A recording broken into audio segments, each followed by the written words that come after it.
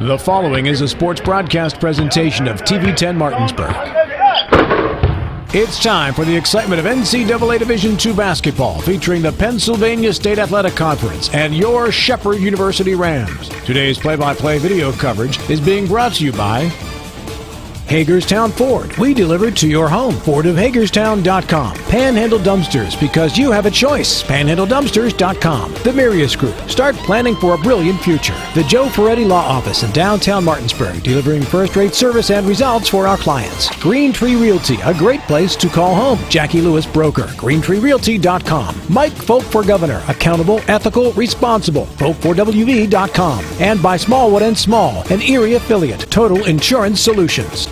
Standing by is our TV 10 broadcast team. Let's head to the court and get today's pregame show underway. Across the Eastern Panhandle, or wherever you may be tuning in, welcome into the Butcher Athletic Center. We're on the campus of Shepherd University in historic Shepherdstown, West Virginia. For TV 10 Sports, I am Matt Crawford, and a good Saturday matchup to close out the PSAC regular season today. It features the Mansfield coming in to take on our Shepherd University Rams. For TV 10 Sports, Matt Crawford, John Alderton is our TV 10 cameraman, and we'll jump in for some color analysis throughout the game. Avery Newport will be on the sideline for us today. Back to the studio is Eric Starrick. Well, it's a lopsided test for Mansfield today. They come in with a record of 3-24, 1-20 in conference, while for Shepherd, 19-8 overall, 12-8 in conference play so far. Shepherd has secured either that 3 or 4 spot in the playoffs, guaranteeing them a home playoff game in the PSAC tournament right back here on Monday. That'll be a 6 o'clock tip. The opponent to be determined. For Mansfield, they're just trying to, I believe, end what has been a tough struggle and been a tough couple of years. This is a Mansfield team that you look at the 1-20 conference record this year and you think, wow, that's tough. For these girls that have been here for the last couple of years, it's just another tough season. They have lost 16 straight games, 24 of their last 25, and are coming off of a 2018-19 campaign that saw them go just 1-19 in conference play and 3-23 overall. So this year, much of the same. And offensively, you look at the stats for this team, there's a reason they've only won 3 overall games and 1 conference game. They're averaging just 53.8 points a game while giving up 68 on average. And for Shepherd, they're scoring 74 a game and only giving up 70. So this is a game that is heavy in favor of the home Shepherd Rams, but you don't play the game on paper. That's why we are going to play it on the hardwood this afternoon. It is senior day here at the Butcher Athletic Center. One senior on the women's basketball team in a kind of round-robin way. It is a graduate transfer in Anna Ross out of Cleveland, Ohio, coming in from West Virginia State. She will be honored as a senior today, and that lone senior on senior day for the Shepherd women's basketball team. On the men's side, when the senior day activities start, it'll be the senior cheerleaders. Then after that, it will be Thomas Lang, the lone Shepherd senior. So for the basketball team, senior day really does fit the purpose this year, just one senior. So the senior day activities will take place before each game. So about 6 minutes from now, we'll send it down courtside as the activities will start for Anna Ross. Shepherd coming in, again, this is all formality from here, just trying to figure out whether they're going to be that 3 or 4 seed in the PSAC tournament coming up next week. Those games Monday and Wednesday for the 2 hosting seeds, and then from there on out, you start to dwindle your way down. For Shepherd, coming in, you got to think that this is a game that they should be favored in by a large margin. I'm thinking back to what we saw the last time we were here when they were taking on Millersville. That was a 96-62 game. And this game has the feel that it could be something similar. But Mansfield is going to say, hey, let's go back to what we did at home. That was a 67-59 win for the Rams, but a very, very close game. Talking with Shepherd Ram head coach Jenna Eckleberry earlier in the week on our Miller Time talk show, she said that game they were completely out of sorts on the road. They had been checking out of their hotel extremely early that day and forced to be at the gym for that 5:30 midweek tip. They were at the gym by about 11 o'clock in the morning, so that's a long day for them. So Not sure that's an excuse, but one of the reasons that Coach Eckleberry said that they may have been a little out of their game when they were at Mansfield. Let's look at our matchup for today. When we come back, we will get keys to the game. Then we'll send it down to the sideline where public address announcer Roger Haymood will have our senior day activities and also our starting lineups. And we're only a few short minutes away from tip-off here at the Butcher Center. A 2-minute timeout, then we're back. This is Shepherd Ram Basketball on TV 10. To see the inspirations of Miss Hu's tuxedo collection, look to the sky and stars. For the jewelry itself, come to Bechtel Jewelers for the Trunk Show, November 23rd and 24th. These playful pieces are a wonderland of sparkly blacks and whites, plus other festive colors. Gems like shimmering black druzy, onyx, and ice quartz adorn silver and gold. Enjoy sophisticated everyday elegance at the Trunk Show, November 23rd and 24th, and let your inner sparkle shine. Only at Bechtel Jewelers, Route 11 South, Inwood. It's one of the toughest times you'll ever face when someone close to you passes away. It's a swirl of papers to sign and arrangements to be made, all while you're dealing with grief. At Brown Funeral Home, we encourage you to pre-plan. Pre-planning not only makes things easier for you, it protects you from rising costs. At Brown Funeral Home, our families are precious to us, and so are yours. Brown Funeral Home in Martinsburg, Inwood, and Charlestown, Ranson. These are more than just the sounds of a safe place to go after school. These are the sounds of interest being ignited and of mentors making an impact. At Boys and Girls Clubs, we don't do just one thing. We do whatever it takes to meet the needs of every kid who comes through those doors. Because whatever it takes is what it takes to build great futures. Great futures start here. Making the decision to purchase your first or your next home is one of the biggest you'll ever make. You need local partners you can trust to make the process easy, quick, and affordable. Trust the experience and dependable professionals at CNB Bank. Our mortgage lenders and our decision makers are local, and we have the advantage of on-site underwriters. With our 9 locations in Berkeley Springs, Hedgesville, Martinsburg, Hancock, and new locations in Spring Mills and Hagerstown, we are right around the corner wherever you may be. We are CNB Bank. Welcome home. Welcome back into the Butcher Center. Matt Crawford here with you, welcoming in Avery Newport to the broadcast. Avery has done some broadcasting when Matt and I haven't been able to be here, so we decided to bring him in today, give some keys to the game for this one. Avery, what do you see in this one? Obviously an uphill battle for the Mansfield Mountaineers.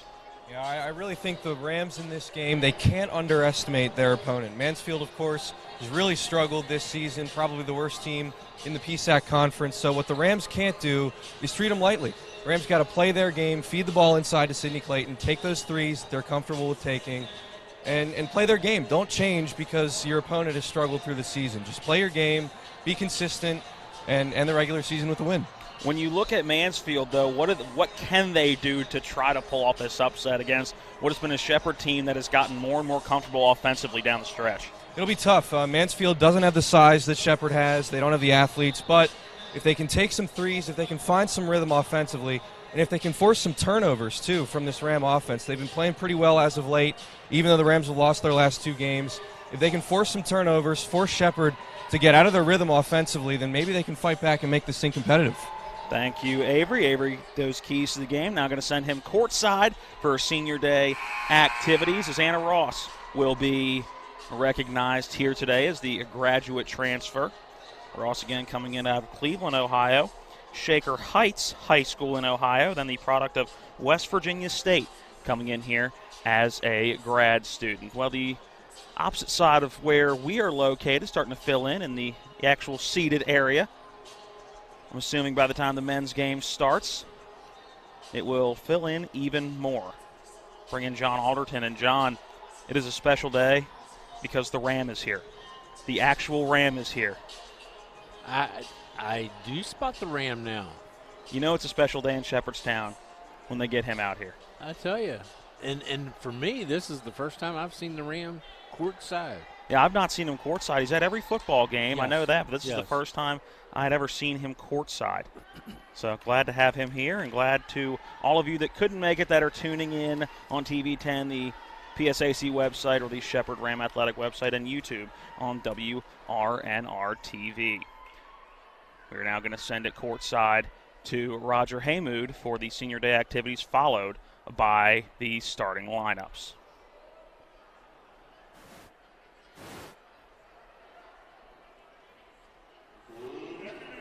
Ladies and gentlemen, and welcome to the Butcher Center here at Shepherd University for tonight's NCAA Division II matchup between the Mounties of Mansfield University and your Shepherd University Rams.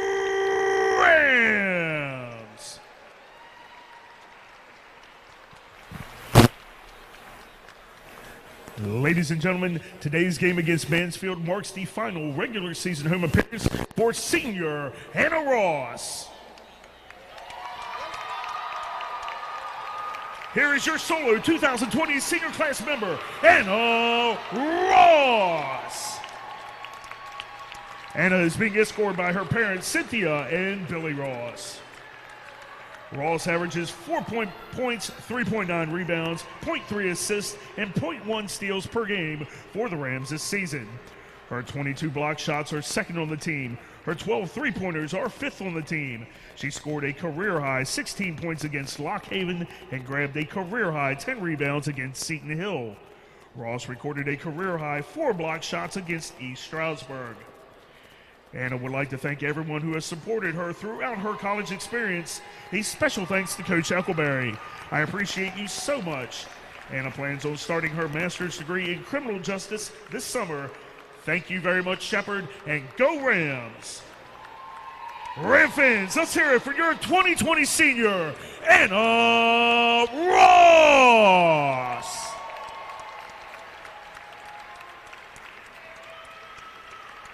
We'll do the anthem next.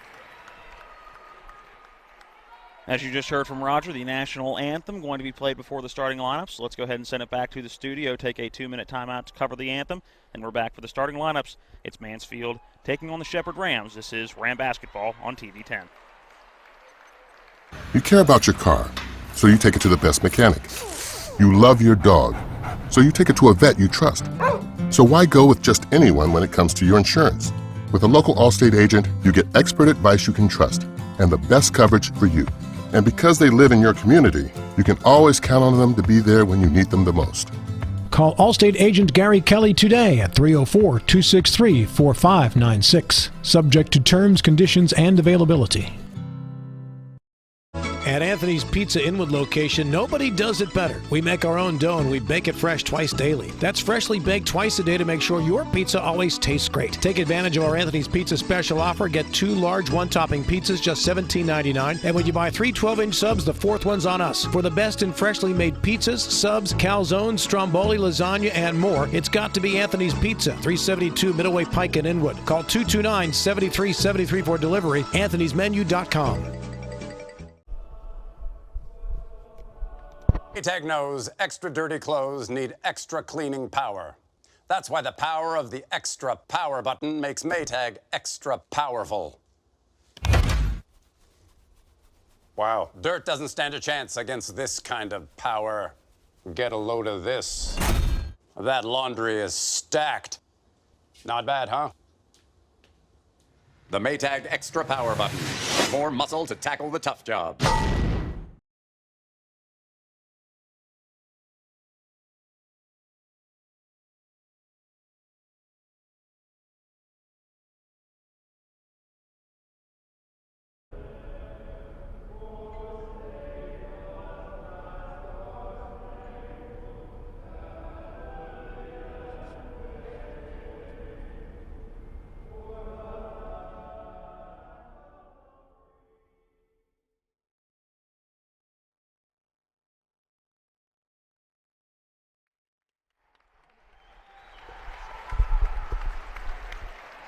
National anthem wrapping up here at the Butcher Center. Let's send it back down courtside. Roger Haymood has today's starting lineups. Let's let the buzz settle down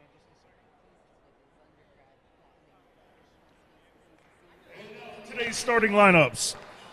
First for the Mounties of Mansfield. At guard, a 5'6" freshman from Reading, Pennsylvania, number 1, Jasmine Perez. At guard, a 5'5" junior from Harrisburg, Pennsylvania, number 4, Kira Merritt. At guard, a 5'10" freshman from Upper Marlboro, Maryland, number 5, Jasmine Hilton. At guard, a 5'6" sophomore from Alexandria, Pennsylvania, number 10, Sydney Reed. And at forward, a 5'8" junior from Altoona, Pennsylvania, number 33, Paige Whitfield. The Mounties are led by head coach Michael Whitling with assistant coach Ashley Williams. And now, the starters for your Shepherd University Rams. At forward, a 6'2", graduating senior from Cleveland, Ohio, number 0, Anna Ross. At guard, a 5'4" freshman from Ridgely, West Virginia, number 4, Abby Beeman. At guard, a 5'8" sophomore from New York, Pennsylvania, number 14, Hannah Myers. And forward, a 5'11" junior from Frederick, Maryland, number 24, Sydney Clayton. And at guard, a 5'8" junior from Haymarket, Virginia, number 25, Marley McLaughlin. Rams are led by head coach Jenna Eckleberry with assistant coach Brittany Betts. Thank you, Roger, for those starting lineups. A little different look for Shepherd today. Obviously, the senior in the starting lineup. Usually that is the spot of freshman Jordan Smith. Instead, it'll be graduate transfer Anna Ross. Other than that, pretty standard for the Rams. Abby Beeman, Hannah Meyer, Sydney Clayton, and Marley McLaughlin. Real quick for Mansfield again, their starting 5 look like this: Perez, Merritt, Hilton, Reed, and Whitfield. Mansfield coming out in the black uniform. Mansfield across the front in white letters, a little red trim. Shepherd in the golds. And, John, I think those golds may be my favorite uniforms they have. I agree with you 100%. Crowd filling in more and more as we get closer to tip-off. As our referee coming in, Ross will be in the jump circle with Jasmine Hilton. There's that jump, and it goes back to Mansfield, and the Mounties will start with the basketball. Into the front court, Shepherd playing that man-to-man defense. Bounce pass down low. It's Whitfield with it at the foul line, looking to drive in on Sydney Clayton. Little up and under spin move, trying that Clayton move. It doesn't go off the left side of the iron. Anna Ross right there for the rebound. Beeman pushing quickly into the front court now with Marley McLaughlin. It's the basketball on the right side. Picks up her dribble, looks down low for Anna Ross, and Ross off the glass and in. Perfect timing for the senior. 2-0 is that Shepherd lead. 30 seconds into quarter number 1. Mansfield basketball. It is a bounce pass at the top of the key. Hilton with it straight away. Uses that dribble to go to the top of the key. Now sends it over to Perez. Perez being guarded by Hannah Myers, the Rams' best defender. She'll bring it out as we are under 10 on the shot clock. Jasmine Perez with the basketball, looking to drive right nowhere to go, has to give it off. That's Whitfield with it, a little step back, sends to the top of the key. It's going to be a long 2. That one up and good. Jasmine Hilton puts Mansfield on the board. We're tied at 2. 1 minute through quarter number 1. Quickly into the offensive end. McLaughlin, a bounce pass down to Ross, back out to McLaughlin, now to Beeman. A little fake pass driving in, again down to Ross. Ross has that size advantage, goes up. It's going to be a foul on Paige Whitfield, and Anna Ross going to go to the line for a pair. Trying to get the senior involved early, John. And they are, and that's what I've heard you and Matt Miller talk about throughout the year, getting the ball down to her on the inside low and let her work her magic. Ross' first foul shot up and through on the season. Anna Ross comes in as a 71% free throw shooter. She's now 16 of 22 on the season. Second foul shot bounces on the front of the iron, but does fall through. Shepherd's lead back out to 2 at 4-2, 8:48. And County in quarter number 1. Mansfield basketball. Reed now with it. Straight away, doesn't use that dribble yet before sending it over to Perez. Perez trying to drive in the lane, nowhere to go. Gave it to Whitfield momentarily, but Perez with the basketball back. Looking to drive left, gives it off. It's going to be a 3 ball from the left wing. That one up and good. 3 good, Kira Merritt. And I watched her in pregame warm-ups, and she was nailing it from there. A trap right at midcourt. A trap put on by Merritt and Reed. Abby Beeman trying to work it up to Marlon McLaughlin. Gets tipped out of bounds. Shepherd will maintain the basketball. Now Beeman with it between the jump circles. Hannah Myers with it on that right wing, looking down low for Ross. Ross has it right underneath the basket. Again up and in, and Ross has the first 6 points for Shepherd. Anna Ross coming into this game averaging 4 points a contest. She's got the first 6. What a senior day for her. Reed momentarily with the basketball, gives it off to Jasmine Perez. Perez driving in the lane, working it back out. Whitfield tries the 3. That one no good from the right wing. Hannah Myers tips it right back out. Perez with it, going to drive in, misses that one short off the side of the iron. And who else but Anna Ross right there for the rebound. She's now got 2 rebounds and 6 points early on in this one. Beeman uses that right-hand dribble, looks back at the bench to head coach Jenna Eckelberry. 16, 15, 14 seconds left on that shot clock as Beeman yet to set up that offense. Now she comes and gets a high ball screen from Sydney Clayton. Nowhere to go with the basketball. Looking down low to Clayton in the middle of the lane. We're kicking it back out. Hannah Myers, a long 2 from the left side. That one off the side of the iron, no good. Tipped up, and a loose ball foul. And that one going to go on Marley McLaughlin, her first on Shepherd. Substitution for Mansfield coming into the game is Bella Skettel. Having a seat is Sydney Reed. Mansfield down by 1, 6-5, driving left side. Short floater with the left hand up and good. Kira Merritt knocks it down from the high block, and Mansfield regains the lead 7-6. John, that offense looking pretty good for Mansfield as now they put on a little backcourt pressure. Quickly up to Anna Ross on that left wing. Picks up that dribble, sends it back out to McLaughlin. Now cross court to Abby Beeman. Beeman just inside that center court jump circle, sends it over to Hannah Myers on the left wing. Myers quick pass to Sydney Clayton, top of the key. Now a give to Marlon McLaughlin, but we're going to get a foul away from the basketball. And that foul going to go on Hannah Myers, her first, team second. Mansfield with the basketball back. It's Kira Merritt running the point for the Mounties. 6:30 and counting on a running first quarter clock here from the Butcher Center. Perez with it straight away. Bounce pass down low to Hilton. Hilton with it on the high block. We're sending it back out to Whitfield. Now back down to Hilton at the foul line. She'll try a foul line extended jump shot. That one rolls around, does not fall. Hannah Myers right there for the rebound. Gets it to Abby Beeman in the front court. Beeman looking to drive middle of the lane. Poked away by Whitfield. And a foul going for the basketball. And believe that may be number 2 on Hannah Myers. Yep, and it will be the second on Myers. 2 quick fouls, and we'll see if Coach Jenna Eckelberry goes to the bench, and nothing yet. 7-6, Mansfield with the lead here. Senior day at the Butcher Center. Perez with it on the left wing. Sends it back out top. Quick ball movement around the perimeter. Skettel had it momentarily. Now sends it down low to Perez. Good up and under off the glass and in. Mansfield's lead extended to 3, 9-6. Matt, I think Hannah took a little bit off of that defense that time because I think she was afraid of another foul. Abby Beeman, a bounce pass to Anna Ross. Ross going to try a long jump shot from the right side. That no good, but Sydney Clayton, the offensive rebound. And the Sydney Clayton move, the quick up and under on the left side off the glass. Shepherd back within 1, 9-8, 5:30 remaining in quarter number 1. Bounce pass down low. It's Hilton with it, poked away. It'll stay with Mansfield. Good defense by Marley McLaughlin. And now Hannah Myers will have a seat. Anna Ross thought that Jordan Smith coming in for her. Nope. Anna, you're staying out there.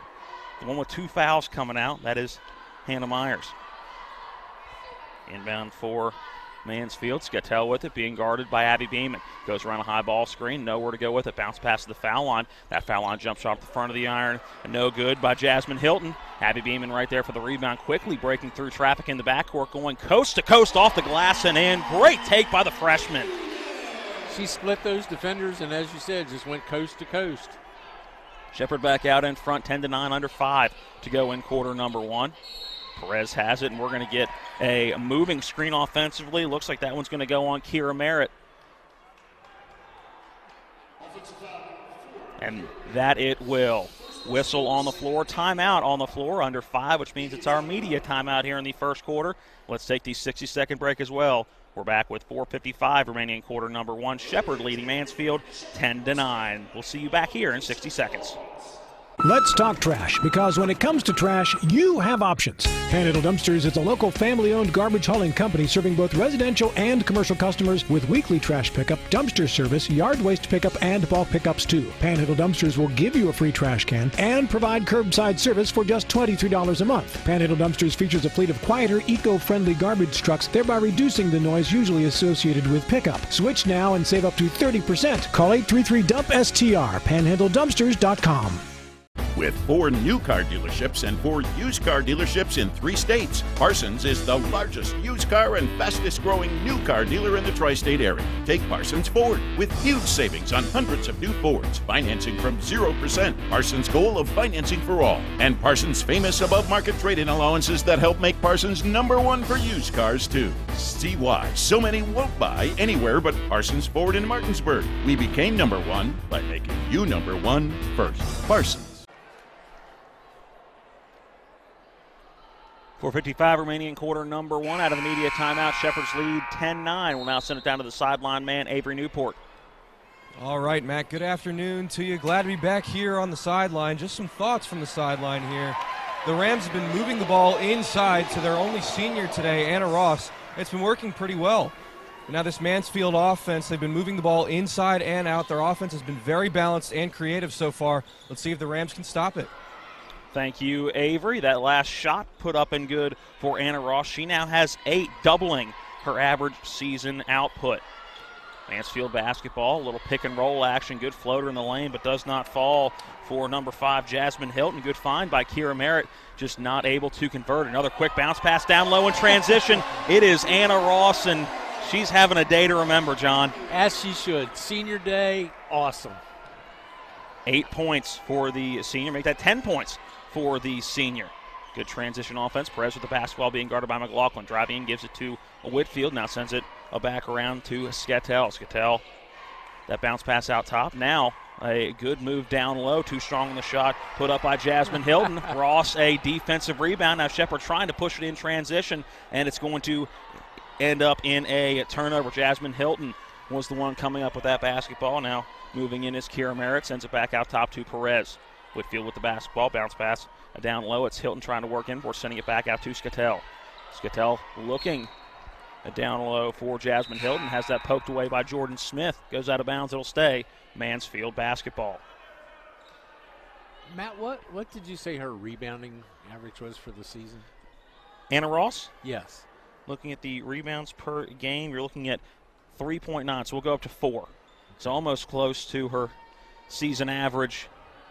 That should have been a backcourt violation. Yes, the official not even looking at that mid-court line, and I think Jen Eckleberry walking away so she doesn't say something she shouldn't, and now we get a foul going to go on Shepherd, and that's going to go on Marley McLaughlin. And believe that's number 2 on her, and it is. So Hannah Myers and Marley McLaughlin both in early foul trouble. And that's a frustrating one, considering that should have been a turnover for Mansfield on the backcourt violation. Yes, it should have. Inbound goes into Skattel, working on Abby Beeman for giving it off. It's Reed with it now to Whitfield. Whitfield gives it off to Perez, works around a high ball screen. She'll try the 3. That one blocked by Jordan Smith. Loose ball run down by Mansfield. They will keep possession. Another loose ball, but Whitfield able to gain possession. The shot clock didn't reset. Skattel going to try the 3. That one hard off the glass, no good. And we're going to get a foul down low. And is that going to be number 3 on Marley McLaughlin? It is. Oh, no, make that 22. That one going to go number 1 on Jordan Smith. McLaughlin was in the area. Thought it could have been number 3, but it's going to be the first on Smith. The 5th team foul here in the first quarter. A couple of foul shots coming up for number 10, Sydney Reed. And you had Coach Eckleberry trying to get a little insight as to some of these calls, I believe. I've seen the whistle blow quite a bit off the ball so far in this one. Reed's first foul shot up and through on the season. Reed is a 72% foul shooter. Second foul shot up and through. 14-12. Shepherd's lead back down to 2. Clock has not started. Still stuck at 3:01.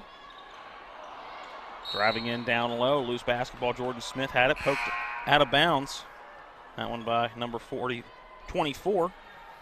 That is Olivia Peglow. They did adjust the clock. Down to 2:56. I think it could have been a little more than 5 seconds that went off that clock, John. Yeah, I agree with you. And I think our official going over to the scores table now as they take another second off of the clock. I think it could be closer to 2:50 if they wanted to take more. They will not. Looks like they're going to keep the clock at 2:55 remaining in quarter number 1. Shepherd basketball. Beeman looking to inbound. Gets it to McLaughlin just inside that three-point line. Quick pass down low to Sydney Clayton. Now back out to McLaughlin. She'll try the three from straight away. Short off the front of the iron. No good. And ends up careening out of bounds. Going over to the Mansfield bench, it will be Mountie basketball. Mountie. I like that. Looks like they took a point off of the scoreboard, too, for Mansfield. Added at 14-12 after those 2 foul shots. Right now just reading 14-11. Either way, Mansfield basketball driving in and poked out of bounds, or no, just losing it out of bounds was Kira Merritt. Was looking down low for Paige Whitfield. Ends up going out of bounds, not touching Shepherd on the way out. It'll be Ram basketball. Abby Beeman working up court. It's Smith with it on that right side, working down low to Clayton, and it's going to be an over-the-back foul call on Bella Scatell, her first. Baseline inbound for Shepherd. Abby Beeman going to inbound it from the second H in Shepherd to our right. 2:26 remaining in the first quarter. Shepherd's lead at 3, 14-11. McLaughlin driving baseline. Now finds a cutter in Sydney Clayton. A little contact, puts up the jump shot. That one no good. Rebound down low by Peglow. Now back the other way come the Mounties. Reed with it, a little hesitation, and it's going to result in a traveling violation at the top of the key, trying to go by Marley McLaughlin. Another turnover for Mansfield. Into the game, Maddie White. First time we've called her name all night. Marlon McLaughlin back to Abby Beeman between the jump circles. She'll look back at head coach Jen Eckleberry, get the play that Coach Eckleberry wants to run on offense. That Beeman looking for Sydney Clayton. That one taken away. Peglow driving left side off the glass. That one no good. Good transition defense by Sydney Clayton. Shepherd back with the basketball. Beeman into the front court, going in the lane. She'll bring it back out. Send it to Marley McLaughlin. That three up and good for Marley McLaughlin. Just left of straight away. Shepherd's lead out to 6, 17-11. Mansfield, good job transition offense. Reed's going to try a three from straight away. That one up and through. Make that Whitfield from straight away number 33. Back-to-back threes. She answered that three. 17-14, Shepherd's lead at 3, and another loose ball that taken away. It's Merritt going up left side off the glass. That one too strong. Marley McLaughlin with the rebound. Now quickly up to Sydney Clayton. Clayton loses the basketball, but that's because of a foul, and that one going to go on Olivia Peglow. So after both teams struggling to find a little bit of offensive rhythm, now some quick up and down offense. They are running a very fast pace. Fourth team foul. So Shepherd not going to the line yet. Maddie White will inbound it just in front of that Mountie bench. Sends in the inbound to Abby Beeman. Now a bounce pass to Clayton. Another one to Smith on that right wing. A foul, and we're going to get an offensive foul fighting for position. That one going to go on number 3, Maddie White, her first, team's 6th. I think that this is the most fouls away from the ball so far I've seen for quite some time. They are looking for players fighting for position away from the ball for sure in this one. Merritt gives it up to Perez. Now back out top. It's Reed with the basketball. Merritt again looking down low. That's Whitfield was the intended target. Poked away by Maddie White. It'll stay Mansfield basketball. Merritt with that inbound. Gets a bounce pass into Reed. Reed looking to drive baseline on Beeman. Good take off the glass on the left side and in. A little quicker than Abby Beeman on that initial first step. And that's all she needed as we have 45 seconds left to play in quarter number 1. Dangerous pass from Beeman. Sydney Clayton able to run it down. Shepherd's lead is at 1, 17-16. Beeman again with the basketball. She'll try a 3 from straight away and rattle it home. Down to 33 seconds in this quarter. 29, 27, 26 seconds now. Mansfield basketball. About 1 second differentiating the shot and game clock. Perez with the basketball. Left corner to Merritt. Merritt driving baseline, sends it back around top to Reed now, who has it. She'll try the 3 from the right wing and knocks it down. Every 3 has been countered so far in this game. 7 seconds left, 6 seconds left, 5, 4. Beeman with the basketball, trying to work down low to Clayton. Clayton has it off the glass and in as the buzzer sounds. Great pass from Abby Beeman down low to Sydney Clayton, who finishes off the glass with the right hand. We're through 1 quarter of play. Shepherd's lead at 3, 22-19. We'll come back for quarter number 2 after the 60-second timeout. This is Shepherd Ram basketball on TV 10.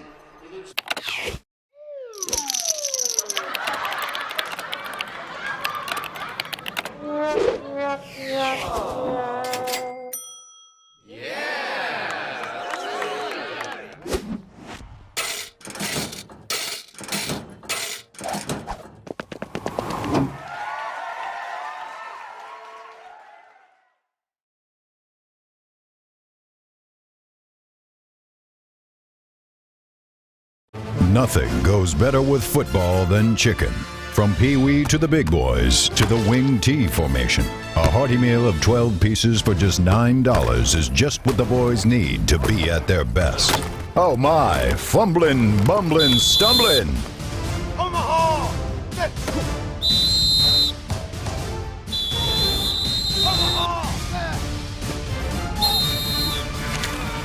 Rocks Local Market. Through 1 quarter of action here at the Butcher Center. Shepherd's lead is at 3, 22-19. We'll send it back down to the sideline where we have Avery Newport. All right, Matt, just as the Rams started to find their rhythm offensively towards the end of that first quarter, the Mounties did as well. They made a couple big threes down the stretch. They made up for some mistakes earlier in that first quarter. It's a 3-point game. Anything can happen. Thank you, Avery. Shepherd basketball to start this second quarter. Clayton down low on the low block, and a foul called down low. That one going to be on Jasmine Hilton, keeping Sydney Clayton from going up to the basket with the basketball.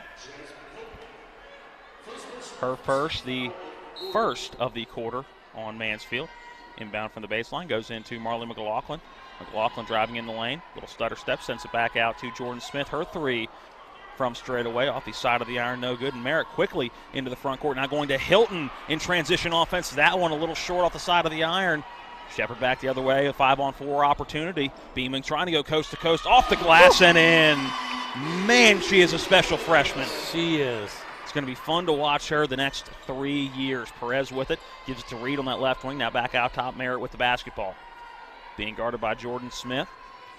Bounce pass to Reed. Reed cross court to Whitfield with it now. Whitfield looking down low to Hilton, but tight coverage by Sydney Clayton. Merritt with the basketball straight away. Under 10 on this shot clock. Looking for a high ball screen. She gets it, but nowhere to go with it. Perez over to Reed. Reed driving baseline. Bounce pass in the lane. It's Hilton with it and gets the floater with 1 second left on that shot clock. I tell you, Shepherd's been giving up that baseline a good bit this afternoon. 24-21. Beeman works it into the front court. It's Maddie White there. Right back to McLaughlin. Now over to Beeman, who will set up the Shepherd offense. Under 8:40 to play in quarter number 2. Dangerous pass from McLaughlin, able to run it down. She'll try a 3 from that left wing. A little bit of a running 3. That one too strong off the back of the iron, no good.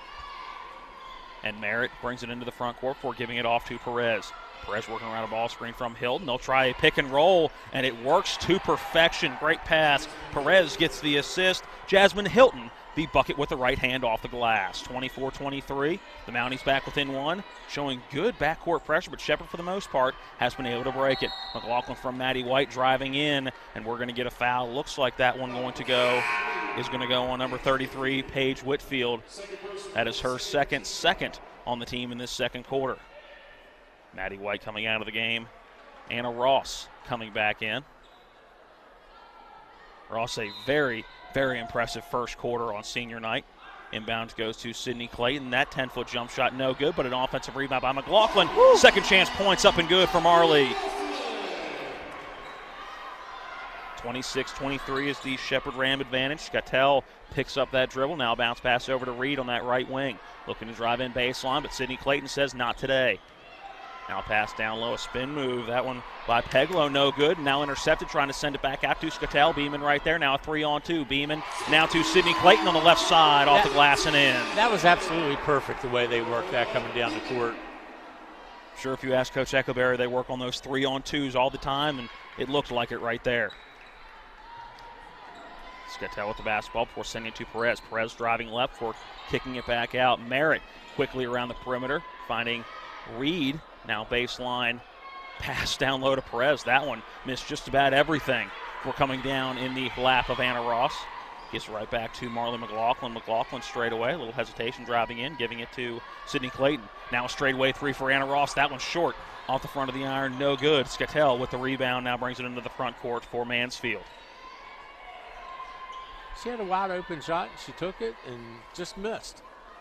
Scattell working on Abby Beeman. Now sends it over to Peglow.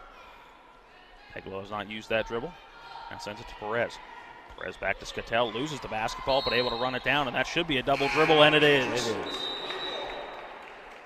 Another turnover for Mansfield. We'll have official stats coming up at the half. I tell you, you've been calling these fouls pretty good, or official calls. Maybe we can get you a striped shirt. I don't want that kind of criticism. I'm in a criticism business enough. I don't want to be front and center. 28-23, Shepherd's lead at 5, but Mansfield doing a great job of sticking around. The Mounties coming in 3-24 overall, just one conference win on this 2019-20 season. McLaughlin driving right side, and that should be a traveling violation, and it is. Lost the basketball, came back down with it, and shuffled those feet. And it seems like as threes have counted for both of these teams, So as have turnovers. Yes. Mansfield basketball here on Leap Day 2020 in Shepherdstown, the 29th of February. Driving left side is Merritt, sends it back out as Peglow. Driving left side off the glass. That one never got the rim. Anna Ross right there for the rebound. Up to Abby Beeman. Kicks it out to Jordan Smith. Smith on that right wing, looks down low to Sidney Clayton on the low block. Now back to Anna Ross just inside that three-point line. Knocks down the jump shot. Anna Ross shattering her season averages today. And we're only a couple minutes into quarter number 2. Merritt with the basketball, guarded by Jordan Smith. Gives it off to Scattell. Scattell over to Reed. Reed straight away, guarded by Sidney Clayton. Now back over to Scattell on that right wing. That three no good, being guarded by Abby Beeman. Ross right there for the rebound, gets it quickly up to Beeman. Beeman sends it out to McLaughlin. That right wing three up and good. Marley McLaughlin, the three expert on this team. We saw it last year with Kayla Tibbs. This year, it's been Marley McLaughlin. Timeout on the floor taken by Michael Whitling, the fourth-year head coach of Mansfield. Looks like it's going to turn into the media timeout. Let's take the 60-second break as well. We'll come back. 5:16 remaining in quarter number 2. Shepherd's lead at 10, 33-23, back in 60 seconds. My name is Monica. I'm an elementary school teacher. My name is Mitch. I'm a graphic design specialist. We have 4 children. Currently we have life and auto insurance with Erie. Our agent is helping us to move our homeowners insurance to Erie as well. They've always been a good company and good customer service. If anything ever happens to me, my family will be protected. Your local Erie agent in Martinsburg is Smallwood & Small Insurance. Get a quote at smallwoodandsmall.com. The level of care that I got at WVU Medicine was top-notch. If you're not progressing in healthcare, you're falling behind. It's really an integration, looking at a clinical care network, looking at the good people who can help push the envelope and raise the bar for delivering quality healthcare product. To have my life back is absolutely a blessing. I am beyond thankful for WVU Medicine. I absolutely 100% have my life back.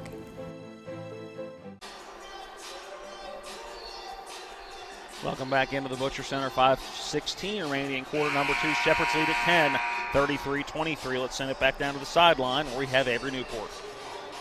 Matt, a key so far in this game has been the fast break attack for both of these teams. The Rams have turned the ball over a few times thanks to that Mansfield press. On the other side, Mansfield isn't able to score on those baskets, forcing those turnovers. So Mansfield's got to score inside those high percentage looks if they want a chance to close the gap a little bit in this one. Thank you, Avery. Avery joining us on the sideline throughout this contest and the men's game. Perez over to Hilton. Hilton looking over to Merritt. Gets it after a good defensive effort by Jordan Smith to try to steal that one away. Hilton just beyond the foul line. That jump shot off the back of the iron in front of the iron and bounces out. Smith right there for the rebound. Gets it up to Beeman. Now in the front court, uses that right-hand dribble at the three-point line. Down low to Sydney Clayton. One-on-one. See if Clayton goes up to the left side. She will. Off the glass and in. How many times have we seen that this year? Too many to count. 35-23. Shepherd has their biggest lead at 12. 4:35 and counting. Reed with the basketball. Moving to her left, finds Hilton just inside that three-point line. Now to Skattel. She'll try a three from the left wing. That one hard off the glass and no good. Right there for the rebound is Sydney Clayton. Quickly into the front court. That pass to Abby Beeman. Beeman will bring it back out. Now a little hesitation, driving right. Picks up that dribble. Now to Marla McLaughlin. Her right wing three up and good. That one just felt like it was going in the minute it left her hand. You could see it from our angle. The arc on it was perfect. Another timeout for Mansfield as Shepherd starting to click offensively. 38-23 is their lead, a 30-second timeout on the floor. Let's keep it here. And, John, once again, the Shepherd cheerleading team is trying to raise some money as team tackles Taylor Cancer Day once again here at the Butcher Center. I know something that is near and dear to your heart. It is. My daughter Erica was a teacher with Taylor's mom, Angel. And that family, I tell you, they've endured some things over the years, and they've come out on top, and I feel very confident that Taylor will tackle this cancer that she's experiencing. And if any donations can be made, I know the family would certainly appreciate it. Out of the timeout, Mansfield basketball. Merritt with it, and she'll bring it into the front court for the Mounties. Picked up in that man-to-man by Smith. Now switching defenses. Reed had it momentarily. Back out to Perez. Now to Reed on that left wing. Tight defense by Shepherd. Down low to Hilton. Has to kick it back out to Perez. Perez driving in, now kicking it back out to Merritt. Not being able to drive from straight away. The only penetration so far in this one, for the most part, has been on that baseline, but right on cue, Perez takes it right down the right side of the lane, off the glass and in. That's a good take by the 5'6" freshman, Jasmine Perez. Now seal at midcourt. It's Whitfield. Gets right past Marlon McLaughlin, but another short miss and a foul in transition. And that one is going to go on Whitfield, trying to pick the pocket of Marley McLaughlin. It's going to be number 3 on Whitfield, and she will come out of the game. Coming in will be number 12, Hannah Johnson. Shepherd basketball. It's the third team foul on Mansfield in quarter number 2. 3:27 and counting on the running clock here at the Butcher Center. McLaughlin with it. Picks up that dribble, sends it over to Sydney Clayton. She'll try a three from straight away, something we don't see from Sydney Clayton all that often is a three, and knocks it down. Looking at Clayton's numbers, 1 for 3 from beyond the arc this year. Knocks down just her second, gets the rebound on the other end. Now McLaughlin in the front court to Beeman. Beeman looking to drive, gives it to McLaughlin. Does she have another three? Yes, she does! Marley McLaughlin putting on a clinic from beyond the arc, and Shepherd really putting on a clinic from beyond the arc today. Their lead, 44-25, we're under 3 to play before halftime. Hilton with the basketball, sends it over to Johnson. Johnson's foot slides, apparently not enough to warrant a travel. Over to Perez, being guarded by Abby Beeman. Perez, a couple of crossover dribbles, sends it over to Hilton. Hilton thought about the three, decided not to. Sends it over to Perez. Perez driving baseline, going for the up and under. That one blocked down low by Anna Ross. Now Smith into the front court. It's an odd rush up the other way, and a blocking foul is Smith going up. That foul going to be on number 10, Sydney Reed. You know, go back to Avery's comments about the fast pace, and you can see it playing out. Smith at the line for 2 on the season so far. Smith in a 58% free throw shooter, but doesn't get to the line all that often. Her first foul shot off the front of the iron, no good. And this is just the 25th foul shot she just took, 14 for 25 on the season now. And with her being inside as much as she is, that surprises me. That's all the times that she's went to the foul line. Thought we may get a lane violation, but Smith makes the foul shot, puts Shepherd up by 20, 45-25. So we have 2:20 remaining before the halftime intermission. Merritt with the basketball, going around a ball screen set by Hilton. Foul line extended, picks up that dribble. Back over to Perez. Perez a couple of head shakes. Now back out to Merritt. She'll try a three just right, a straightaway. Too strong off the back of the iron. Hilton looking to tip it back to herself. It steps on the baseline. It'll be a so-so turnover, if you will. Not sure there was ever a true possession, but the ball going back to the Rams. Beeman, a lackadaisical bounce pass cross court to McLaughlin. McLaughlin up to Anna Ross. Ross across court. Beeman, a wide open three from the right wing and knocks it down. Wide open three. This is fun to watch when they're knocking down threes the way they are. Jordan Smith putting on some pressure. For the only person back to get the inbound was Merritt. Merritt able to get it. Now gets it to Reed straight away, setting up the offense for Mansfield. Quick give to Perez, who will bring it back out between the jump circles. Looking for a high ball screen, goes the opposite side, going to drive low block, sends a dangerous pass out to Reed, but able to corral it. Now Johnson looking to drive, being guarded by Sydney Clayton, loses the basketball, and Clayton right there to grab it. Cross court to Abby Beeman, who will bring it across that timeline into the offensive end. Beeman trying to drive right side, nowhere to go, sends it down low to Sydney Clayton. Clayton up, going for the shot, misses it, but is fouled, and will go to the line for two. Matt, we're at the 1:10 mark in the second period. That foul going on, number 5, Jasmine Hilton, her second, team's 5th. Shepherd yet to commit a foul in this second quarter. Sydney Clayton at the charity stripe. First foul shot for her, up and through. 49-25. Shepherd looking to double up Mansfield if this foul shot goes through for Sydney Clayton. Second one up and through. Shepherd's lead at 50, 2:25. As John said, 1:10 remaining in the first half.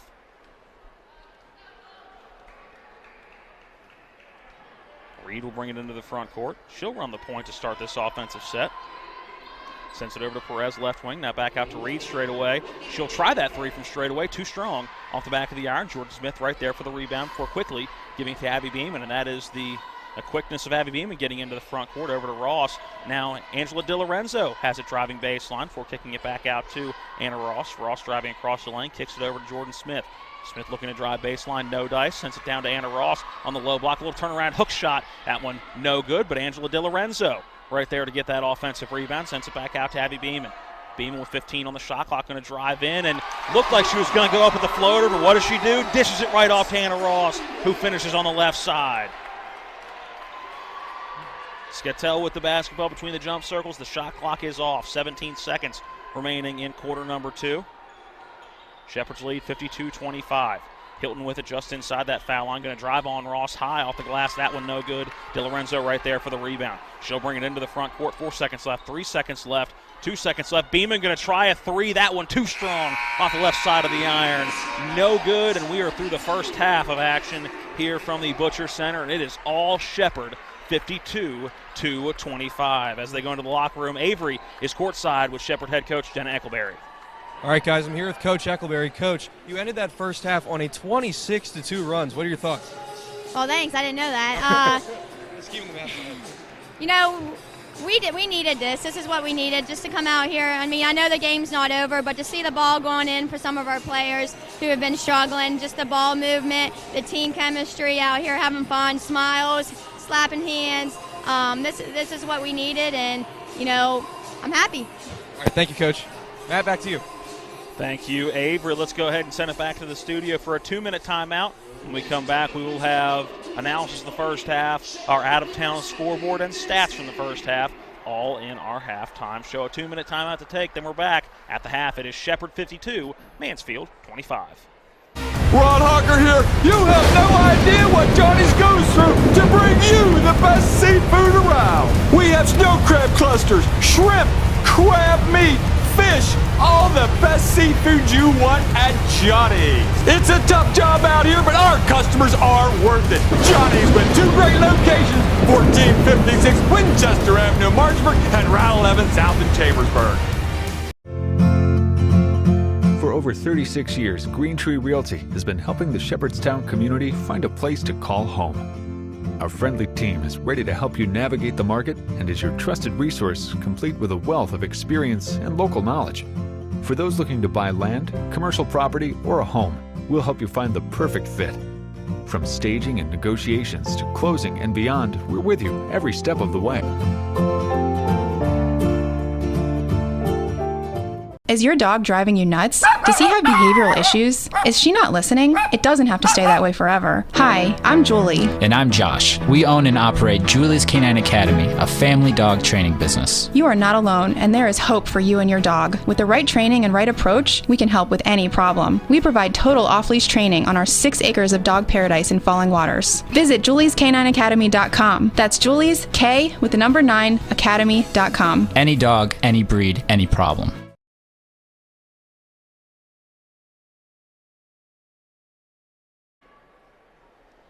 Let's talk trash, because when it comes to trash, you have options. Panhandle Dumpsters is a local family-owned garbage hauling company serving both residential and commercial customers with weekly trash pickup, dumpster service, yard waste pickup, and bulk pickups too. Panhandle Dumpsters will give you a free trash can and provide curbside service for just $23 a month. Panhandle Dumpsters features a fleet of quieter, eco-friendly garbage trucks, thereby reducing the noise usually associated with pickup. Switch now and save up to 30%. Call 833-DUMP-STR, panhandledumpsters.com. The Shepherd dance team entertaining the crowd on hand. The seniors on the dance team just announced. Crowd starting to file in. A pretty good crowd here for the final regular season home game of the 2019-20 campaign. The women will have at least one more game here, hopefully more, but at least one, and that will be Monday at 6 p.m. The opponent still to be determined, but Shepherd guaranteed to host a home playoff game. Matt Crawford here with you for TV10 Sports. Avery Newport has been on the sideline. He'll jump in here in the next segment to go through our out-of-town scoreboard. What else is going on around the PSAC? Our cameraman and color analyst today is John Alderton. Well, what a first half, really what a second quarter for Shepherd. It was 22-19 after the first quarter of action, and Shepherd came out in that second quarter and played halfway decent offense. They outscored Mansfield 30-6 in quarter number 2. That's pretty decent. Yeah, that's not a bad way to come out of the first intermission and be able to come out offensively. And you look at what they've been able to do from beyond the arc. They're shooting at 64% from beyond the arc. Shepherd in this first half has made 7 threes. 7. We'll get into more individual numbers and the rest of those team numbers here coming up at the end of our halftime show. But one we have to mention right now is Anna Ross. I was going to go there. Yes. Anna Ross came in as is still a graduate student, and the only senior today on senior day, came in averaging 4 rebounds a game and 4 points a game. She's got 5 rebounds and 14 points already. And I told you off camera, when I see her make the basket, I just glow for happiness for her. And I heard Coach Eccleberry talk about seeing the smiles on her players' face. And Anna Ross has been smiling since her first basket. And there's good reason. Her career high, 16 against Lock Haven. So it looks like she could set that Shepherd career high here with just 2 baskets in the second half. Well, that is our analysis from the first half here at the Butcher Center. Let's go ahead and send it back to the studio, take a 2-minute timeout. When we come back, Avery Newport will have our out-of-town scoreboard. At the half, it is Shepherd 52, Mansfield 25. This is Shepherd Ram basketball on TV10. At Anthony's Pizza Inwood location, nobody does it better. We make our own dough and we bake it fresh twice daily. That's freshly baked twice a day to make sure your pizza always tastes great. Take advantage of our Anthony's Pizza special offer. Get 2 large 1-topping pizzas, just $17.99. And when you buy 3 12-inch subs, the 4th one's on us. For the best in freshly made pizzas, subs, calzones, stromboli, lasagna, and more, it's got to be Anthony's Pizza, 372 Middleway Pike in Inwood. Call 229-7373 for delivery, anthonysmenu.com. To see the inspirations of Miss Yu's tuxedo collection, look to the sky and stars. For the jewelry itself, come to Bechtel Jewelers for the Trunk Show, November 23rd and 24th. These playful pieces are a wonderland of sparkly blacks and whites, plus other festive colors. Gems like shimmering black druzy, onyx, and ice quartz adorn silver and gold. Enjoy sophisticated everyday elegance at the Trunk Show, November 23rd and 24th, and let your inner sparkle shine. Only at Bechtel Jewelers, Route 11 South, in Wood. Hi, this is Eric from Hagerstown Ford. I keep telling you that Hagerstown Ford has completely changed the car buying experience forever. And with a return policy easier than Walmart, Hagerstown Ford has a goal to deliver 350 cars and trucks per month. And when I say deliver, I mean deliver to you, where you are, just like Amazon does. And if you don't want it, return it. No questions asked. The only way Hagerstown Ford can accomplish this extremely aggressive goal is to make the car buying process fast and easy. We simply refuse to play the dumb back and forth games that most dealerships want to play. There's absolutely no reason for you to waste your precious time at a car dealership. I assure you, there is no dealership from Winchester, Virginia to Washington, D.C. that can beat our price. There's no dealership that will allow you to return your new car if you don't want it. Hagerstown Ford absolutely has the best price, and we'll bring the car to you. And if you don't want it, return it, period. No questions asked. There's no reason to buy anywhere else. Visit HagerstownFord.com to schedule your VIP experience and get your new ride delivered to you. Contact dealer for details. All right, everybody, welcome back into the halftime show here. Let's get some out-of-town scores for you going here in the PSAC, the final weekend of the regular season.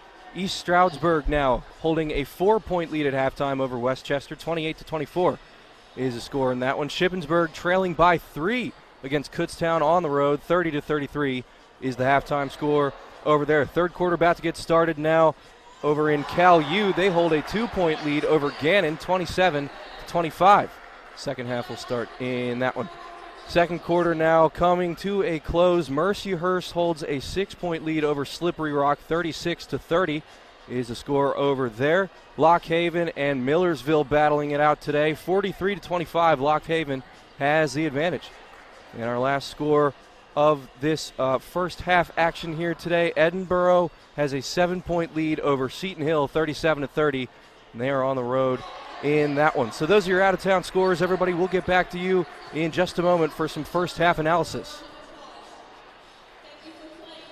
It's funky. That's all right.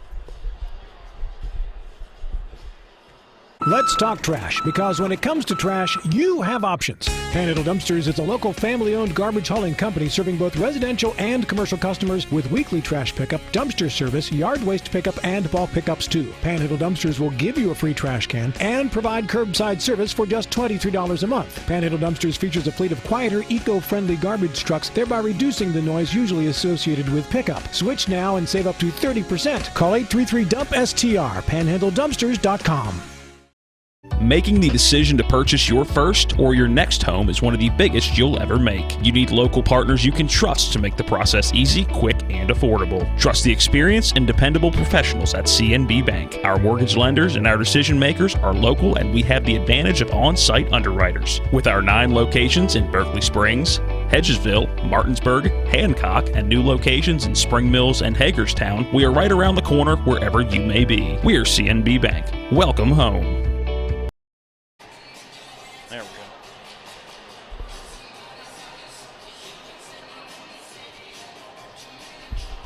Your headset. Here, take that. With 4 new car dealerships and 4 used car dealerships in 3 states, Parsons is the largest used car and fastest growing new car dealer in the tri-state area. Take Parsons Ford with huge savings on hundreds of new Fords, financing from 0%, Parsons' goal of financing for all, and Parsons' famous above-market trade-in allowances that help make Parsons #1 for used cars too. See why so many won't buy anywhere but Parsons Ford in Martinsburg. Ron Hawker here. You have no idea what Johnny's goes through to bring you the best seafood around. We have snow crab clusters, shrimp, crab meat, fish, all the best seafood you want at Johnny's. It's a tough job out here, but our customers are worth it. Johnny's with 2 great locations, 1456 Winchester Avenue, Martinsburg, and Route 11 South in Chambersburg. Not yet. Welcome back into the Butcher Center. It's time to take a look at the first half stats. Shepherd leading Mansfield at the half, 52-25. Starting with the Rams leading scorer. There's two of them. Marlon McLaughlin, she's shooting 5 of 7 from the field, 4 of 5 from beyond the arc. Has chipped in 5 rebounds as well, along with 2 assists for Anna Ross. 14 points, that's 6 of 9 shooting. 0 for 1 from beyond the arc. Has knocked down 2 free throws in 2 attempts and has chipped in 5 rebounds. Also in double figures, 13 for Sydney Clayton, 5 of 7 from the field, 1 for 1 from beyond the arc, 2 for 2 from the charity stripe, 4 rebounds to 2 assists. Also Sydney Clayton with 3 steals, the only 3 steals for Shepherd.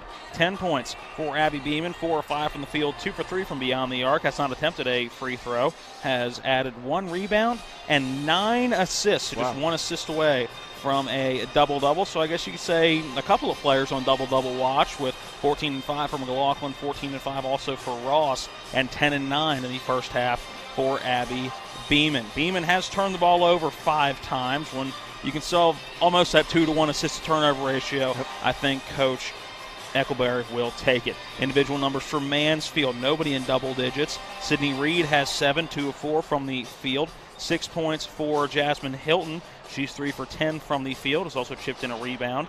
5 for Kira Merritt. 4 for Jasmine Perez. And 3 for Paige Whitfield.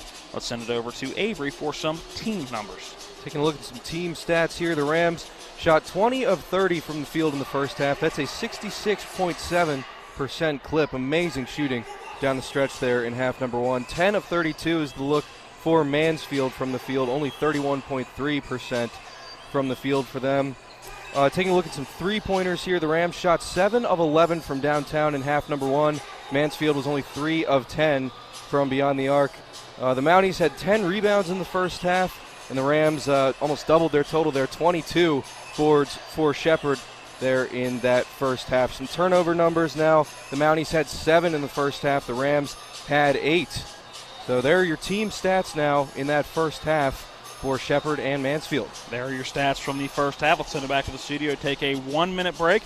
One more break here in the halftime show. We're back in 60 seconds with the start of half number 2 with Shepherd 52, Mansfield 25. We're back in 60 seconds. Some are dreamers, some are doers, and just a few are both. That's the heartbeat of Shepherd University. A quality education that's within reach. In fact, we're one of the most affordable schools in the nation. Whether you're just starting off or you're ready for a new start, Shepherd University. Don't just dream, do.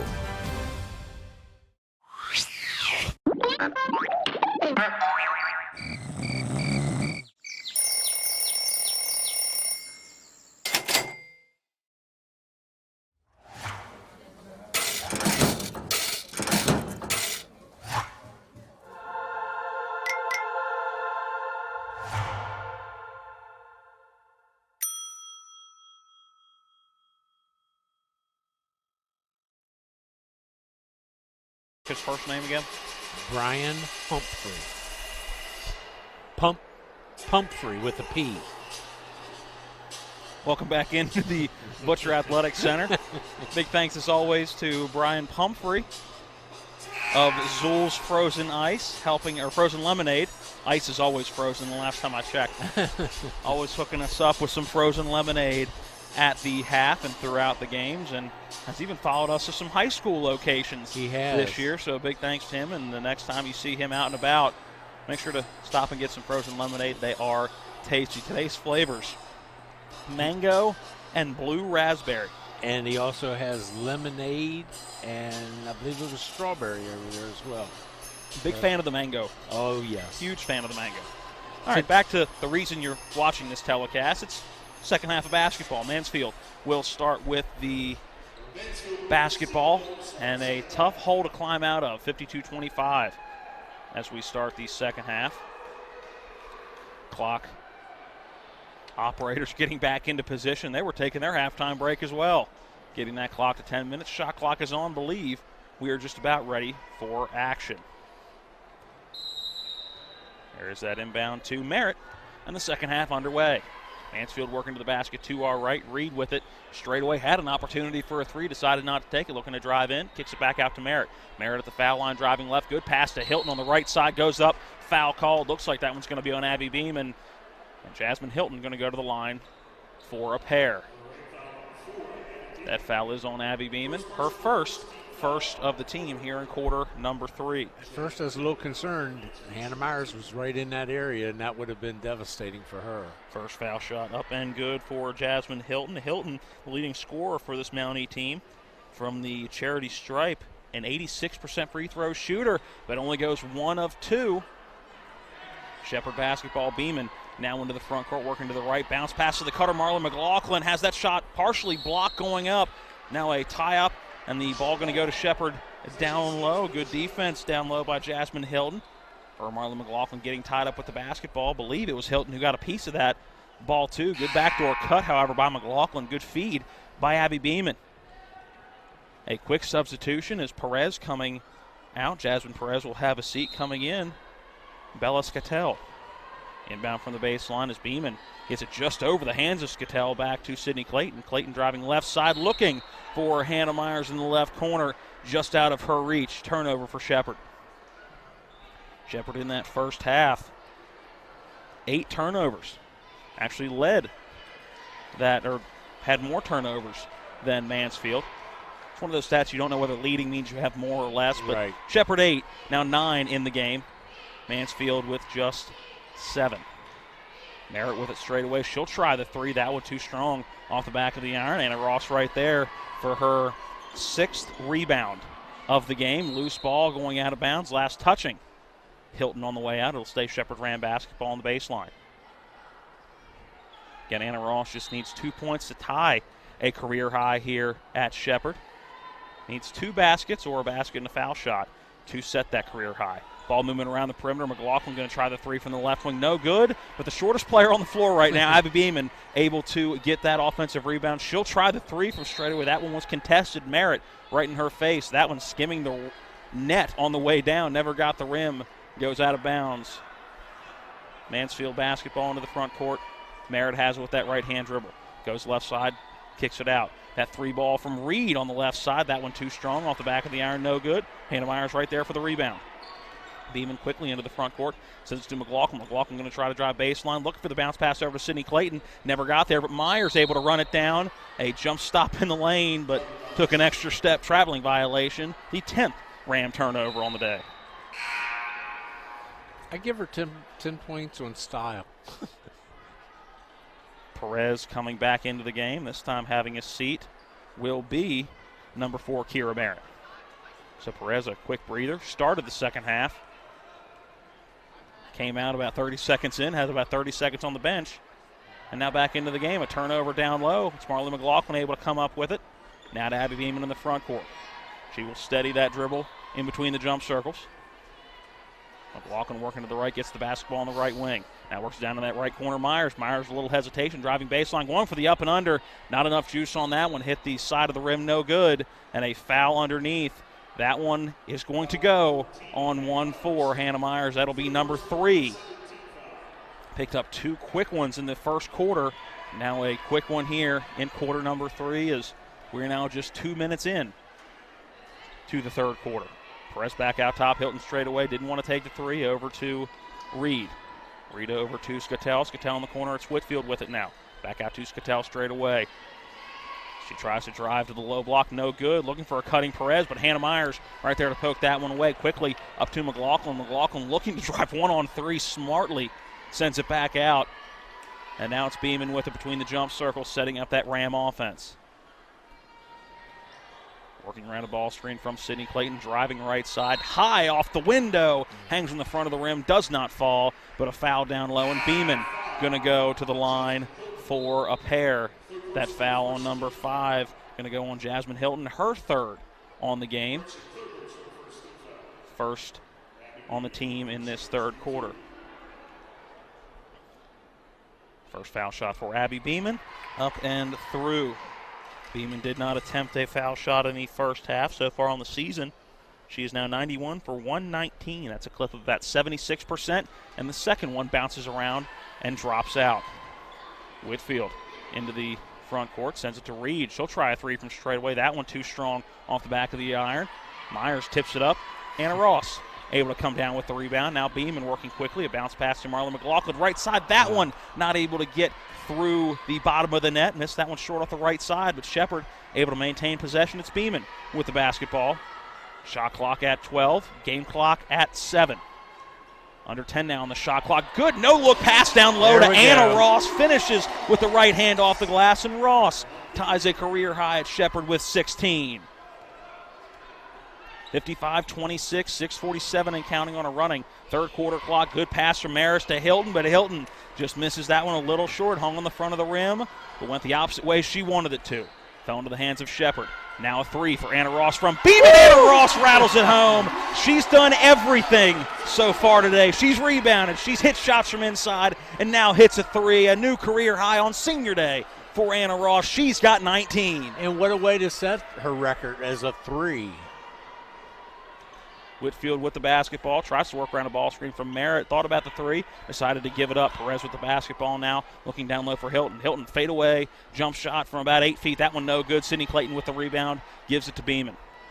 Beeman out quickly into the front court, going 1-on-3, but she's got a lane. Misses the layup on the right side, short off the side of the iron. Back the other way, comes Reed with it. Bounce pass to Perez. Perez thought about that three. Will now lean to the right side before giving it to Reed in that right corner. Her three off the right side of the iron, no good, but an offensive rebound for Jasmine Hilton. Up and in. She stays strong with her follow, though. 58-28, Shepherd's lead at 30. 5:40 and counting on a running third quarter clock here at the Butcher Center. Beeman crosses that timeline now into the front court for the Rams. Little back and forth dribble. Now working to the right, pointing out the offense.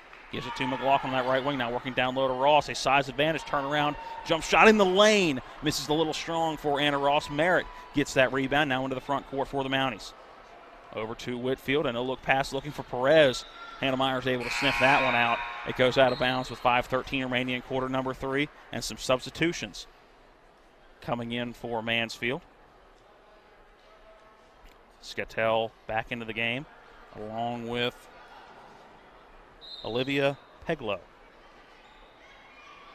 Inbound for Reed just in front of the Mansfield bench. Goes into Peglow. Now swinging back around the perimeter, it's Perez now with it. Gives it off to Reed. Reed now to Skattel. Goes around Marlon McLaughlin, working on Anna Ross. High off the window. Open shot, but Ross right there to get the rebound. And just a missed opportunity for Skattel and Mansfield once again. Now Beeman quickly into the front court, goes underneath the basket, sends it back around. Anna Ross going to try her luck from three again and knocks it down. Anna Ross, 2 threes here in the second half. She's got 22 here on senior day. Whitfield with the basketball, goes around a ball screen, set by Peglow. Now finds a cutter who's set to pick a Peglow, driving in, draws a foul, and will go to the line for a pair. That foul going to be the first on Sydney Clayton, the third on Shepherd in this third quarter. Timeout on the floor, 4:32 remaining in quarter number 3. Let's take a 60-second timeout. We'll come back with the remainder of the third quarter with 4:32 remaining. It is Shepherd 61, Mansfield 28. If you have been injured in an auto accident or due to someone's negligence and you want to know what your rights are, call Ferretti Law Office at 264-8505 to discuss your claim for free. Attorney Joe Ferretti is prepared to answer your questions and explain your options. Put Joe Ferretti's legal experience and history of proven results in your corner to fight the bullies from the insurance companies. At Ferretti Law Office, we're here to help you win. These are more than just the sounds of a safe place to go after school. These are the sounds of interest being ignited and of mentors making an impact. At Boys and Girls Clubs, we don't do just one thing. We do whatever it takes to meet the needs of every kid who comes through those doors. Because whatever it takes is what it takes to build great futures. Great futures start here.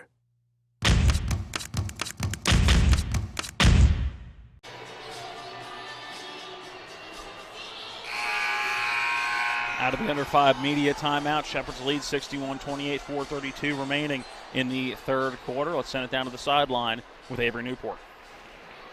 Matt, the Rams offense has been a well-oiled machine so far in the second half, and you can credit a lot of that production to the lone senior on the squad, Anna Ross. She's hit a couple big threes earlier in the first half. She had some nice inside buckets. She's been the spark for this Ram offense today. Thank you, Avery. First foul shot up and through for Olivia Peglow. Second up and through. A line drive foul shot on both, but able to knock it down. 61-30. Shepherd's lead at 31. Slowly turning into what we saw against Millersville just a few weeks back. Clayton driving right side, tie up down low, jump ball, possession arrow will go to the Mounties. Good defense down low. Sydney Clayton looking to drive on a couple of defenders. Everybody moving their feet and tying up the basketball.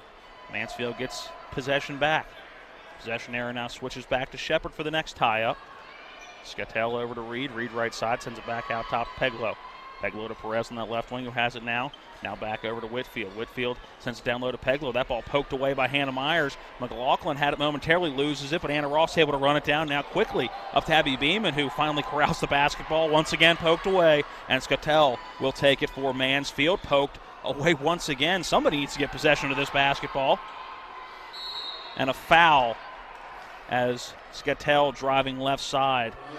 And that one going to go on Marley McLaughlin. That'll be number 3 on Marley. So I believe Hannah has 3? Correct. And Marley has 3. 3:46 remaining in the third quarter. I'm not sure it's anything to be concerned about quite yet. Definitely something to watch out for. Peglow gets the inbound on the foul line, drives in, nobody around her, misses the shot. Perez gets the offensive rebound. She misses the second chance opportunity. Shepherd basketball, Beeman. Now running the point in the front court for Shepherd. Has it on that right wing, sends it down low, looking for Anna Ross. Peglow gets in the way, but it's going to be a foul going for the basketball. That's going to go on 2 for Olivia Peglow. Be number 2 on her, the second on the team. Inbounds goes to Ross, who gives it right back to Beeman. Beeman now brings it out just in front of that midcourt jump circle. Now working to her left. Crossover dribble. Going around a high ball screen by Sydney Clayton. Goes around a couple of defenders. Floater high off the glass. That one no good. Sydney Clayton gets the offensive rebound. A loose ball still. Out of bounds going for that loose ball was number 22, Bella Skattel. And it'll stay Shepherd basketball. 18 seconds on that shot clock. Inbound going into Marlon McLaughlin. Goes right around a defender. Short floater, contact as McLaughlin hits the deck. That shot no good, but she'll go to the line for a pair. And away from the basketball, Jasmine Perez down holding a right knee. And that was nowhere near the play. So did not see if there was any contact away from the ball. But she is down and in some serious pain with that right knee. Coaches and medical staff attending to her as she tries to get to her feet. She will. Looks like wearing a brace on that left knee and struggling to put pressure on that right leg. Again, didn't see what happened with it being that far away from the basketball. And she will get help going to the bench. Perez has been all over the place offensively and defensively tonight. 4 points on the game, but really been one of those big effort players, especially down low, getting a couple of offensive rebounds and defensive rebounds. She goes to the bench. Kira Merritt coming back in the game. 3:09 remaining in the third. Marla McLaughlin going to the line for a pair. First foul shot for Marley, up and good.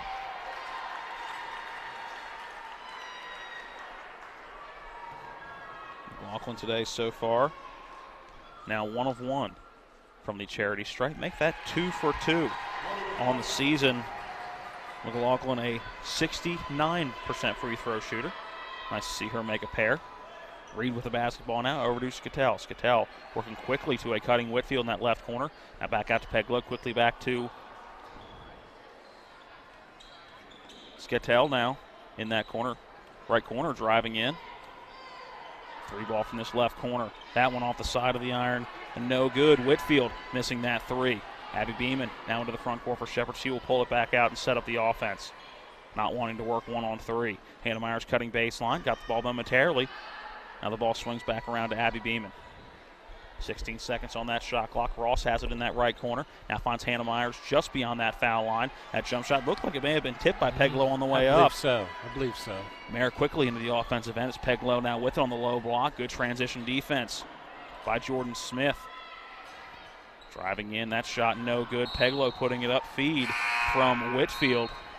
Goes out of bounds. Will stay. Mountie basketball. 2:11 remaining in quarter number 3. Shepherd's lead at 33 points, 63-30. Merritt inbounding, gets back out to Hilton straight away, now to Whitfield. Whitfield over to Merritt again on that right wing, looking to drive in the lane to Smith, puts up the left-hand floater, up and in. Strong shot by Kira Merritt. Under 2 to play in quarter number 3. Abby Beeman with the basketball, sends it over to Smith on that left wing.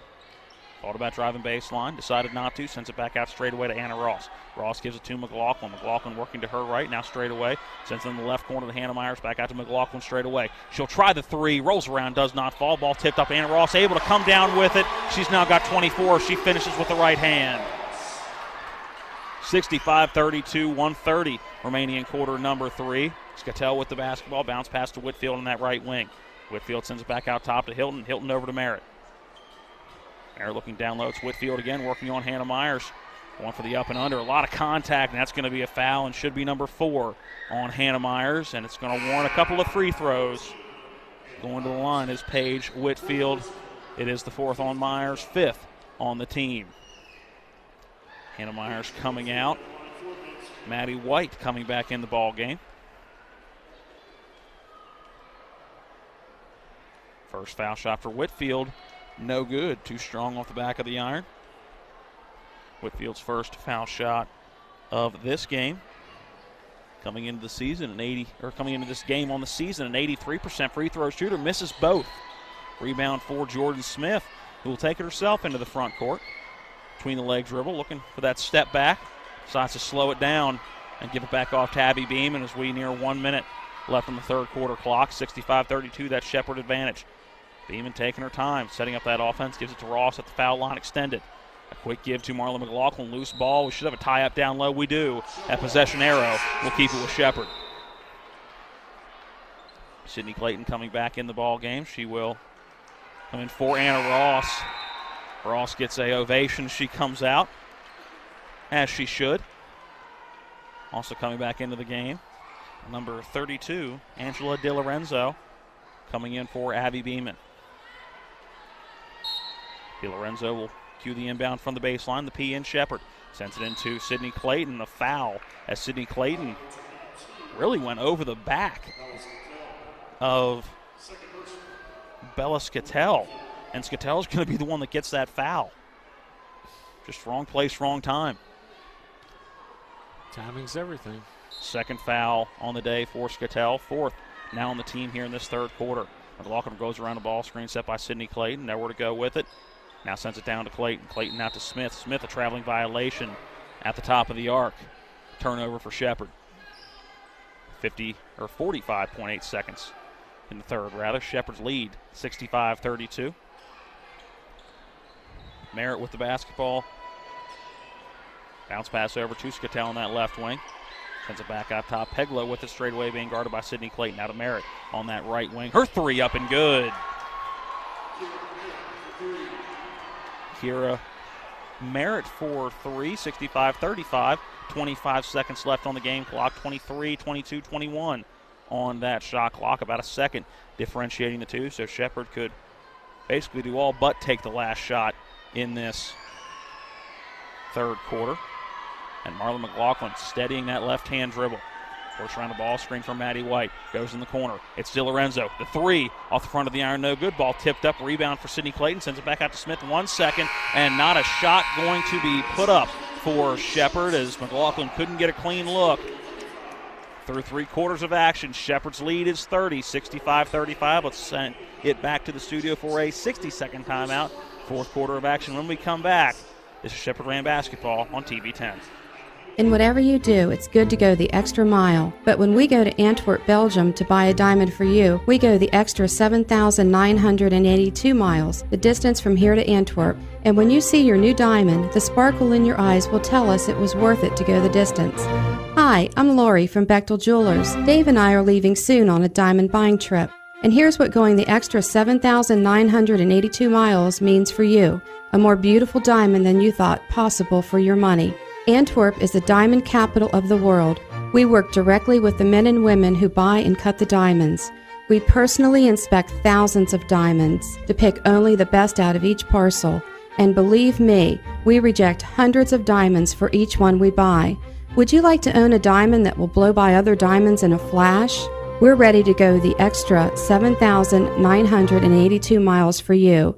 See us at Bechtel Jewelers, Route 11 south of 51 in Inwood.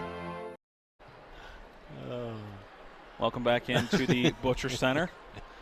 Some of the things you don't want to hear in our between the action breaks. Let's send it down courtside with Avery Newport. Matt, it was a pretty quiet third quarter, but the Rams still have a resounding lead. They were trying to get more inside shots to fall, made some free throws. The offense still looking good. This will be a good win to close out the regular season.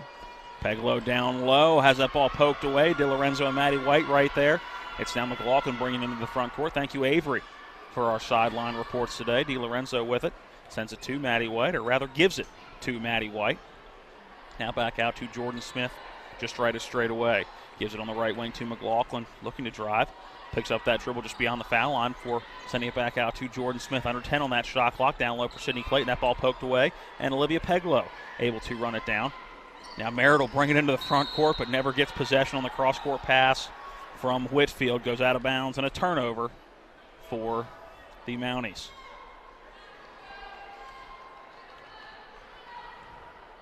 (65-35). McLaughlin with the basketball. Bounce pass over to DiLorenzo on that left wing. Horse around a ball screen back out of the top of the arc, set by Sidney Clayton.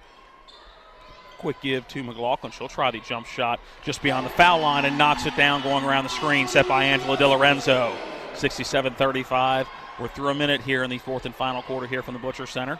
Looking down low was Peglow, the intended target. Skatell throwing that pass down low was tipped out of bounds. It'll stay Mansfield basketball. Merritt looking for that bounce pass to get into Whitfield. Does get it in, goes right around Matty White, and there's going to be a foul down low on Matty White, who gives a quick little glare to our official, going, my hands were up, I was moving my feet. It will go on Matty White. That will be her second. And going to the line for a pair, Paige Whitfield. 0 for 2 from the foul line in this game so far.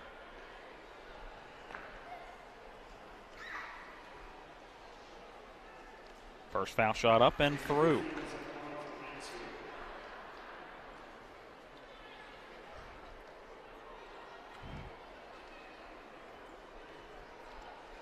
Couple of dribbles. That second foul shot up and through. So now 2 for 4 from the charity stripe in the contest.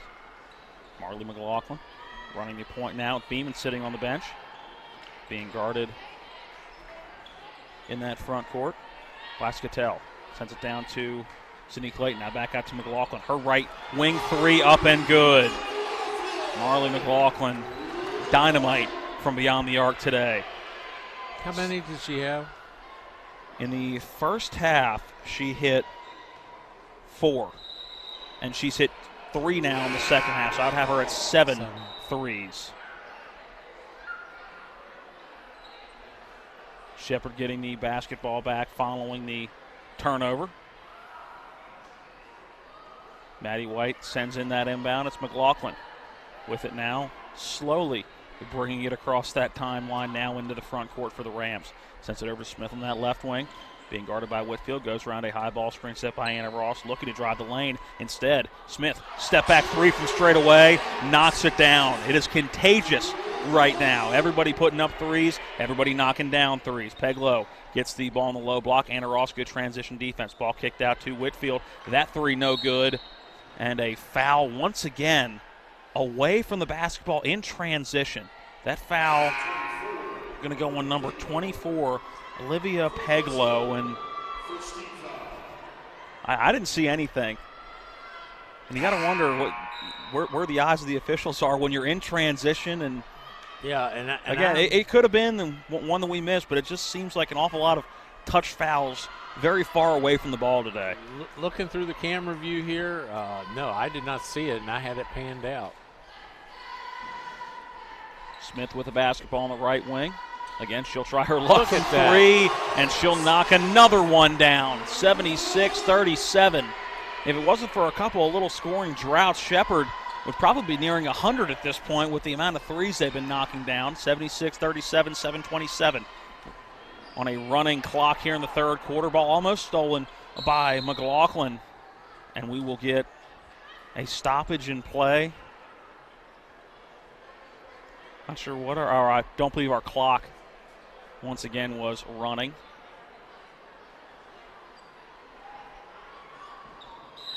No, that wasn't the issue. Not sure what that stoppage in play was. Shot clock resets to 20. Driving in is Reed on the left side. Bounce pass back out to Merritt. Merritt finds Reed again. She'll try a three from the left corner. That one up and good. And again, for the most part, been contagious on both sides. When Shepherd's hit one, it's been a counter the other way. Not quite as many, but for the most part, for Mansfield. Will Smith try a third straight three. Gives it off to Ross straight away. McLaughlin on the left wing.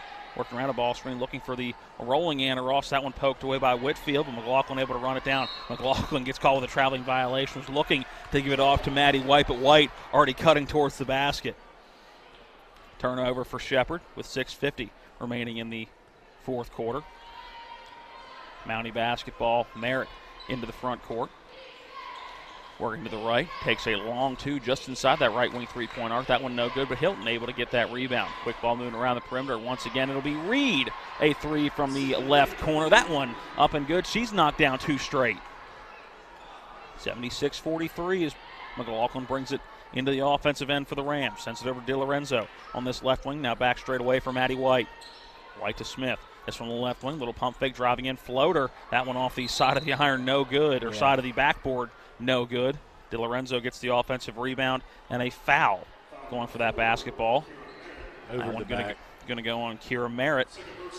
Her second, the second on the team here in this fourth and final quarter. Inbound from the baseline as DiLorenzo sends it deep to Jordan Smith, who gives it off to Marley McLaughlin. Working to this near side between the leg dribble. Goes around a high ball screen set by Anna Ross. Now back over to Smith. She'll try another three and knocks it down. She's hit her last three-point attempts. 79-43, under 6 to play in the game. Merritt, another long jump shot. That one just inside the three-point arc. No good, but Hilton able to tip it up. Whitfield running it down. Merritt driving in, kicks it back out to Reed. Reed looking to drive in the lane, kicks it around. Whitfield down the left wing driving in. A floater. Hangs on the front of the rim, no good. Gets an offensive rebound. That second chance opportunity, no good off the glass. Anna Ross right there for the rebound. She gets fouled, and that foul going to go on Johnson down low. Anna Ross is everywhere today. She is. Today. This morning. Tomorrow afternoon. Yeah. First foul on Johnson, the third on Mansfield in the fourth quarter. McLaughlin into the front court, 5:25 and counting on the clock. Maddie White with it on that right wing, gives it to Ross. A long two for Ross. That one too strong off the back of the iron. No good, just inside that right wing three. Now quickly into the front court. It's Hilton gets away with what looked like a travel. Sends it back out to Merritt, now to Reed. It's Whitfield. She'll try a three from the right wing. That one off the back of the iron, no good. And Smith gets the rebound for Shepherd, trying to work it quickly into the offensive end, but Mansfield, good transition defense.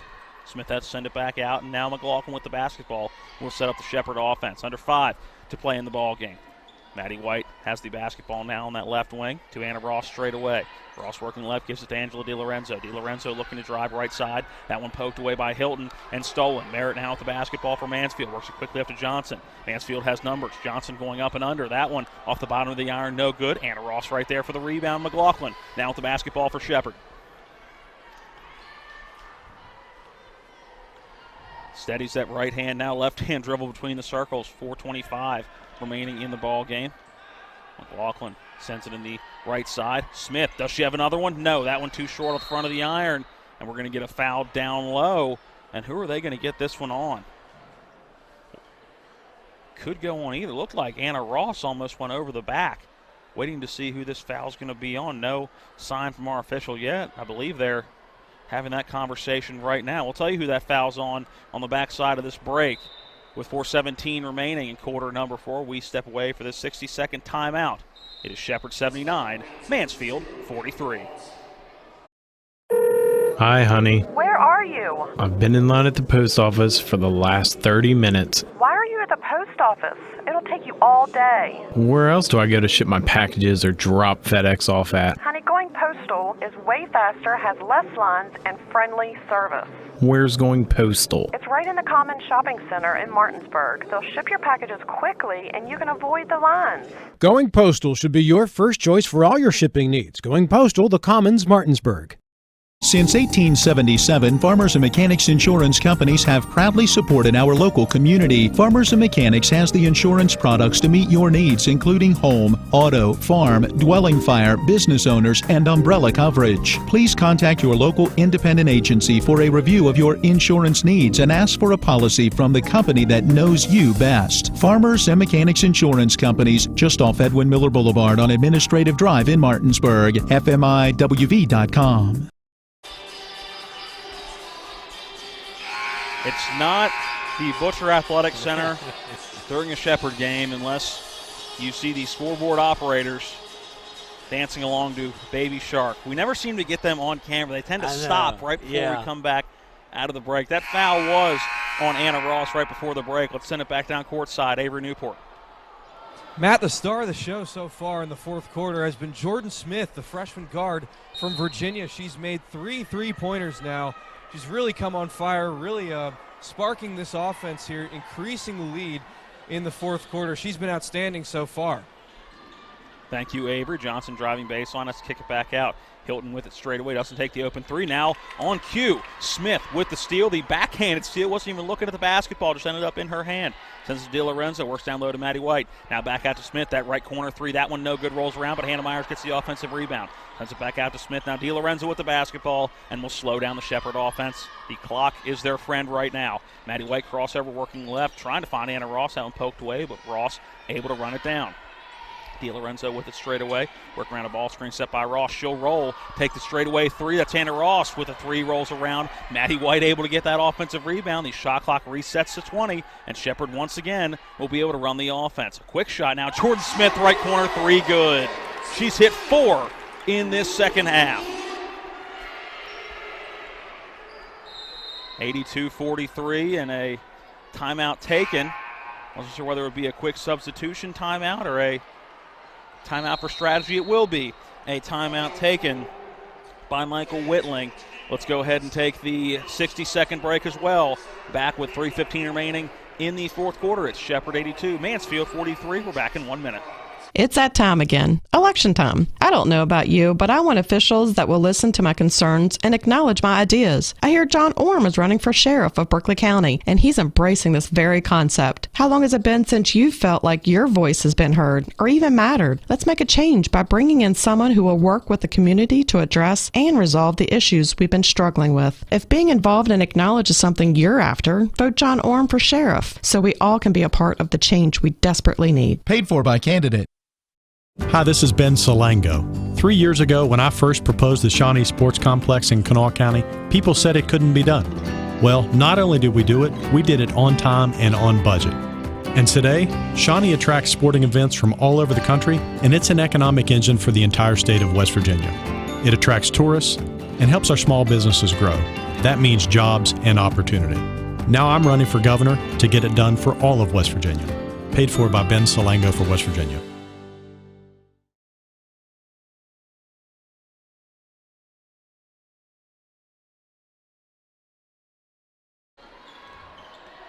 Into the game for the first time is Lily Silliard.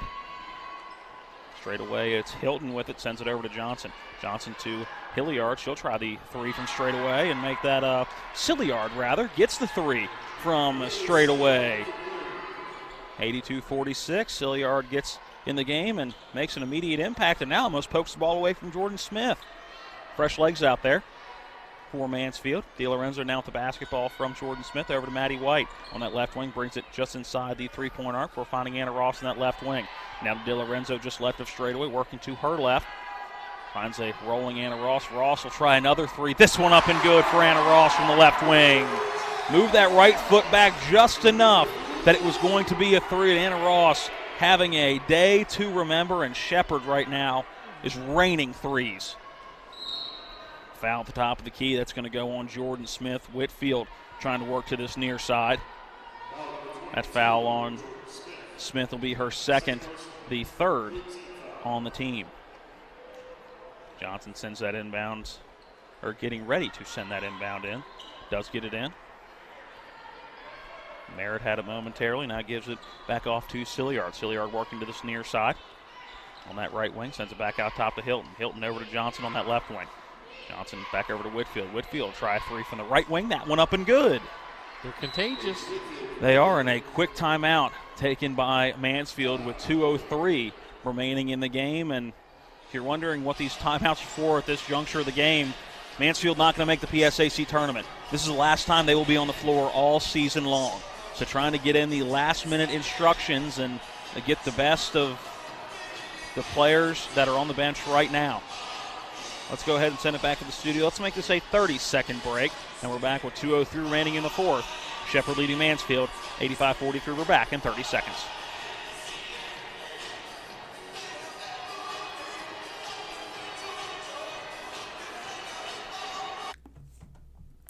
I'm Bill Schwartz, and I've been an award-winning lawyer in West Virginia for over 32 years. I know where the courthouse is, and I know what to do when I get there. And I'll know what to do when I get to our Supreme Court. I know what it's like to hold the hand of a widow or advise a small business. All they all want is fairness. They want to know that the law and the facts will be applied the same, whether they're the governor or a janitor. I'm Bill Schwartz. Help me fix this. Vote on May 12th. I'm Bill Schwartz, and I approve of this message. If you hang the WVU Medicine sign, certainly has helped take us to another level. Evolving what we try to do as physicians and as a health system and organization is the mission of WVU Medicine, and it's an exciting mission to be a part of. With the knowledge and the years of practice that they've put into this institution, you know, they know a lot. They can help you, and they've helped me a lot. Having people treated locally enhances their overall care. Anyway, working around the arc, sends DiLorenzo. 4 seconds left on the shot clock. Turnaround hook shot off the backboard, no good for Anna Ross. 90 seconds remaining in this one. Merritt able to run down a pass that got out of her reach. Sent over. Now Johnson with it. Sends it to Hilton at the foul line. Her foul line jumper off the front of the iron, no good. But Johnson right there for the putback, up and in. Hannah Johnson makes it 85-51. It is all cosmetic from here for Shepherd as they get ready to go to the PSAC tournament. That game will be hosted here next Monday. Anna Ross, hook shot in the lane, count it, and the foul. What a day she is having. John, I don't think there's any question who the player of the game is going to be. I think we can break that secret right now. Right now, hands down. What an electrifying day she's had. Ross steps to the foul line, knocks down the foul shot to make it 3 points the old-fashioned way, but she's knocked down a couple of threes the new way, too. 1 minute remaining here at the Butcher Center. 88-51 is that Shepherd lead. Hilton with the basketball gets it over in the corner, or the right wing. Reed has it now, being guarded by Hannah Myers. Works straight away now. Hilton with it at the foul line. Finds Johnson. Johnson working around a ball screen. Thought about taking the shot, decided to send it back out to Reed. Reed driving left, high off the backboard. That one rolls around, no good, but a foul. That one going to go on number 0. Anna Ross will be her second.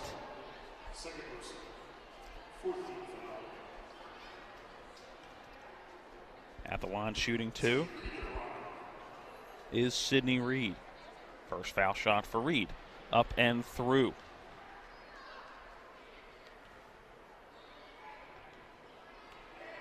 Couple of dribbles, bends the knees. Second foul shot for Reed, up and good, 88-53.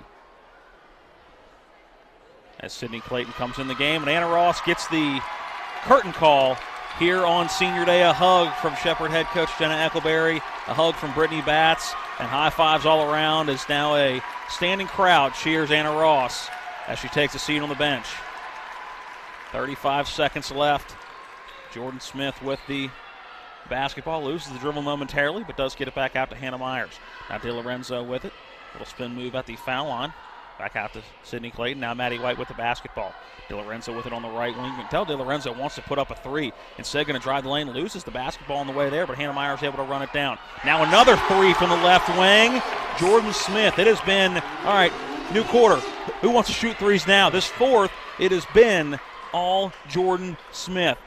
7 seconds left, 6 seconds left, 5 seconds left, and you can count them down at home. 3, 2, 1. That goes out of bounds with 1.2 left. It'll be an inbound to end this one. And Shepherd is going to get the win, 91-53 as that inbounds goes into DiLorenzo. The horn sounds, and Shepherd finishes the regular season with a 91-53 victory over Mansfield. A 1-minute timeout back at the studio, and we'll send it courtside for Avery Newport, who will be standing by with Shepherd head coach Jenna Eckleberry. Again, your final, Shepherd 91, Mansfield 53. We're back in 60 seconds. Ron Hawker here. You have no idea what Johnny's goes through to bring you the best seafood around. We have snow crab clusters, shrimp, crab meat, fish, all the best seafood you want at Johnny's. It's a tough job out here, but our customers are worth it. Johnny's with 2 great locations, 1456 Winchester Avenue, Martinsburg, and Route 11 south in Chambersburg. Some are dreamers, some are doers, and just a few are both. That's the heartbeat of Shepherd University. A quality education that's within reach. In fact, we're one of the most affordable schools in the nation. Whether you're just starting off or you're ready for a new start, Shepherd University. Don't just dream, do.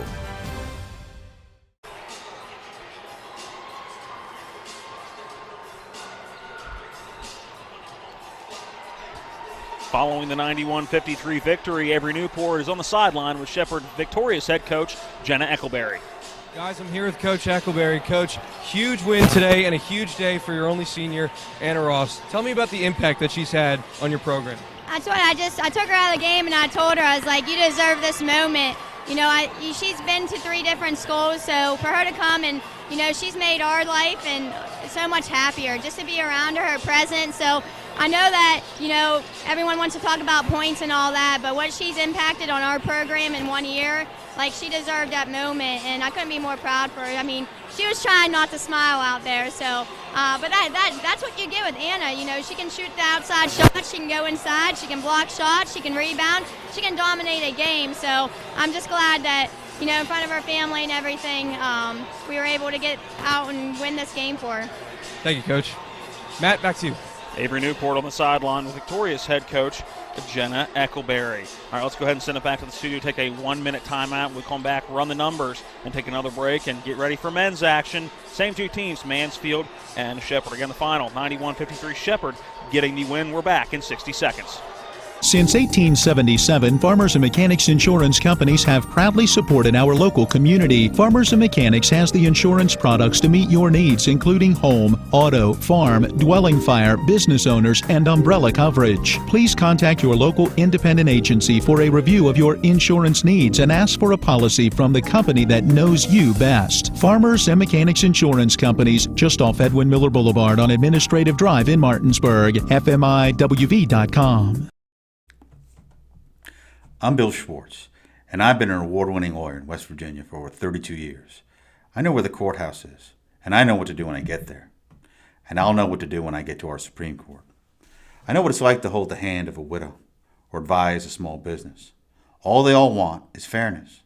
They want to know that the law and the facts will be applied the same, whether they're the governor or a janitor. I'm Bill Schwartz. Help me fix this.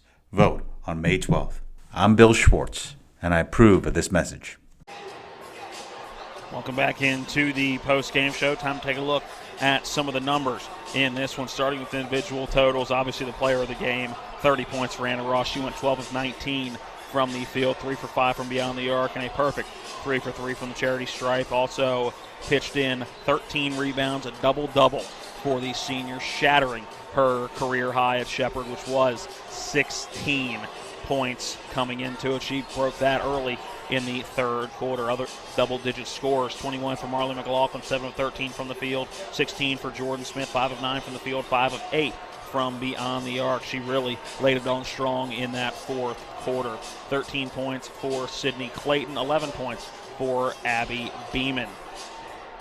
Individual numbers for Mansfield look like this. 2 players in double figures, 15 for Sydney Reed, 3 threes for her, 4 of 9 from the field, 4 for 4 from the charity stripe. Also, Kira Merritt finished 4 of 8 from the field, 2 for 4 from beyond the arc with 10 points. She also chipped in for rebounds. Other scores, 8 for Paige Whitfield, 9 for Jasmine Hilton, 4 for Jasmine Perez, 3 for Lily Silliard, 2 for Hannah Johnson, and also 2 for Olivia Peglow. Some team numbers. Shepherd, 46 rebounds to Mansfield's 26 rebounds. That's not bad to have plus 20 in that category.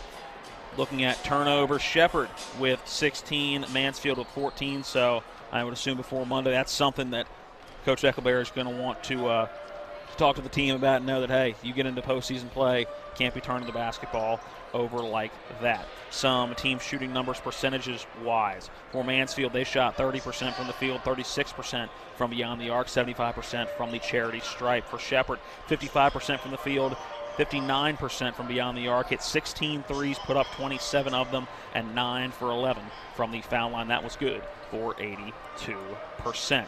All right, that's going to wrap up our coverage of the women's game. We're going to take a short timeout. When we come back, we will start our pregame for the men's action. Both teams getting their warm-ups in right now. It's once again Mansfield taking on Shepherd. Reminding you one final time, the final from the women's game, it was Shepherd 93, Shepherd 91, Mansfield of 53. Back in a few minutes. This has been Shepherd Ram Basketball on TV 10.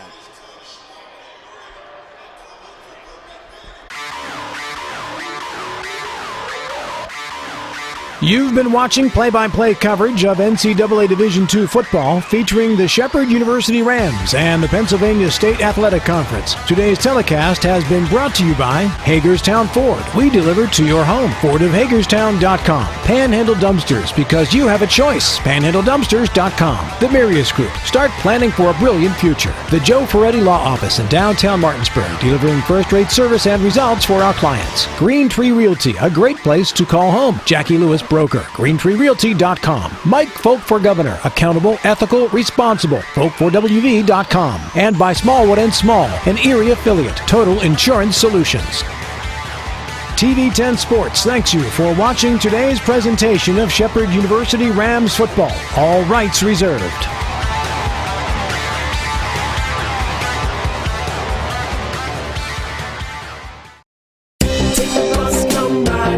Come ride with us, and now ride more easily. Tired of hunting for the right change to get on the bus? Now you can use your smartphone to pay for all your trips when you ride with EPTA and get 50% off your first purchase. Text the word TOKEN, T-O-K-E-N, to 41411 for the download link, and download the new Token Transit app, which is available in the Apple App Store or on Google Play. Text TOKEN to 41411 and put the new Token Transit app to work for you when you ride with us. Take the bus, come ride with us. Hi, this is Ben Salango. As Kanawha County Commissioner, I've done things people said couldn't be done, like securing 12 weeks paid family leave, creating union jobs, and building the Shawnee Sports Complex, an economic engine for the entire state. As governor, I'll invest in education and create economic opportunity. I'll also develop a long-term plan to upgrade roads and bridges across West Virginia while making sure these projects employ West Virginia workers. I'm Ben Salango, and I will get it done. Paid for by Ben Salango for West Virginia. When you're looking for the perfect gift, look no further than L.A. Roberts Jewelers at 146 North Queen Street in downtown Martinsburg. Choose from a huge selection of unique items, from the finest diamonds that make your eyes sparkle to exquisite timepieces, figurines, and collectibles. Buying from L.A. Roberts Jewelers means that you've made the decision to do business with people who've excelled in the industry for more than 100 years. They'll be here tomorrow when you need them, and if you need your jewelry or your watch repaired, they'll do that too. L.A. Roberts in downtown Martinsburg. Old World Jewelers for a new age. Making the decision to purchase your first or your next home is one of the biggest you'll ever make. You need local partners you can trust to make the process easy, quick, and affordable. Trust the experience and dependable professionals at CNB Bank. Our mortgage lenders and our decision makers are local, and we have the advantage of on-site underwriters. With our 9 locations in Berkeley Springs, Hedgesville, Martinsburg, Hancock, and new locations in Spring Mills and Hagerstown, we are right around the corner wherever you may be. We are CNB Bank. Welcome home. It's one of the toughest times you'll ever face when someone close to you passes away. It's a swirl of papers to sign and arrangements to be made, all while you're dealing with grief. At Brown Funeral Home, we encourage you to pre-plan. Pre-planning not only makes things easier for you, it protects you from rising costs. At Brown Funeral Home, our families are precious to us, and so are yours. Brown Funeral Home in Martinsburg, Inwood, and Charlestown, Ranson. With 4 new car dealerships and 4 used car dealerships in 3 states, Parsons is the largest used car and fastest growing new car dealer in the tri-state area. Take Parsons Ford with huge savings on hundreds of new Fords, financing from 0%. Parsons' goal of financing for all, and Parsons' famous above-market trade-in allowances that help make Parsons #1 for used cars too. See why so many won't buy anywhere but Parsons Ford in Martinsburg. We became #1 by making you #1 first. Parsons. Nothing goes better with football than chicken. From Pee-wee to the big boys to the wing T formation. A hearty meal of 12 pieces for just $9 is just what the boys need to be at their best. Oh my, fumbling, bumbling, stumbling. Omaha!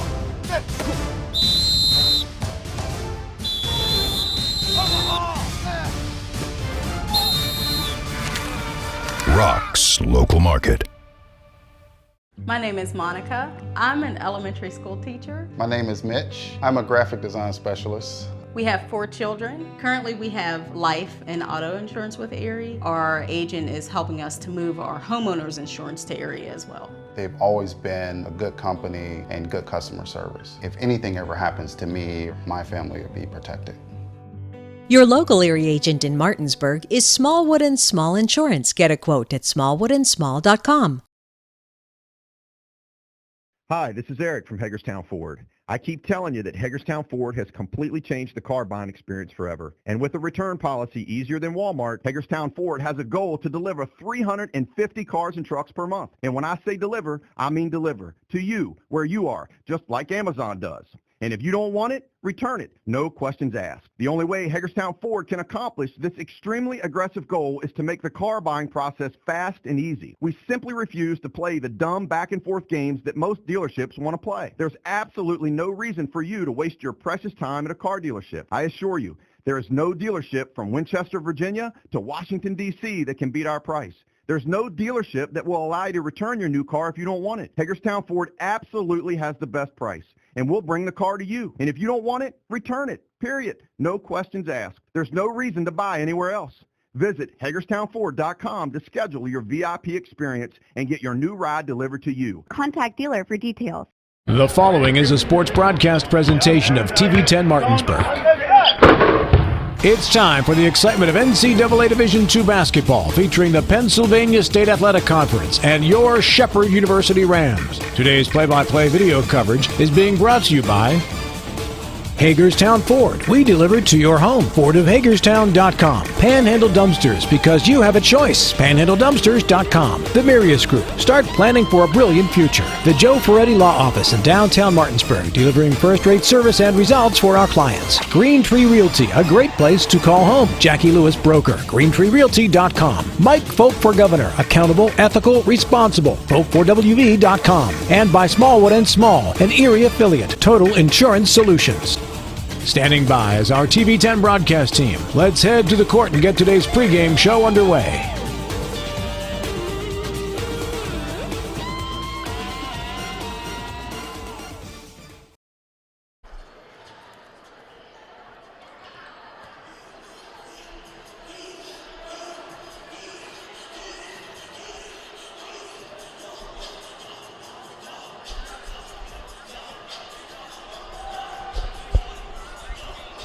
Thank you. What did it say? Had a nice game last night. Oh.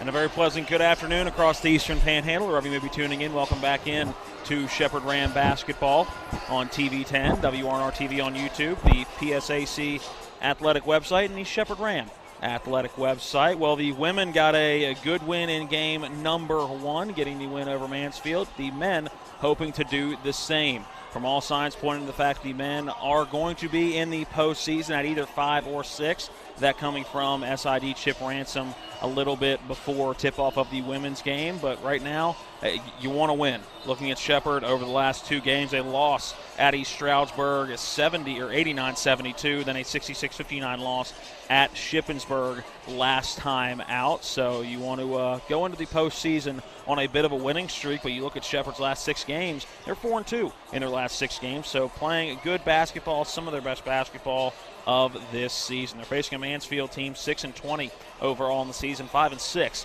in conference play, and just 1-10 on the road. While for Shepherd, they have not played well on the road, just 3-10, but they are 10-4 right here at the Butcher Athletic Center. It is senior evening, afternoon, day here at the Butcher Center. The lone senior on the basketball team is Thomas Lang, and what a leader Lang has been for this team. I believe we're now going to send it courtside with public address announcer Patty Alter for the senior day festivities, as both teams going back down to their bench, waiting to get the official word, as our sideline man Avery Newport is down there for us today, getting the mic to Patty Alter. We will now send it down courtside for today's senior day activities. Thomas Lang, the basketball player, and for all of the senior cheerleaders as well. Ram fans, please keep your attention to center court. We would like to honor 5 senior members of the Shepherd cheerleading squad. First, please welcome Carolyn Castle. Carolyn is escorted by her mother and father, Jim and Sandy, and sister Jamie. Carolyn is a back spot who has cheered all 4 years.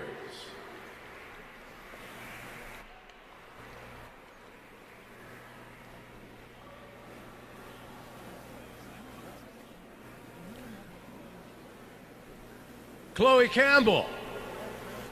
Chloe is escorted by her mother and father, Stacey and Ralph. Chloe is a base who has cheered for the past 3 years.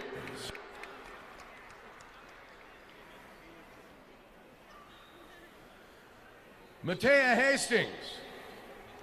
Matea is escorted by her sisters, Kemi and Cam, and her son, Xavier.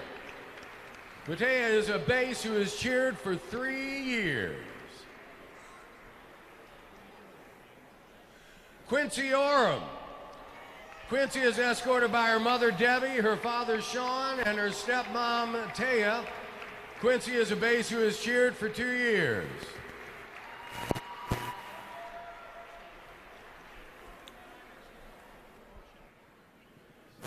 Emily Turner.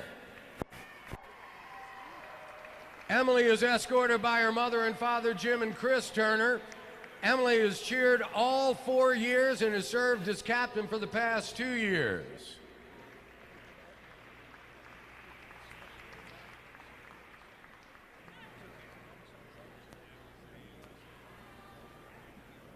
Over their 4-year careers, our seniors have won 6 first-place titles, 3 grand champion titles, and 1 second-place finish. And we'd like to thank our seniors for all their hard work and dedication as members of the cheerleading team, and we'll miss them on the sidelines, the court, and the mat.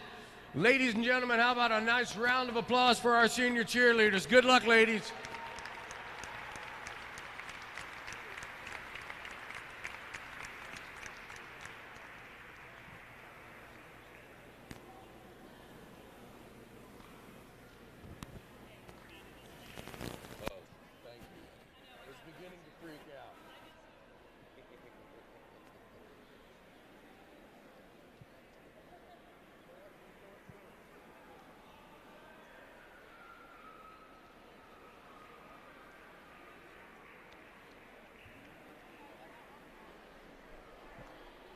The senior cheerleaders being introduced here. Now it's time for the lone basketball player Thomas Lang. The final home appearance for senior guard Thomas Lang. Let's hear a round of applause for your sole senior class representative, Thomas Lang.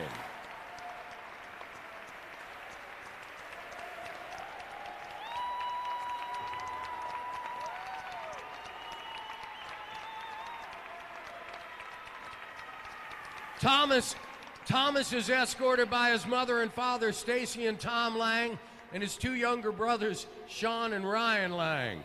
Lang leads the team in scoring, 16.6 percentage points, tops the team in steals, 1.2 per game this season. He also paces the team with 104 three-pointers.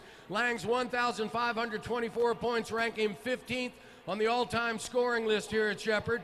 His 308 career assists place him 14th. His 303 career three-pointers rank 3rd on the all-time list. He also has 351 rebounds, 114 steals, 19 block shots for his career, and his 893 career free throw percentage places him 7th among NCAA 2 active leaders. His 303 career three-pointers rank him 8th, and he ranks 2nd nationally in three-point field goals per game, 3rd in the total three-pointers made, 104 this season, 2-time PSAC East Athletic of the Week honoree this year, 2nd all-conference choice last season, 2-time COSITA Academic All-District selection. Ladies and gentlemen, hear it for your 2020 Shepherd University men's basketball senior, Thomas Long Shot Lang.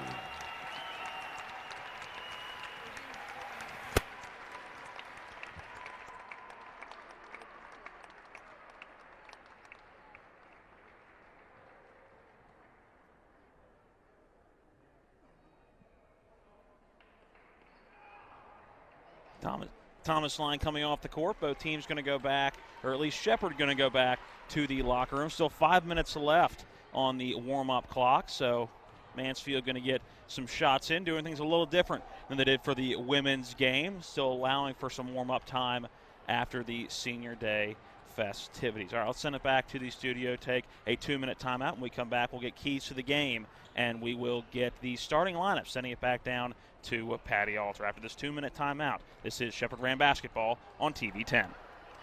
Hi, this is Eric from Hagerstown Ford. I keep telling you that Hagerstown Ford has completely changed the car buying experience forever. And with a return policy easier than Walmart, Hagerstown Ford has a goal to deliver 350 cars and trucks per month. And when I say deliver, I mean deliver to you, where you are, just like Amazon does. And if you don't want it, return it. No questions asked. The only way Hagerstown Ford can accomplish this extremely aggressive goal is to make the car buying process fast and easy. We simply refuse to play the dumb back and forth games that most dealerships want to play. There's absolutely no reason for you to waste your precious time at a car dealership. I assure you, there is no dealership from Winchester, Virginia to Washington, D.C. that can beat our price. There's no dealership that will allow you to return your new car if you don't want it. Hagerstown Ford absolutely has the best price, and we'll bring the car to you. And if you don't want it, return it, period. No questions asked. There's no reason to buy anywhere else. Visit HagerstownFord.com to schedule your VIP experience and get your new ride delivered to you. Contact dealer for details. Let's talk trash, because when it comes to trash, you have options. Panhandle Dumpsters is a local family-owned garbage hauling company serving both residential and commercial customers with weekly trash pickup, dumpster service, yard waste pickup, and bulk pickups too. Panhandle Dumpsters will give you a free trash can and provide curbside service for just $23 a month. Panhandle Dumpsters features a fleet of quieter, eco-friendly garbage trucks, thereby reducing the noise usually associated with pickup. Switch now and save up to 30%. Call 833-DUMP-STR, panhandledumpsters.com. When will I be able to retire? How do I make the most of the money I have? How do I leave a lasting legacy to my loved ones? I'm Philip McCoy, financial advisor with the Mirius Group, a private wealth advisory practice of Ameriprise Financial Services Incorporated. Call us today at 304-263-4343 to help you make the most of your financial future. Our office is located at 1270 Winchester Avenue, Martinsburg, West Virginia. Ameriprise Financial Services Incorporated, member FINRA and SIPC. Welcome back into the Butcher Center. Just a few minutes left for opening lineups and tip-offs. Let's set it down courtside where Avery Newport has our keys to the game in this one. Matt, the biggest key for today's game is to keep the past in the past. The last time these two teams met on January 22nd, Mansfield came out victorious 62-61 in a close affair. Rams got to stay within themselves, feed the ball to Thomas Lang on his special day, and they'll get a win in their final game of the regular season. Thank you, Avery. He will give his microphone back over to Patty Alter for the starting lineups here in just a few moments. Talking about that game earlier in the season at Mansfield, that came back on the 22nd of January in a very low-scoring affair. Shepherd averaging 75 points a game, so the barely 60-point output, one of the lowest of their season. For Mansfield, they're coming in averaging 71 a game, but giving up 85 points a game. Opponents, when you're looking at three-point shooting, are shooting 38%. Shepherd on the season shooting about 35. If Mansfield's a team that is going to give up three-point baskets, then this is a game that is very, very well suited for Shepherd and very well suited for the lone senior in Thomas Lang. Lang coming off a goose egg performance at Shippensburg earlier in the week. On Wednesday, did not score, went 0 for 6 from the field. Talking with Coach Justin Namalik earlier in the week, said that it really wasn't anything Thomas was doing. The fact that he was only able to get up 6 shots speaks for itself in 30 minutes of action. That really does speak for itself when you look at the stellar defense that was played by Shippensburg. I know that Lang on senior day here at the Butcher Athletic Center, and the way that Shepherd looks like they're going to seed out, probably his last game here total. For the women, you can say, hey, you're going to get one more game here. It'll be postseason, but this looks to be Lang's last game here, and for a guy that has played in at least 27 games all 4 years he has been at Shepherd, that says a lot. Played in 30 as a freshman, and that is his most that he has played in throughout his entire career. Started one of those 30 as a freshman, but has been a key contributor throughout his entire career here. Let's send it back down to the sideline where we have starting lineups with public address announcer Patty Alter.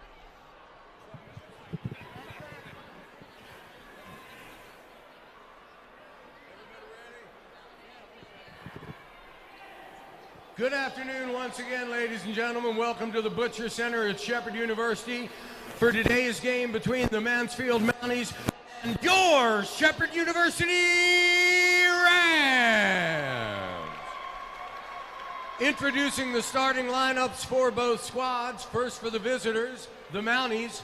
Number 4, a guard, 6'3", 180-pound freshman from New York, Richard Opalm. Number 10, a guard, 6'3", 170-pound freshman from Miramar, Florida, Jazz Farrell. Number 15, a forward, 6'6", 200-pound junior from Elmira, New York, Riley Collins. Number 30, a center, 6'8", 270-pound senior from Waldorf, Maryland, Trevor English. And number 33, a guard, 6'2", 190-pound junior from Bristow, Virginia, Garrett Cook. Head coach for Mansfield, John Zentesi. Assistant coaches Seth Turner, Ryan Knapp, and Jay Dincher. And now your Shepherd University Rams. Number 2, a guard, 6'3", 200-pound sophomore from Brandywine, Maryland, John Preston. Number 11, a forward, 6'6", 215-pound junior from Walkersville, Maryland, Kyle Daggett. Number 32, a guard, 6'3", 195-pound junior from Martinsburg, West Virginia, Jarrell Jones. Number 44, a guard, 6'5", 170-pound freshman from Clinton, Maryland, Daniel McLean Corley. And number 1, a guard, 6', 165-pound senior from Newmarket, Maryland, Thomas Longshot Lang. Head coach for Shepherd, Justin Namalik. Assistant coaches Jason Bordley and Triplo. Stand by for tip-off. Thank you, Patty. Always a pleasure to hear the starting lineups here at the Butcher Center from Patty Alter, one of the best in the business. Real quick, the starting five again for both teams. For Mansfield, number 4, Richard Opong, and number 10, Jazz Farrell. 15, Riley Collins.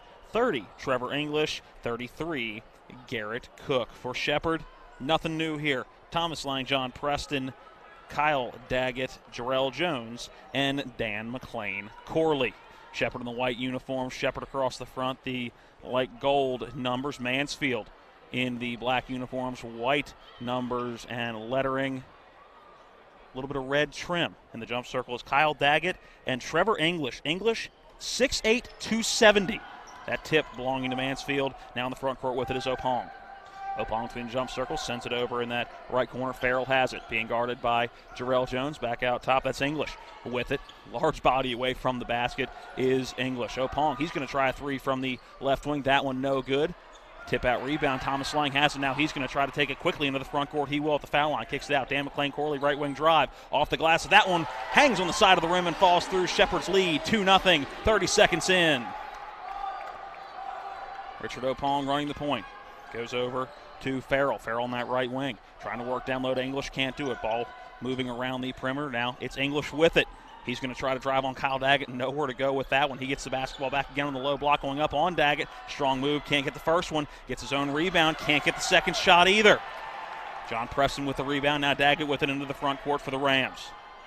Little crossover dribble working on Opong. Nowhere to go. Picks up that dribble. Sends it back out to Dan McLean Corley.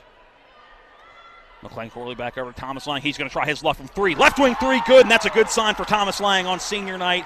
3 points for him early after not scoring at Shippensburg on Wednesday. You'll love to see that for Thomas Long Shot Lang, as Patty Alter calls him. English has it again, just beyond that foul line, looking to give it off. He does at the top of the key. Shot just inside that three-point arc straight away. No good. That shot for Garrett Cook, and now we get a foul. That one's going to go on English. There's a couple of bodies hit the deck. It was John Preston and Kyle Daggett, but no doubt who that foul is going to go on. It's English, his first, team's first. 5-0 Shepherd's lead, 18:33 remaining in the first half. Thomas Lang gets that inbounds, and he's going to slowly work it towards midcourt. Does cross that timeline, being guarded by Opong. Gets it over to Jarrell Jones. First time Jones has touched the ball, but quickly gives it back off to Kyle Daggett straight away.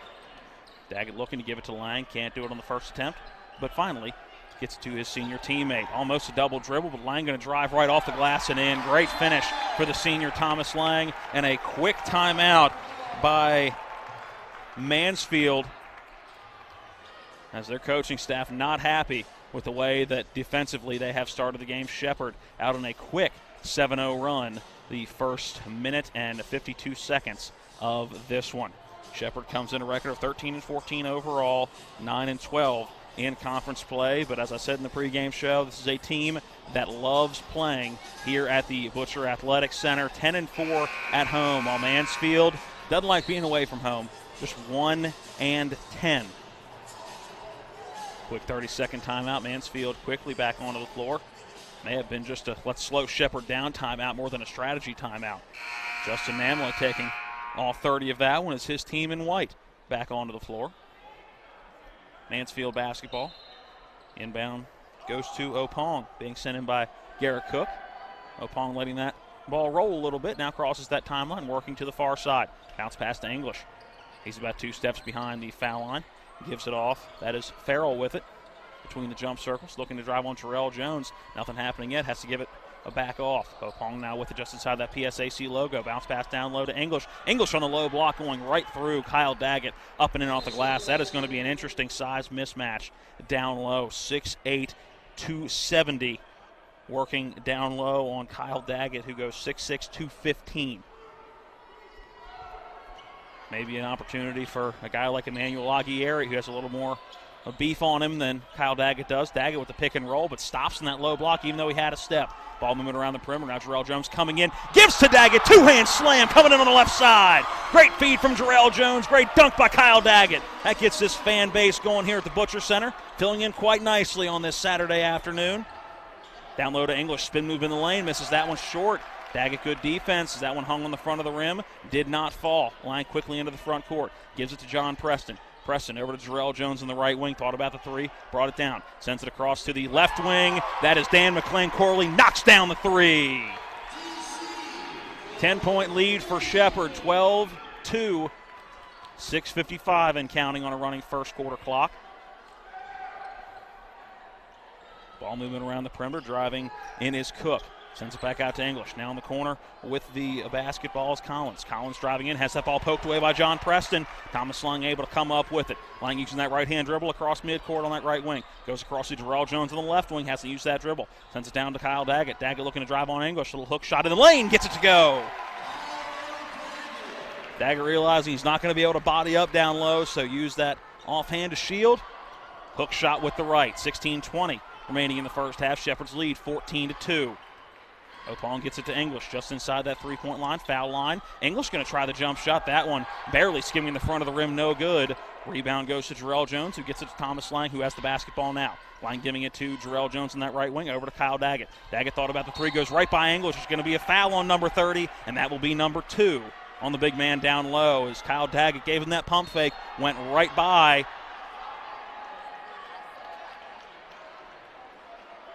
And some words being said by English. Not real happy with that second foul call. And a technical foul, I believe. Yes, technical foul being given to English.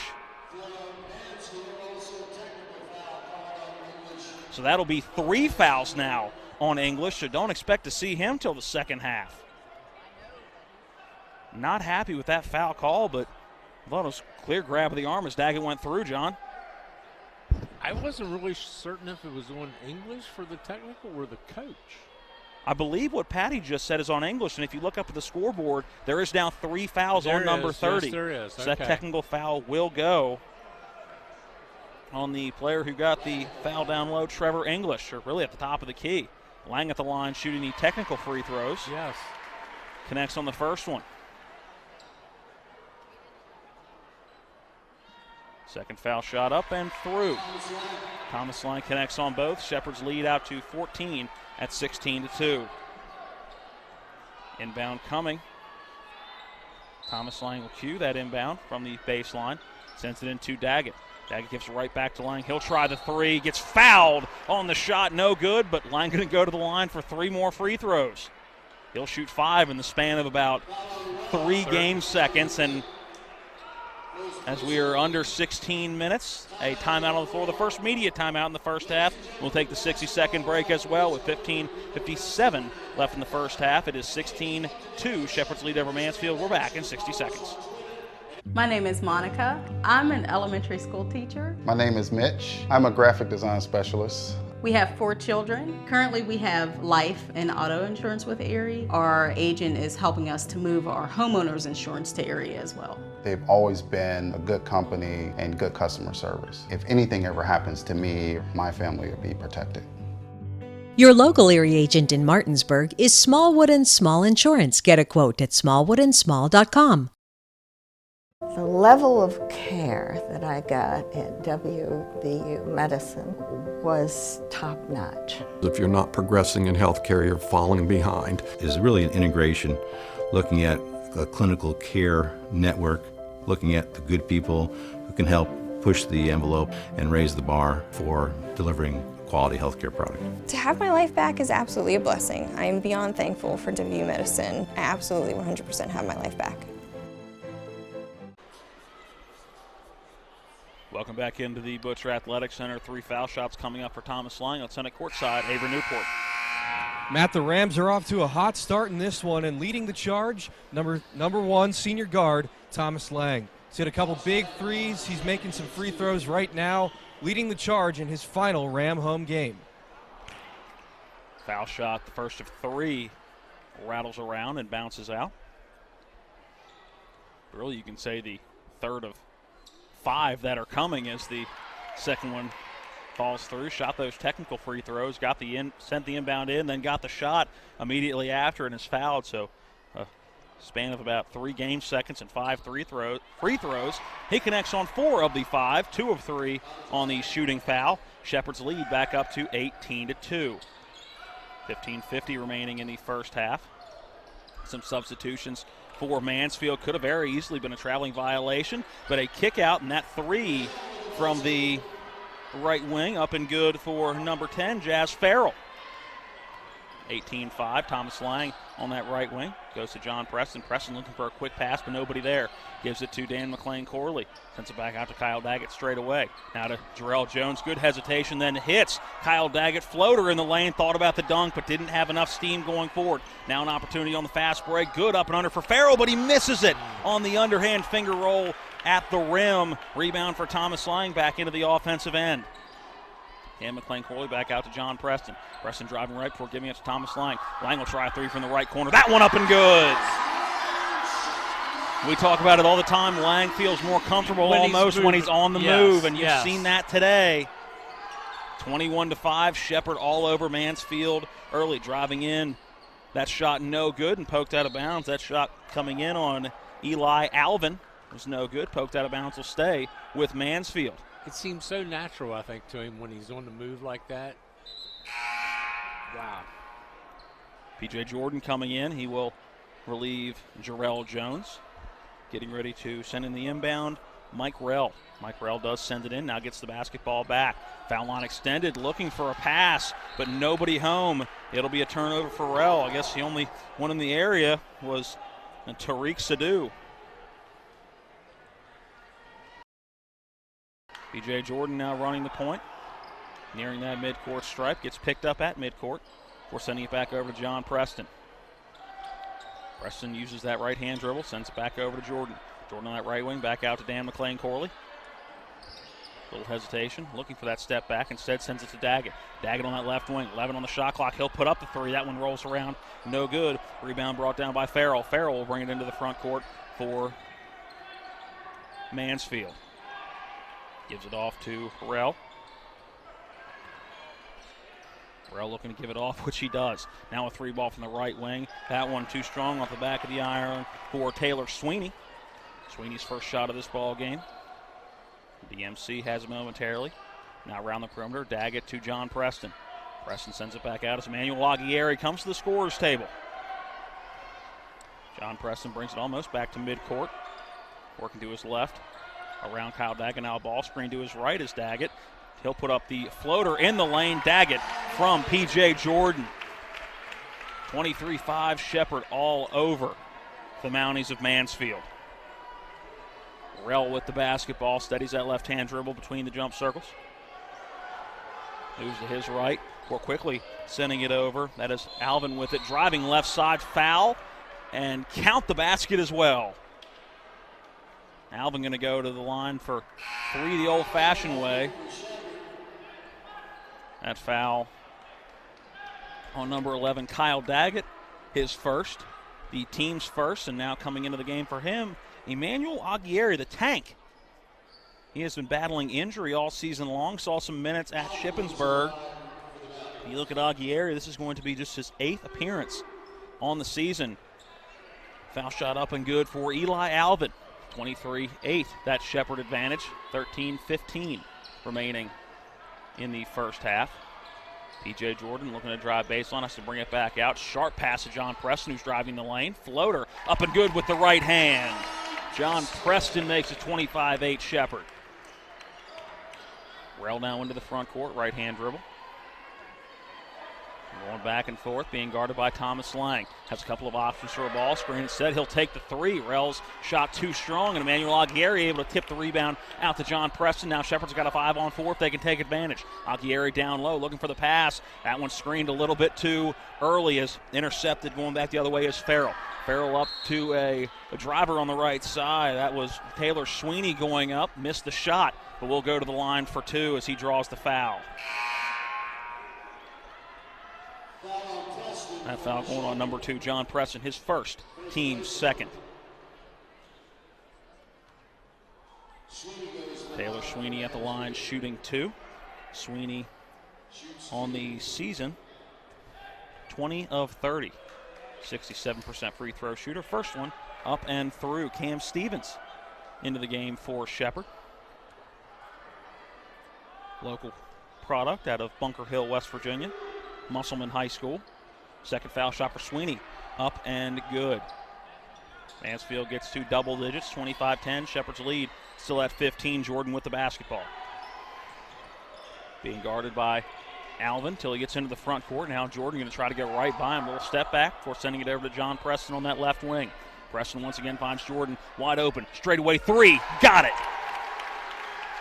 See the quickness of P.J. Jordan, able to act like he's cutting down the right side, then quickly come back out. And that three, very, very fluid for P.J. Jordan straight away. Alvin had it, lost it, almost went out of bounds, but able to run it down. Now he's going to try to drive on Jordan. He'll try the left-hand floater, gets it to roll around and fall.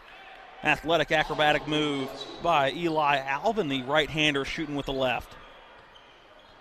P.J. Jordan now into the front court. Working into that right corner. Now he'll bring it back around the top of the key. Looking for Aguirre. He has him on the low block. Aguirre will go across court. Left corner three. Cam Stevens. Good. Cam Stevens, one of the three-point specialists on this team, but you watch this team and pretty much everybody has to be able to be a three-point specialist, even the big men. We've seen Kyle Daggett knocking him down. Emmanuel Aguirre, pretty much the big man down low. He's in the game right now. Where's number 25? Free ball from straight away. That one up and no good. Taylor Sweeney misses the three from straight away. 11:20 remaining in the first half. Shepherd's lead 31-12. McLean Corley with the basketball, being guarded by Alvin. Since it's John Preston on that right wing. Down low to Emmanuel Aguirre on the low block, trying to work in. Goes up strong. The foul. Misses the shot, but he'll go to the line for two.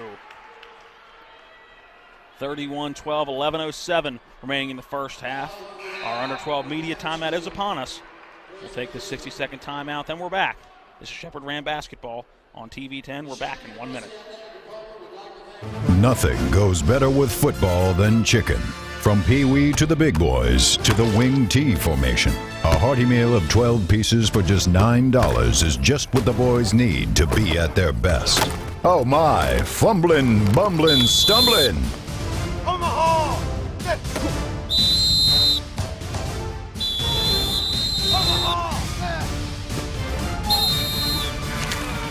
Rock's local market.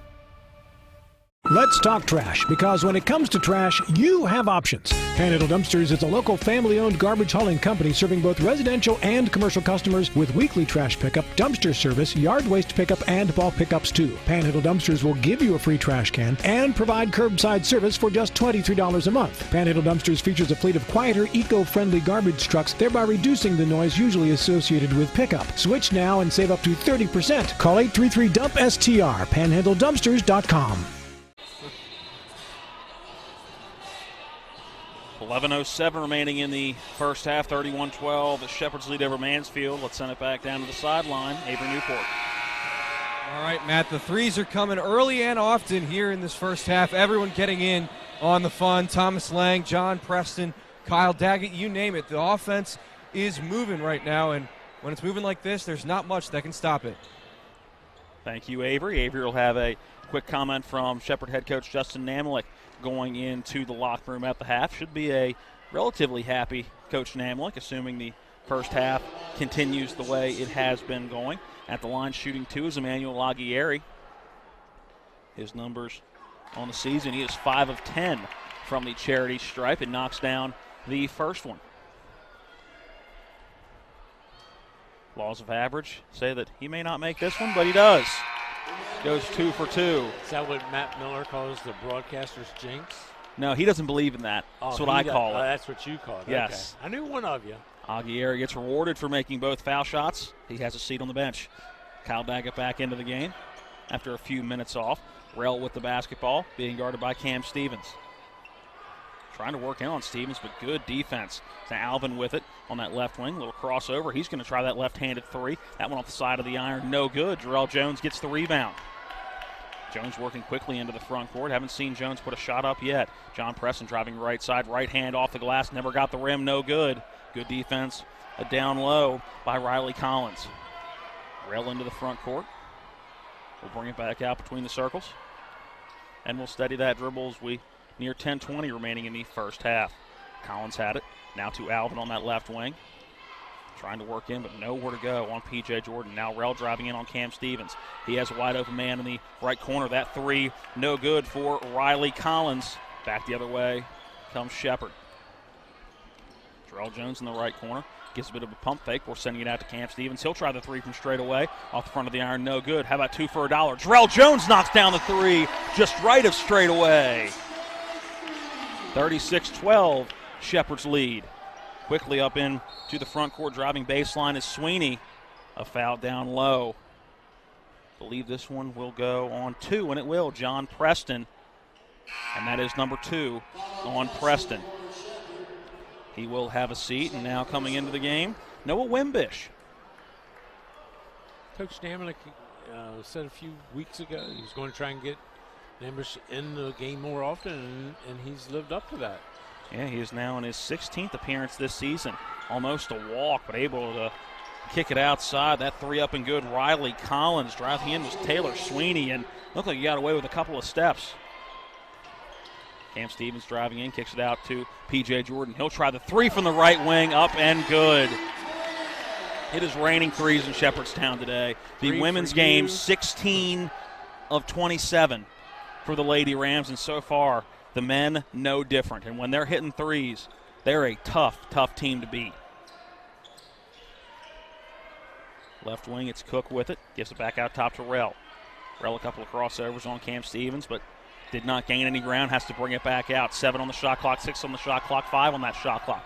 Rell driving in on Wimbish, goes up and under off the back of the iron, no good. P.J. Jordan there for the rebound as we're under 9 to play in the first half. Jordan driving right side, kicks it out to Terrell Jones. He's going to drive the lane for kicking it out. Wimbish, straight away 3. That one no good. Rebound down low by Jazz Farrell.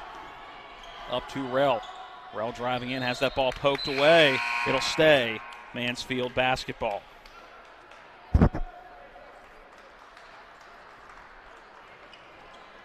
P.J. Jordan going to have a seat as Thomas Lang comes back in the game. A couple of substitutions on both sides.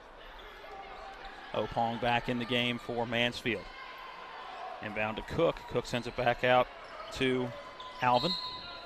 And Alvin going to draw some contact. That foul going to go on 32, Jarrell Jones, well away from the basket. And a touch foul that is going to frustrate Coach Namely. Cook sending in that inbounds to Alvin. Alvin working around a ball screen to the right. Gets inside that three-point line. Now it's Cook from straightaway with the 3. Contact on the air ball and a very, very late whistle.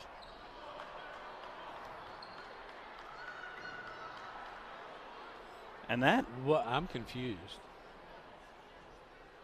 Look, and I know that they have changed the rules on flop fouls, and I believe that is what we're going to get, that call. It wasn't a foul, and it was a more of a flop signal as that whistle. The ball poked away by Alvin on Thomas Lang. He'll go up and finish with the right hand.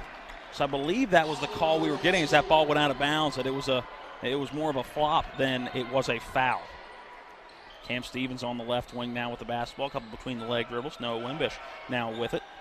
Right wing to Jarrell Jones. Sends it across to Kyle Daggett. Daggett to Thomas Lang. Lang working around a screen. You know he's trying to get a 3. Instead, he'll drive the lane off bounds, get to the Cam Stevens out of Jarrell Jones. 8 seconds left as Wimbish driving the lane. Somehow holds on to the basketball. Finishes off the glass. Little finger roll with the right hand off the glass. After stumbling like that. Rumbling, tumbling, stumbling. Eli Alvin sends it around the perimeter. Sweeney with the basketball. To Collins, back to Sweeney, and Sweeney going to get called with a traveling violation, looking to drive in the lane. A turnover for Mansfield. 7:28 remaining in the first half. We have our under 8 media timeout. Let's take the 60-second break as well. It is Shepherd 41, Mansfield 17. This is Shepherd Ram basketball on TV 10. Hi, this is Eric from Hagerstown Ford. I keep telling you that Hagerstown Ford has completely changed the car buying experience forever. And with a return policy easier than Walmart, Hagerstown Ford has a goal to deliver 350 cars and trucks per month. And when I say deliver, I mean deliver to you, where you are, just like Amazon does. And if you don't want it, return it. No questions asked. The only way Hagerstown Ford can accomplish this extremely aggressive goal is to make the car buying process fast and easy. We simply refuse to play the dumb back and forth games that most dealerships want to play. There's absolutely no reason for you to waste your precious time at a car dealership. I assure you, there is no dealership from Winchester, Virginia to Washington, D.C. that can beat our price. There's no dealership that will allow you to return your new car if you don't want it. Hagerstown Ford absolutely has the best price, and we'll bring the car to you. And if you don't want it, return it, period. No questions asked. There's no reason to buy anywhere else. Visit HagerstownFord.com to schedule your VIP experience and get your new ride delivered to you. Contact dealer for details.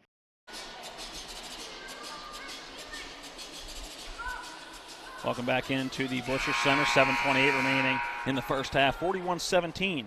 Shepherd's lead. Down to the sideline where we have Avery Newport. Guys, not only has the Rams' offense been incredible so far today, but their defense has been as well. They're forcing misses right at the basket. They're forcing turnovers, and they're getting those hustle points as well. That leads to their big lead that they've got right now in the first half. Thank you, Avery. Cam Stevens with the basketball. Over to Wimbush. Wimbush to Jarrell Jones in that left corner looking to drive baseline. Quick step back. Had an open shot. Decided not to take it. Quick ball movement around the perimeter. Now it's going to be Lang taking the three from the right wing. No good, but Wimbish able to go sky high and tip it in with the right hand on the putback. Right place, right time for that. Effort play right there. Everybody else was standing flat-footed. Wimbish using that athleticism, going up towards the basket. 43-17. That Shepherd advantage all over Mansfield. Cook had it, and gives it to Collins. Cook sends it back out to Alvin. Alvin thought about the straightaway three, but didn't do it. Now Opong with it. He's going to have to put up a three. Three on the shot clock and knocks it down as that buzzer on the shot clock expires. Good shot, Richard Opong. 43-19.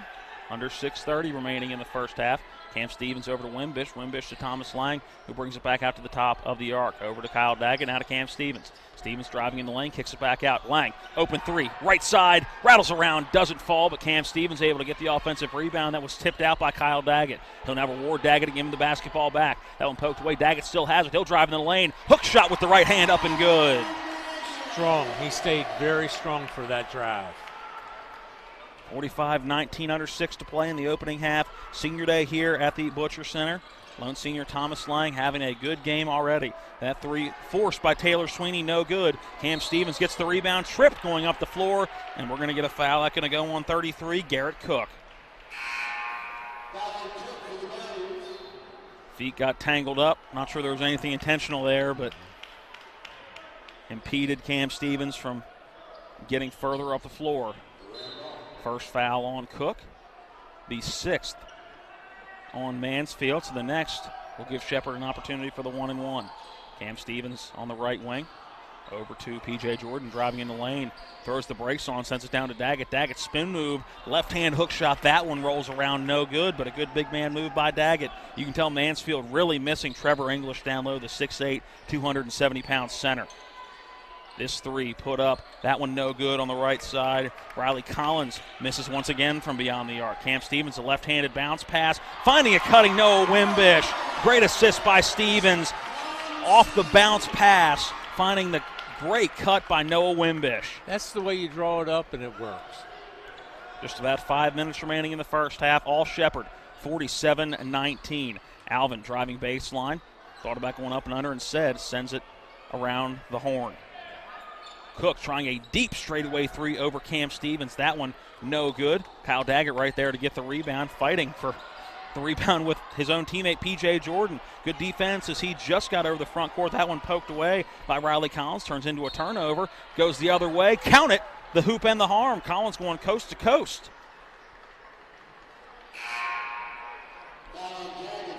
That foul going to be the second on Kyle Daggett. He will have a seat as Emmanuel Aguirre coming back in. Also John Preston coming back in the game. Noah Wimbish will have a seat, but got some quality minutes. He's really come on this latter part of the season. You look at Wimbish's numbers, averaging about 2 points a game, but definitely puts in those hustle plays when he is in. Riley Collins gets the lone foul shot, converts on the three-point play, 47-22, 4:30 remaining in the first half. P.J. Jordan with the basketball, fights through a lot of contact, maintains possession. Cam Stevens on that right wing. Goes over to Emmanuel Aguirre, a lot further away from the basket than he wants the basketball. Eager to give it up, gives it to Thomas Lang. Contested, off-balance three, left wing. That's his bread and butter.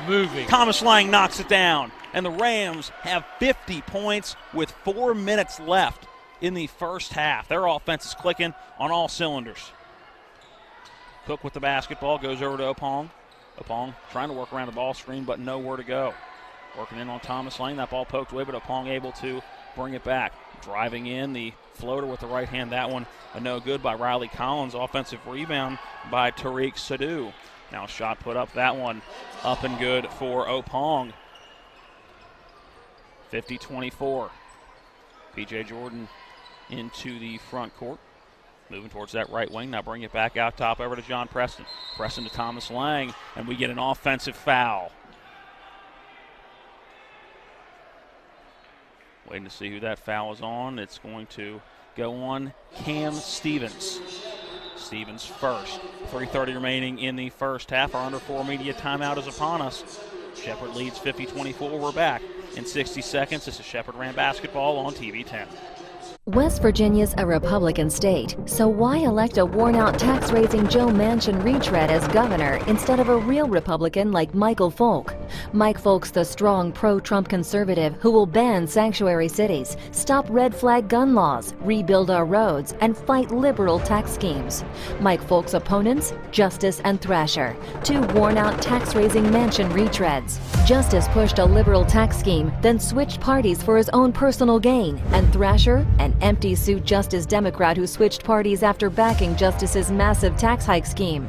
Jim Justice, Woody Thrasher, two worn-out tax-raising Manchin retreads. They've blown their chance. Mike Folk for governor. Because it's time for a change. Time for a conservative change. Michael Folk, governor. I'm Mike Folk. West Virginia needs a strong conservative Republican who supports the Constitution, President Trump, and always puts taxpayers first. Paid for by Michael Folk for governor.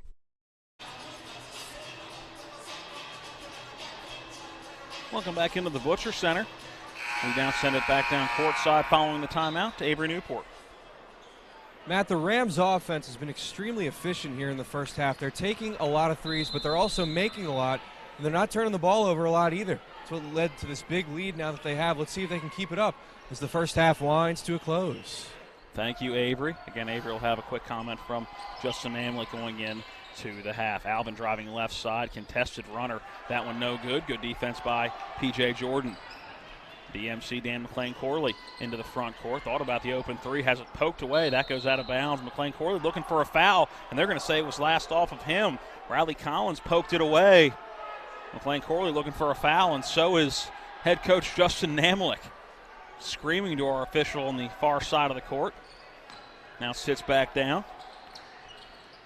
Driving in is Alvin again on that left side. Puts up the contested runner. This time gets it to go off the glass and in. Driving in on Emmanuel Aguirre.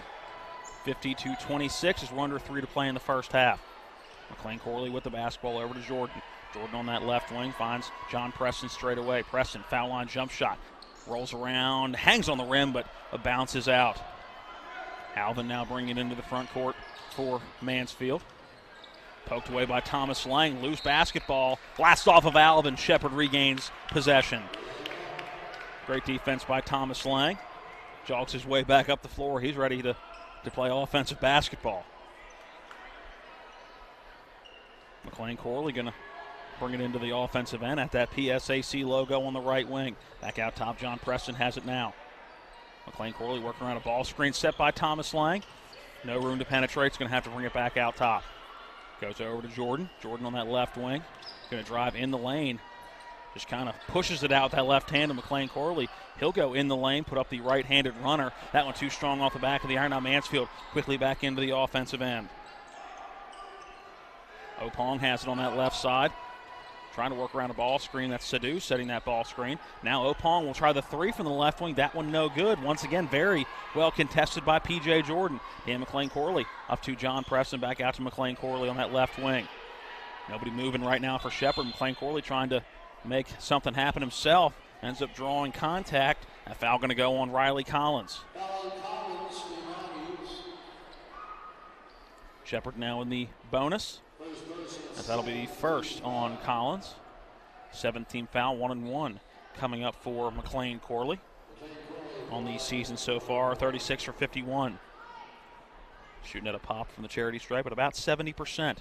That first foul shot too strong off the back of the iron, no good. And the man who committed the foul, Riley Collins, able to run that basketball down in the far corner. Gets it up to Alvin on that right wing. Looking to drive in the lane, stops, pops with that left hand. The floater too strong off the back of the iron. And Jordan gets the rebound as we have 90 seconds left in the first half. No look, give to Emmanuel Aguirre off the glass and in with the right hand. Great give by Jordan, great finish by the Tank. Cook had it back out to Alvin. Alvin on the left wing brings it back between the circles. Steadies that dribble as we have 1:13, 1:12, 1:11 left in the first half. Now back out to Cook. He's going to try the three from the left wing and rattles that one home. 52-29. As we are now going to count down time by seconds, under a minute to play. Left side, it is Jordan. No room to penetrate, has to bring it back out top. McLean Corley working back near the top of the arc over to Emmanuel Aguirre. Now finds Thomas Lang, and before Lang can put up that three, we get a foul away from the ball. And waiting to see who that foul is going on. It'll be on Mansfield. That foul going on Eli Alvin. Going to set up a one-and-one opportunity for Jordan. Jordan on the season. 63% from the line. At first, up and good. Means he earns a second. 48.1 left. Shepherd's lead, 53-29. The offense has slowed since that under 4 media timeout. Had 50 at around that 4-minute mark.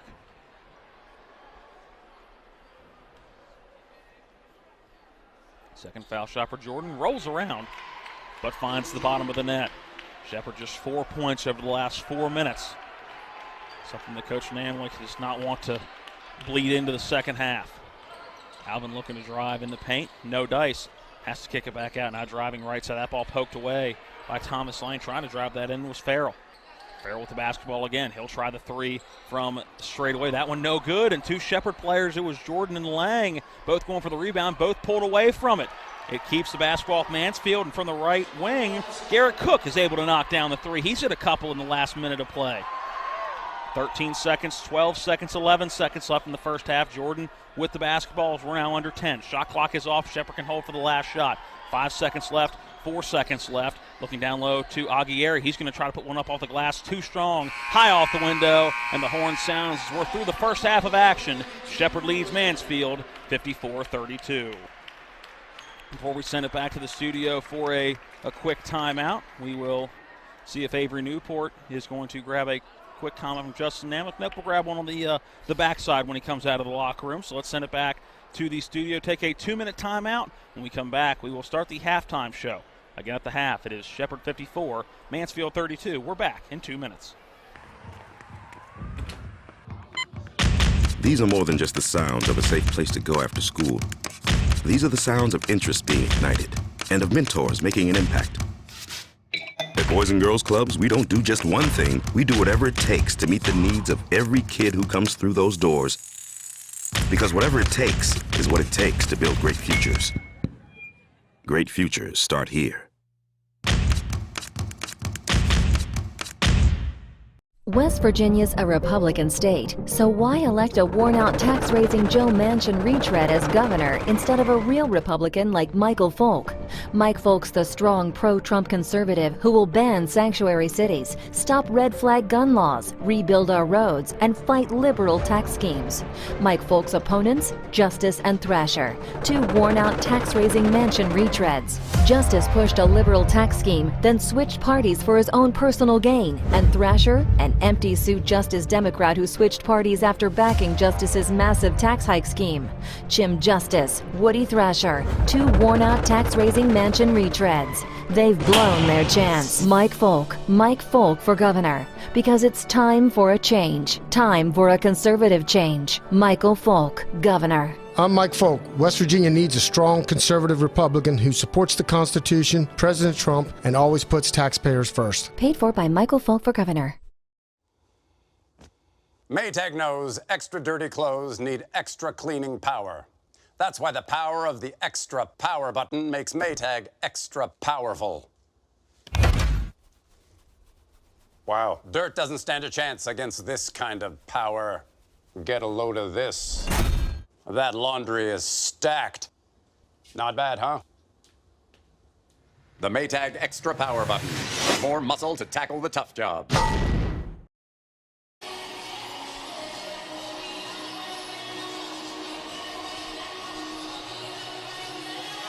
Welcome back into the Butcher Athletics Center. First half in the books. Shepherd leads Mansfield 54-32. Matt Crawford here with you in the broadcast position, high atop in the alcove. One of the two alcoves here at the Butcher Athletics Center. The dance team entertaining the folks on hand. A very, very good crowd for the last regular season home game and the last home game of the season period, as the men will hit the road for the PSAC tournament. And a very good crowd on hand senior day here at Shepherd University.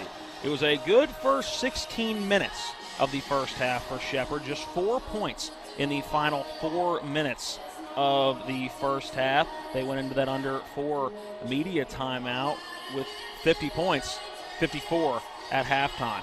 The scoring slowed to a halt in that last 4 minutes, but overall a very, very strong first half for Shepherd, shooting at a clip of 63% from the field, 61% from beyond the arc. We'll go a little bit deeper into stats later on in the post-game show.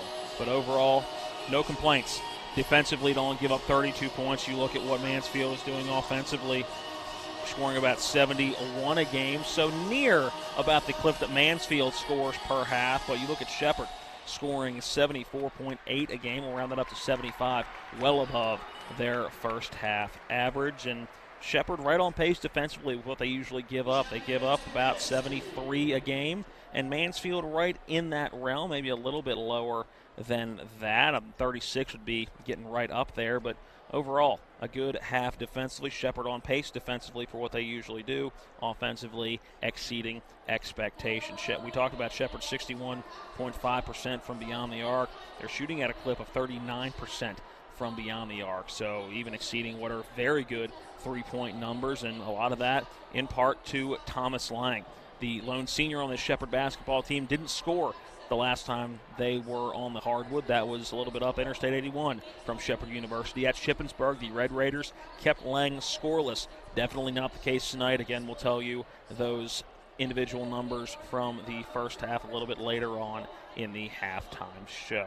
Let's go ahead and take a 2-minute timeout. When we come back, we will have Avery Newport give you our out-of-town scoreboard. What else is going on around the PSAC? A big win for the Shepherd women earlier. I'll tell you about that one. And some finals from women's action, as well as halftime scores from men's games around the conference. That coming up next after this 2-minute timeout. Shepherd's lead at the half over Mansfield, 54-32. This is Shepherd Ram basketball on TV 10. When will I be able to retire? How do I make the most of the money I have?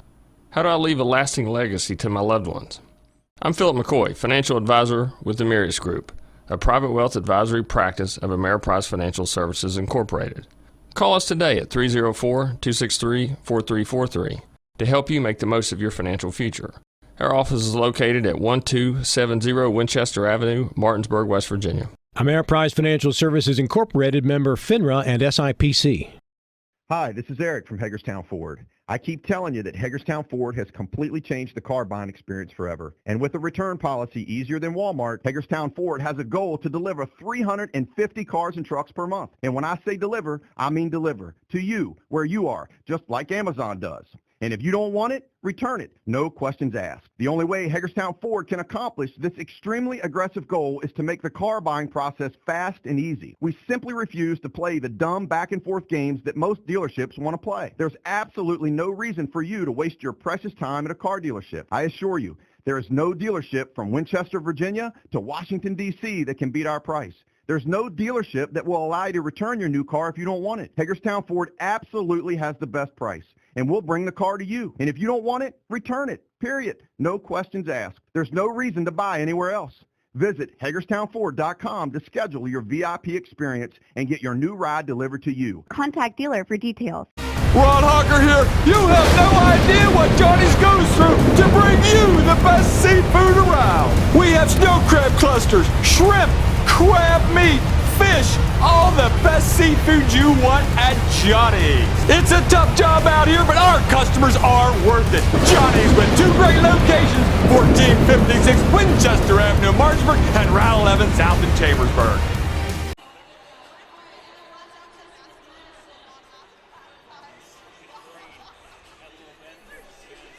All right, everybody, welcome into the halftime show here on TV 10. Let's take a look now at some of the final scores from women's action earlier today. You saw here at the Butcher Center, Shepherd took care of business against Mansfield, 91-53, the final score. Some stats for you in that one. Anna Ross on her final day as a Shepherd Ram, 30 points for her in her final home game. Abby Beeman with 11 points, 12 assists. Marley McLaughlin with 21 points in the Ram victory. Let's go across to East Stroudsburg now. They won at home against Westchester, 51-43 was the final score. Kutztown winning at home over Shippensburg, 70-62 was the final there. Gannon winning on the road against Cal U, 63-59 final score. Mercyhurst and Slippery Rock battled it out today in Slippery Rock. Mercyhurst came out on top by 10, 75-65. Lock Haven on the road took down Millersville, 74-60 was the final. Shepherd, of course, winning here at home at the Butcher Center, 91-53 over Mansfield. And Seton Hill winning at home over Edinburgh, 72-68. Well, let's look at some men's halftime scores here. East Stroudsburg and Westchester still in the first half of play, 11:48 to go in that one. And East Stroudsburg holds a 20-14 lead. Kutztown and Shippensburg here. Shippensburg on the road. They have a 12-point lead, 27-15, 6:47 to go in the first half in that one. Gannon with the lead over Cal U now, 23-20 is the score in that one. Still in the first half, 7:06 to play in that one. 3:30 to go in the first half in Slippery Rock. They're losing at home right now to Mercyhurst, 28-25. The score over there. Millersville dominating at home over Lock Haven now as the second half's about to get underway. And that one, 53-25 is the score over there. And last but not least, Edinburgh on the road in Seton Hill. They have the lead, 46-33 at halftime. That'll be it for your halftime scores and your final scores from women's action. We'll get back to you in just a moment for some first half analysis. With 4 new car dealerships and 4 used car dealerships in 3 states, Parsons is the largest used car and fastest growing new car dealer in the tri-state area. Take Parsons Ford with huge savings on hundreds of new Fords, financing from 0%, Parsons' goal of financing for all, and Parsons' famous above-market trade-in allowances that help make Parsons #1 for used cars too. See why so many won't buy anywhere but Parsons Ford in Martinsburg. We became #1 by making you #1 first. Parsons. Nothing goes better with football than chicken. From Pee Wee to the big boys to the wing T formation, a hearty meal of 12 pieces for just $9 is just what the boys need to be at their best. Oh my, fumbling, bumbling, stumbling. Omaha!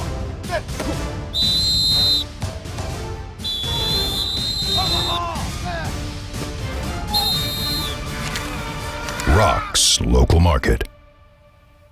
My name is Monica. I'm an elementary school teacher. My name is Mitch. I'm a graphic design specialist. We have 4 children. Currently we have life and auto insurance with Erie. Our agent is helping us to move our homeowners insurance to Erie as well. They've always been a good company and good customer service. If anything ever happens to me, my family will be protected. Your local Erie agent in Martinsburg is Smallwood & Small Insurance. Get a quote at smallwoodandSmall.com.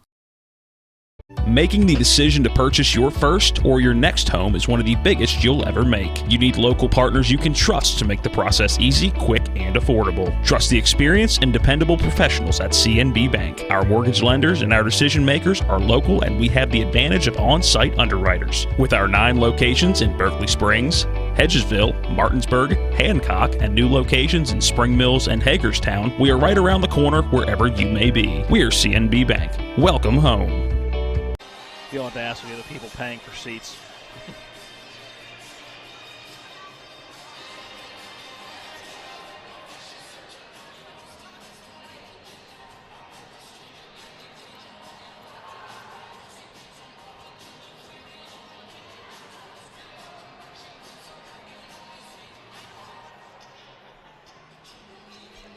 Welcome back into the Butcher Center. Avery Newport is waiting for Shepherd head coach Justin Amlick to come out. Until he is ready, let's go over some of the first half stats in this one. Leading the way for Shepherd individually, Thomas Lang. He's got 15 points in the first half, 4 of 6 from the field, 3 for 5 from beyond the arc, 4 or 5 from the charity stripe. He's the only player in double figures, 8 points apiece for Kyle Daggett and P.J. Jordan, 6 points for Noah Wimbish, 5 points for Dan McLean-Corley, 4 points for Emmanuel Aguirre, the tank, getting some quality minutes off of the bench. 3 points for Jarrell Jones and 2 for John Preston. Individual numbers for Mansfield look like this. Nobody in double figures but 9 for Eli Alvin. He is 4 for 8 from the field, 0 for 1 from beyond the arc, 1 for 1 from the charity stripe. 6 points for Garrett Cook. He's 2 for 5 from the field, 2 for 4 from beyond the arc. Has not attempted a free throw. Other individual numbers. 6 points also for Riley Collins, 4 for Richard Opong. As we look down, and Avery does have Justin Namalik real quick, so let's quickly send it down before we finish up the first half stats. Guys, I'm here with Coach Justin Namalik. Coach, what are your thoughts on the first half? I thought we shot the ball extremely well. We really didn't want to give them any threes, and we didn't want to get beat on any cuts. We did a really good job not getting beat on any cuts because they like to enter the ball into the high post and cut. We didn't get beat. Up at their place, we got beat, and then we gave a couple threes at the end. We got to make sure that we do a better job of closing out on shooters and all them to get those shots off. All right, thank you, Coach. Guys, back to you. Thank you, Avery. Down on the sideline with head coach Justin Namlik. Real quick, some other individual stats. 3 points for Jazz Farrell, 2 for Trevor English, the big man in early foul trouble. Would expect to see him start this second half, although with 3 may be a little bit longer into that second half, and 2 for Taylor Sweeney. Mansfield as a team, 34.3% from the field. That's 12 converted shots on 35 attempts, and 25% from beyond the arc. That's 4 for 16. At the charity stripe, 4 for 4, a perfect 100%. Shepherd we talked about earlier, 63.3% from the field, 19 of 30, 8 of 13 from beyond the arc. That's good for 61.5%, and 8 of 10 from the free throw line. That is good for 80%. Turnovers, only 9 combined in that first half. A very cleanly played first half. Shepherd 5 turnovers in the first half to Mansfield's 4. The rebound margin, give the edge to Shepherd, 22 to Mansfield's 13. Offensively, Mansfield 4 second chance opportunities. For Shepherd, they have 3. Your first half stats in this one for both teams. We will have the same at the conclusion of this one. Shepherd coming back out onto the floor. Mansfield still getting some last-second instruction. All the warm-up basketballs being sent back to in front of that scorer's table. Again, it would take a huge comeback in this one for Mansfield the way they played in the first half. But if you're Shepherd, you cannot take your foot off the gas. This is a good opportunity to finish on the right foot and finish winners of 5 of your last 7 going into the PSAC tournament. 4 straight wins from the 8th of February to the 19th of February. That's wins over Bloomsburg, Westchester, Kutztown, and Millersville, but 2 losses in a row at East Stroudsburg and at Shippensburg. 4 of your last 7 doesn't sound nearly as nice as 5 of your last 7 going into the PSAC tournament. Again, looks like Shepherd is going to be that 5 or 6 seed depending on what happens around the PSAC today. We will know that officially tomorrow, but we know for a fact that we will be back here on Monday as the women will tip at 6 o'clock. Thomas Lang starting with the basketball in the first half for Shepherd. Gets into the front court and an early foul, and that one is going to go on number 10, Jazz Farrell. First foul in this second half for Mansfield, for either team, and it is the second foul on Farrell. Inbounds goes to Thomas Lang. He has it at that jump circle. Gives it off to Dan McLean-Corley on that right wing. A cutter is Kyle Daggett, and once again flushes it home with 2 hands. He's got one of those in each half now. Great cut by Kyle Daggett after the pick at the top of the key, and something that Shepherd hasn't always done is find the player setting the pick as they're rolling to the basket. They've done that tonight with Kyle Daggett. Trevor English is back in. Big number 30 down low. Jump shot put up just beyond the foul line. Jazz of Farrell. That one too strong off the back of the iron. No good. Rebound for Shepherd. Laying that one to the front court. Jarrell Jones, now Daggett on that low block. Trying to work on English. He'll try the hook shot. That one a little short off the front of the iron. And Farrell able to come up with the rebound.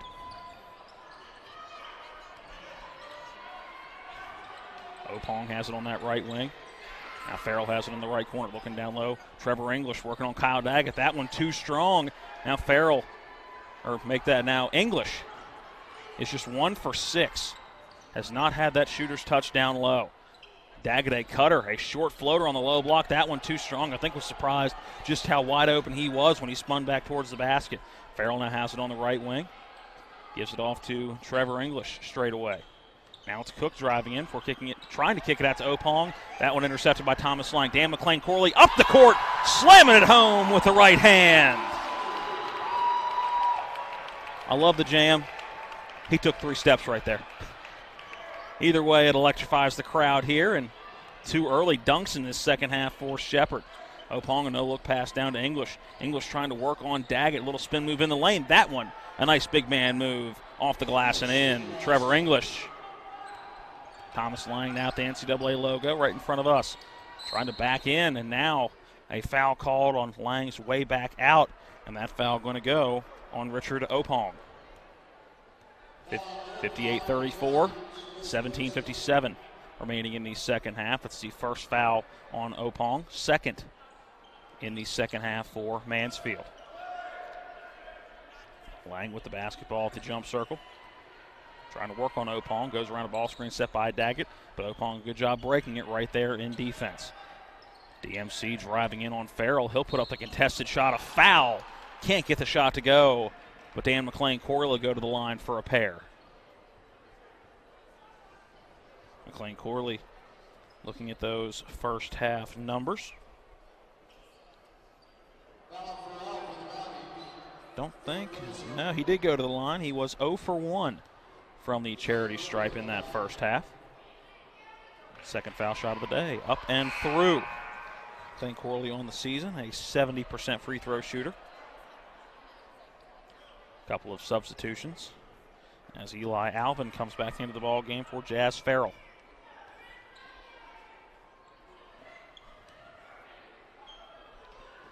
McClain-Corley bends the knee. Second foul shot up and good. Shepherd's lead, 60-34. 17:38 remaining in the ball game. Alvin has it, trying to work on Jarrell Jones. Works around a ball screen. Now Opong has it for giving it up to Cook. Cook down low to English, working on 3 defenders. Draws a foul down low, and Trevor English will go to the line for 2.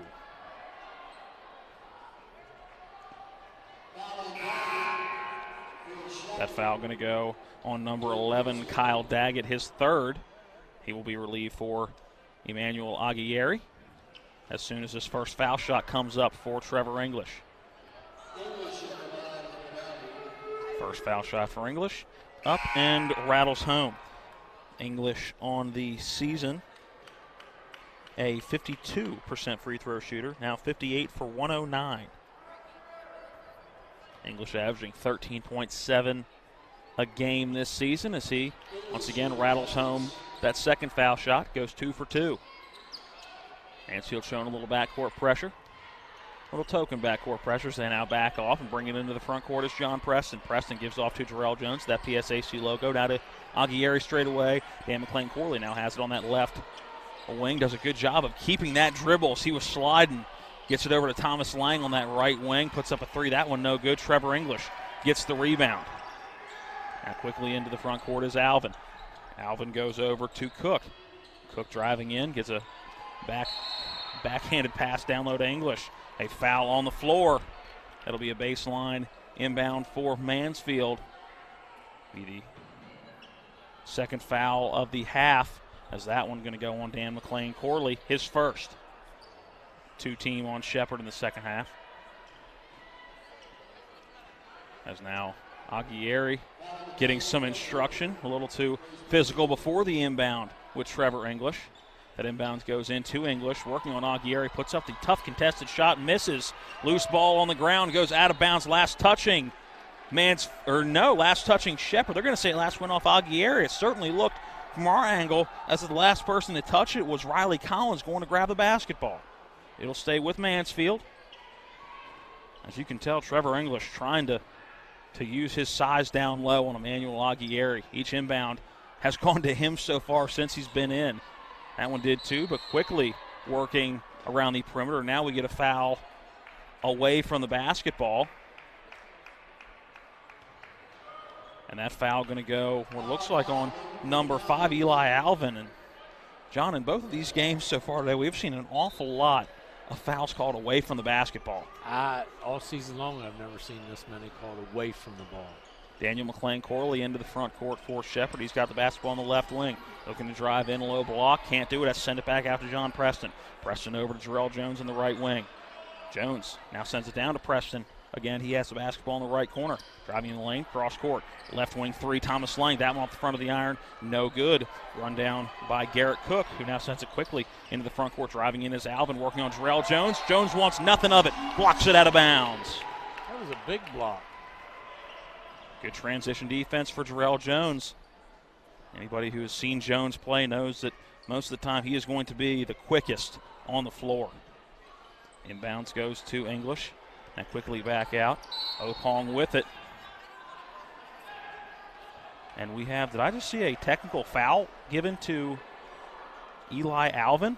Yep. We did. A second technical now issued to a Mansfield player. And that foul, that technical foul going on Eli Alvin. There was nothing real flagrant physicality-wise down low, but if there was already a conversation about doing something that he was already doing away from the basketball, then I'm guessing that was his last straw. It's going to be his third with the technical foul, and Thomas Lang going to shoot the technical free throws. And there was like no hesitation for Nope. him.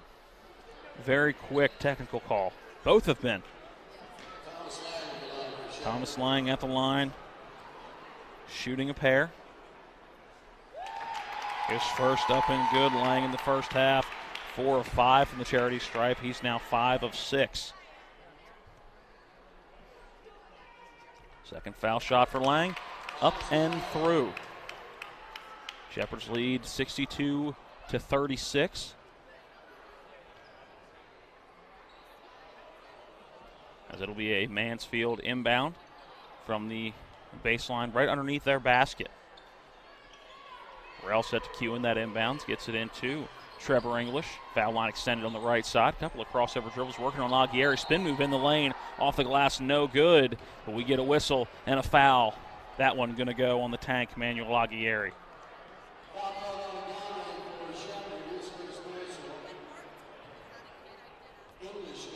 Trevor English going to the line for a pair. First foul shot up and through. He's now 3 for 3 on the day. Not bad for a 50% free throw shooter on the season. Second foul shot for English. That one up and through. And those have all been textbook. Nothing but net. 62-38 as we near 16 minutes remaining in this ball game. Thomas Lang working to the right side, gives it to Jarrell Jones. Emmanuel Aguirre has it now, quickly gives it back to Jones. Daniel McClain-Corley working back to the top of the arc. Jarrell Jones has the basketball. Left wing, back out top to DMC. Now over to John Preston on that right wing. 10 seconds, 9 seconds, 8 seconds on the shot clock. John Preston driving in. A runner with the right hand, that no good. Loose ball down low. Goes out of bounds, last touching Emmanuel Aguirre. Mansfield basketball when we come back. 62-38, we'll come back. 15:39 remaining in the ball game. Our under 16 media timeout. Let's take the 60-second break as well. This is Shepherd Ram basketball on TV 10.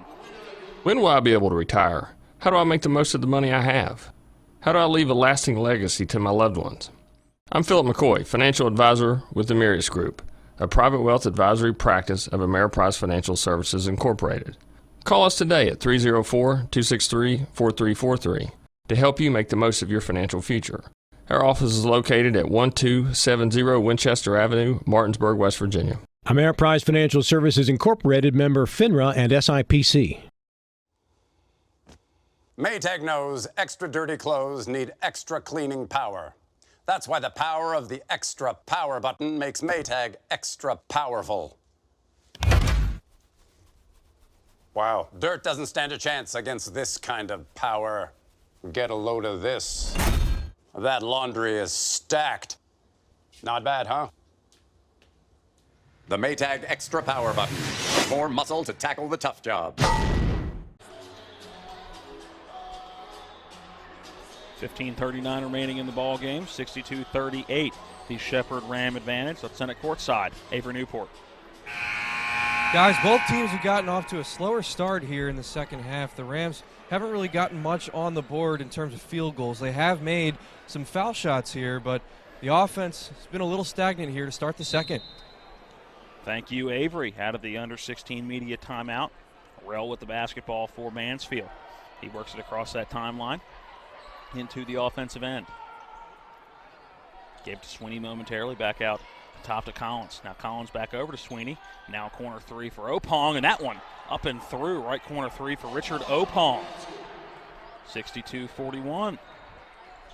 21 points is that Shepherd lead.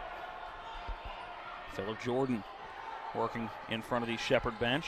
Looking down low for Aguirre, can't get it to him. Place catch with John Preston, now working for Emmanuel. Good shot right at the rim, too strong. Off the glass, hung on the front of the rim and bounced out. Now Rell into the front court for Mansfield. A little over the back, behind him, pass to Taylor Sweeney. That one rattled around, hit off the backboard and fell. Quick run for Mansfield, quick little 6-0 run. 62-44 as we're under 15 to play. And Justin Namlik wants a timeout, doesn't like what he sees defensively. This one will be a 60-second timeout, so let's go ahead and take the 60-second break as well. Back in 1 minute with 14:42 remaining in the second half. It's Shepherd 62, Mansfield 44.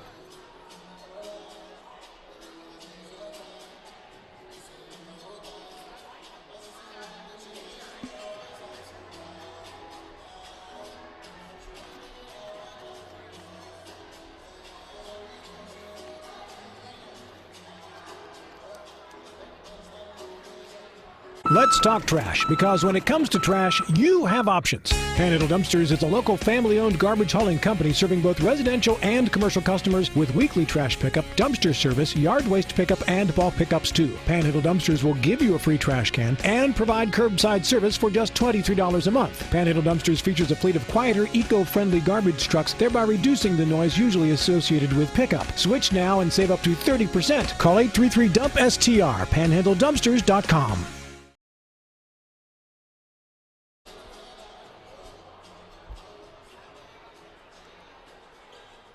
Welcome back into the Butcher Center. Let's send it courtside with Avery Newport. Guys, it was a wise timeout there by the Rams. 2 quick threes made by Mansfield there. They didn't want any momentum to be built up by the Mounties. Shepherd basketball. Thank you, Avery. P.J. Jordan gets it into the front court. John Preston now with the basketball. He's on that right wing, looking to give it back to Jordan, which he does. Now Jordan and Thomas Lang. Lang, a deep contested three. That one just hitting the net on the way down, but not in the good way, as eventually tipped back out of bounds near midcourt. It'll be Mansfield basketball. Not a wise three by Thomas Lang, just trying to get something going offensively. No dice on that one. Rell crosses the timeline into the front court for Mansfield. Picked up by Thomas Lang defensively. Uses that right-hand dribble out to the left. He'll move to this near side of the right wing. Goes cross-court, a dangerous pass. The one hauled in, a three put up in that left corner, no good. But an offensive rebound, a second-chance opportunity. It was Garrett Cook, that three from the left corner. Now that second-chance three put up by Taylor Sweeney. That one from the left wing, up and good. 62-47. 9-0 run for Mansfield. Let's see if Shepherd has a counter here. John Preston over to Cam Stevens. Stevens picks that dribble up, finds Manuel Aguirre. Aguirre gives it off to Thomas Lang. Lang over to Preston. Preston driving in the lane just inside that foul line. Puts up the jump shot, up and good, and Shepherd needed that basket in the worst way. 64-47, 13:35 remaining in the ball game. Shepherd hoping to finish the regular season on the right foot. Opong driving in as that shot blocked. Nope, it's going to be a foul on P.J. Jordan. And going to the line for two will be Richard Opong. Fourth team foul.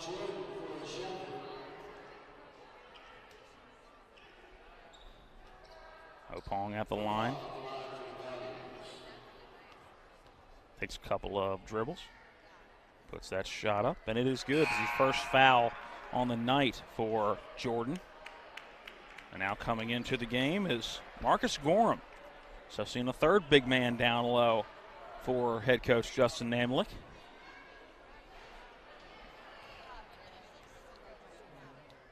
Opong takes a couple of dribbles, puts up that second foul shot. That one too strong off the back of the iron.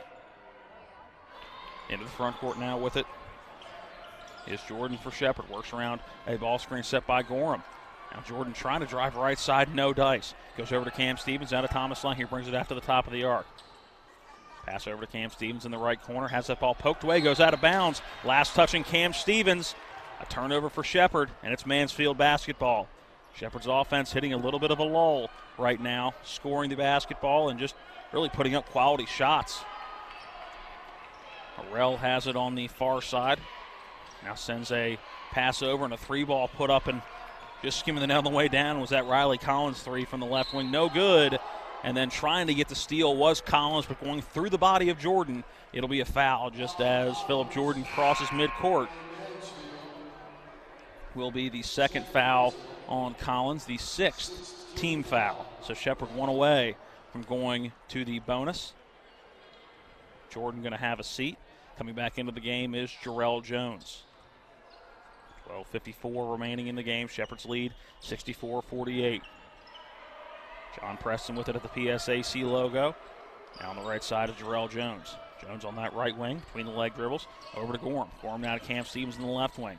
Stevens looking to drive in the lane. Kicks it out. Jarrell Jones has it on the right wing. Driving in the lane, loses the basketball, but Gorham there to corral. Puts up the hook shot in the lane. That one too strong. Jones tries to the tip in, no good, but Gorham able to run it down and put one in with the right hand off the glass. That was a lot of effort down low by Marcus Gorham and Jarrell Jones. Good to see Shepherd get a basket on that effort down low. 66-48, an 18-point game. Opong puts up foul line extended jump shot on the left. That no good, but tipped out of bounds, and Opong has it once again. Sends it over. Rell has it now just in front of the Mansfield bench. Works around a screen by Sweeney. Rell going to step back, take the left wing three, and got it. The threes are falling for Mansfield so far in this second half. Lang quickly in front of the Shepherd bench and now pulls it back out. Sends a pass to John Preston out of Jarrell Jones on this left wing. Over to Gorham. Gorham to Cam Stevens. He's on the right wing looking to drive in at the foul line. In the paint, kicks it out to Jarrell Jones. Jones going to try a three from the left wing and knocks it down. Jarrell Jones says, I want what Mansfield's having. Wants a three of his own and got one. 69-51. Under 12 to play. 11:30 on a running second half clock. Sweeney has it, sends it down low to Rell. Working on Thomas Lang, goes up. No basket. Foul is going to be on the floor. And that is very, very close to being in the act of shooting. Shepherd will take it. And it'll be an inbound for Mansfield underneath their basket when we come back. The under 12 media timeout is upon us. We'll take the break. We'll come back. 11:26 remaining in the game. Shepherd's lead over Mansfield, 69-51. We're back in 1 minute. With 4 new car dealerships and 4 used car dealerships in 3 states, Parsons is the largest used car and fastest growing new car dealer in the tri-state area. Take Parsons Ford with huge savings on hundreds of new Fords, financing from 0%, Parsons' goal of financing for all, and Parsons' famous above market trade-in allowances that help make Parsons #1 for used cars too. See why so many won't buy anywhere but Parsons Ford in Martinsburg. We became #1 by making you #1 first. Parsons.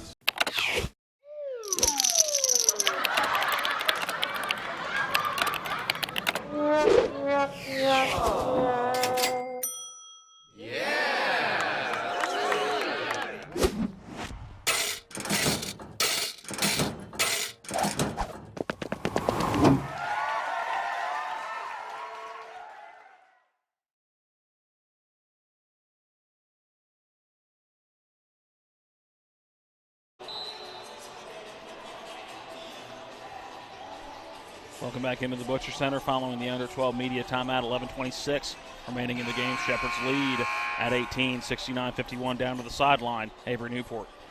Guys, over the last couple of minutes, Mansfield has built up a little bit of momentum here. They made some big threes. They drew some fouls, got the Rams in a little bit of trouble, but that last three on this end by Jarrell Jones gives the Rams a little bit of a cushion now. Maybe the momentum could be back on their side shortly. Thank you, Avery. Cook has it, gives it off to Collins. Collins back out top to Rell. Rell works around a ball screen. Now back out top, it's Sweeney. That three from straightaway off the front of the iron, no good. And we get a foul going for the rebound. That one is going to go on Riley Collins. That foul on Collins is going to be the 7th, his 3rd. That's 7th on the team, and it should go to the other end of the floor, and it will. It'll be a 1-and-1. Marcus Gorham was the one going after that loose ball as well. So he will be at the line shooting a 1-1 on the season so far. Looking at Gorham's numbers, 5 for 11 from the free throw line. That one not going to help that average off the back of the iron, but Cam Stevens gets the offensive rebound, and Shepherd can set up the offense as that clock nears 11 minutes left. Jordan with it, in between the circles, working around a ball screen set by Gorham, loses the basketball. Opong able to come up with it, a turnover for Shepherd. Opong working up the left side, little Euro step off the back of the iron, no good. Loose ball, being able to run it down is the man who shot it, Richard Opong. Another loose one, but Rel able to be there. Now Sweeney driving in baseline. He goes up strong and just drops it in the bucket. I believe we're going to get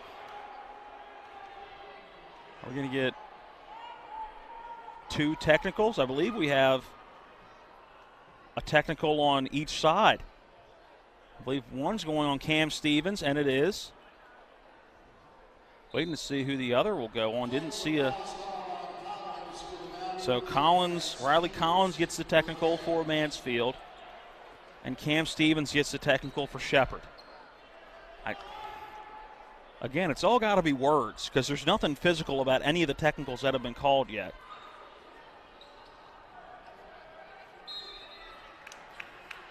So 4 technicals now have been given in the game today. 3 for Mansfield, 1 for Shepherd. 10:34 on a running second half clock. Shepherd's lead 69-53. The Rams have the basketball. Jarrell Jones on the right side sends it back out to Preston. Preston to Jordan straight away. Now to DMC on that left wing. He'll stop and pop from 3. That one at the front of the iron, no good, but Jordan able to get the rebound. He's in that low block, sends it back out top. John Preston will try his luck from 3 and knocks it down. A big 3 for John Preston. Extends the Shepherd lead back out to 19, 72-53. As we get closer and closer to 9 minutes, as we are now under 10. Drive on the left side, great take on the left side, off the glass by Mike Rell. 72-55. Jordan does get it into the front court past Opong. Now Shepherd has numbers. John Preston straight away gets to DMC on the left wing. Out of Preston again straight away. He will pull it back out and set up the Ram offense. Kyle Daggett has it on the left wing. Now again to McLean Corley. He's going to drive in the paint. Goes strong to the right side, but misses that one short. Put it off the glass, hit the side of the rim. Did not fall. Farrell has it in the front court. Now Sweeney back to Farrell. Rell has it now on that right wing, working down low. Trevor English. The big man has the basketball, working right on Kyle Daggett. Up and under with a reverse. Didn't even use the glass. Great take by the big man. 72-57. Back to a 15-point game. Nearing 9 minutes left in the contest. 9:05 and counting. Jordan with the basketball. Moves to that right side. He's on the right wing. Gets it down low to Daggett. See what Daggett can do on English. Strong inside move by Kyle Daggett, and the baby hook with the left hand.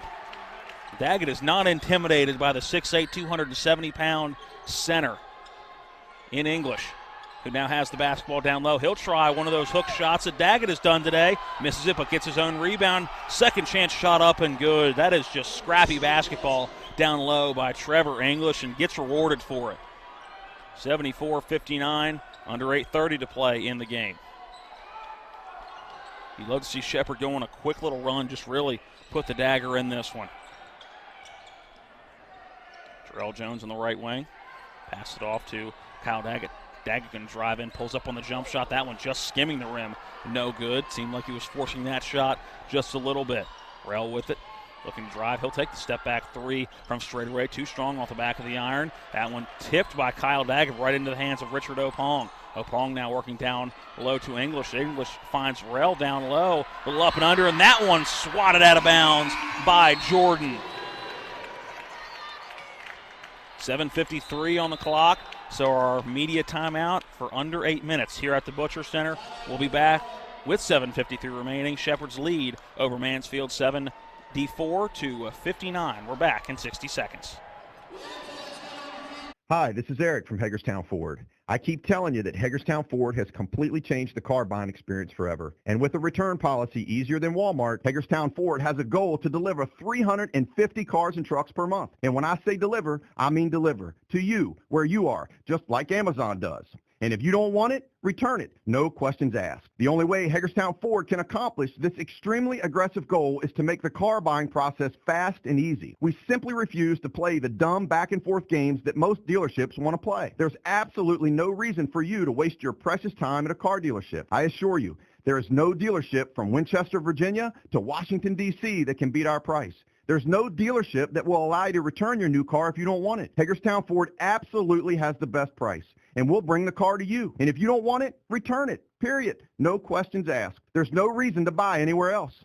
Visit HagerstownFord.com to schedule your VIP experience and get your new ride delivered to you. Contact dealer for details. Welcome back into the Butcher Center, 74-59. Shepherd's lead is 15 with 7:53 remaining in the game. Send it back down to the sideline. Avery Newport.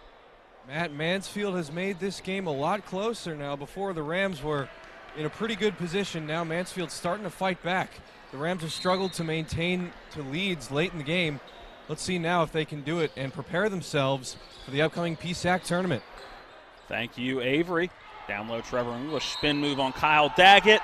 Will they count the basket? They will, and the foul. And English going to go to the line for three the old-fashioned way and try to get ever closer to a single-digit game. Mansfield not going anywhere. And, man, if Trevor English doesn't get in foul trouble in that first half, we may be looking at a much closer game than this. He has been a big factor here in this second half here at the Butcher Center. Kyle Daggett comes out with 4 fouls. We expect him to be out till at least that 4 or 3 minute mark. Foul shot for English. Rolls around, doesn't fall. First one he's missed today. Into the front court is John Preston. Working to the right side. Gives the ball off to Jarrell Jones. Jones straight away, takes a step back. He's now between the circles. Aguirre had it momentarily, now to Thomas Lang. Lang been pretty quiet in this second half and wants to change that. Little runner in the lane with the right hand. Good take by Thomas Lang, 76-61. Again, that pass down low for English, working on Aguirre. That shot blocked from behind by John Preston. English looking for a foul, not going to get one. Lang into the front court, gives it off to McLean Corley. He's on the right wing, driving in the lane, gives it to Aguirre, trying to work on English, loses the basketball. Rell right there to take it away. Now almost taken away again. We'll get a foul moving up the court. I believe that's going to go on 4-4 Dan McLean Corley. No, they're going to get that one on Emmanuel Aguirre. That'll be his second. Both were in the area, and I thought the play had already gotten past Aguirre, but apparently he will pick up the second foul. Foul number 8 on Shepherd, so both teams now in the bonus.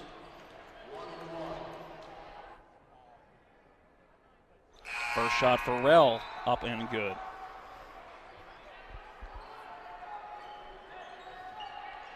Rell on the season, an 88% free throw shooter. And Mike Rell only averaging about 14 minutes a game as he misses that second foul shot. He has played a lot more than that in this one. He has been in the game more than he hasn't so far in this one. 76-62, under 7 to play. Thomas Lang with it, goes around a ball screen set by Emmanuel Aguirre. Looking for the cutter, or the pick man, he has one. Down low, it's Aguirre working low on the low post in the lane. Gets the shot, the baby hook. Hung on the back of the iron for just a split second, but drops through. Shepherd's lead back out to 16, 78-62, 6:30 remaining in the game. Rell over to a teammate. That is a Riley Collins 3. That one no good, going out of bounds. Last touching Mansfield. It'll be Shepherd Ram basketball. Couple of substitutions. Shepherd going with the smaller lineup right now, as I think there was a mistake on who was supposed to go in and where.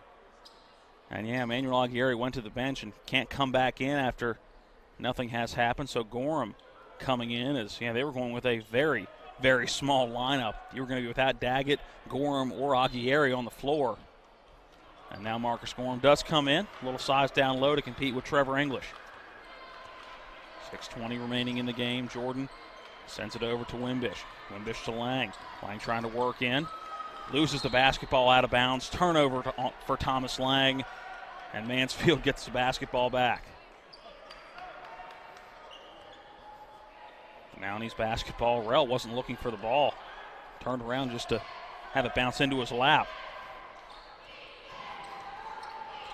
Rell on that right wing looking down low. English has it working on Gorham. Shuffles those feet a little bit going towards the basket, but finishes off the glass. Back to a 14-point game. We're under 6 to play, 78-64. Jordan into the front court. Has to pull it back out before going deep into that right side. Wimbish now to Lang. Lang over to Gorham. Gorham gives it to McLean Corley.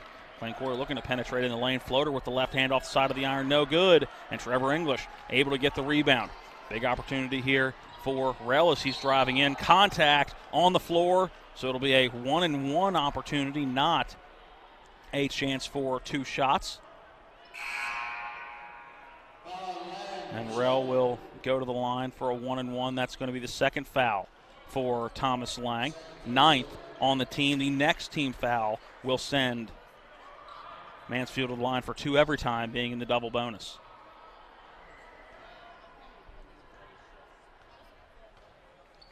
Rell takes a couple of dribbles, puts up that first free throw, up and through.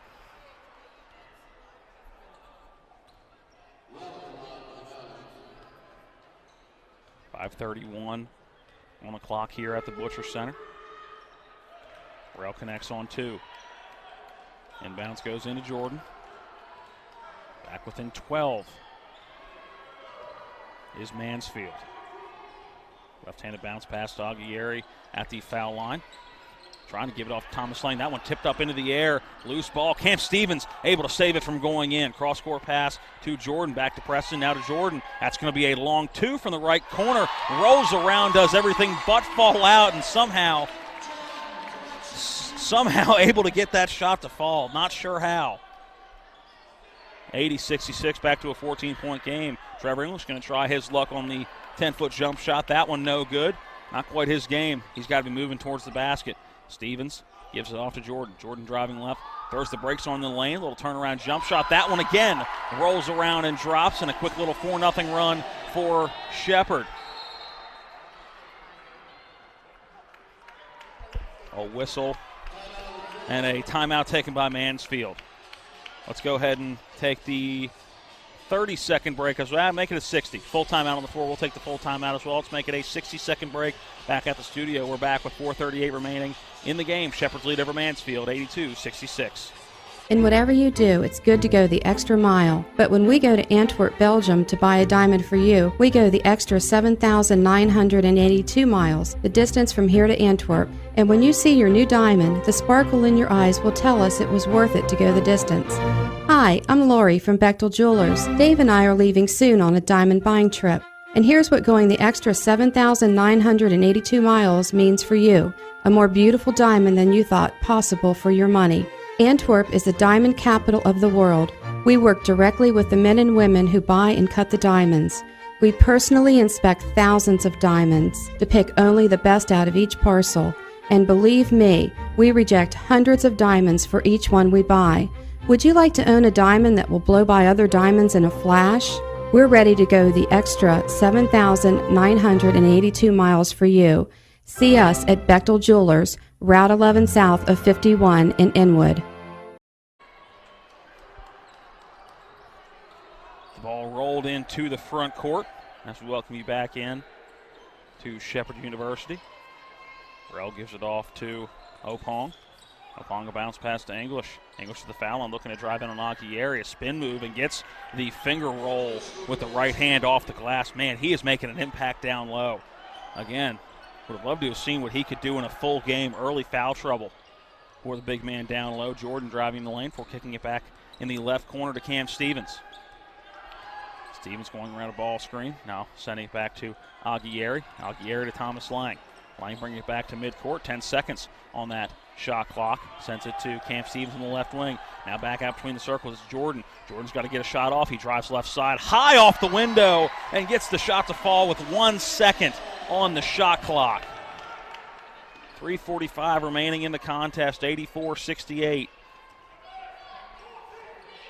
Mansfield has hung around, but that clock slowly becoming an issue for them. There's a 3-ball from the right wing. That one no good. Taylor Sweeney put that one up.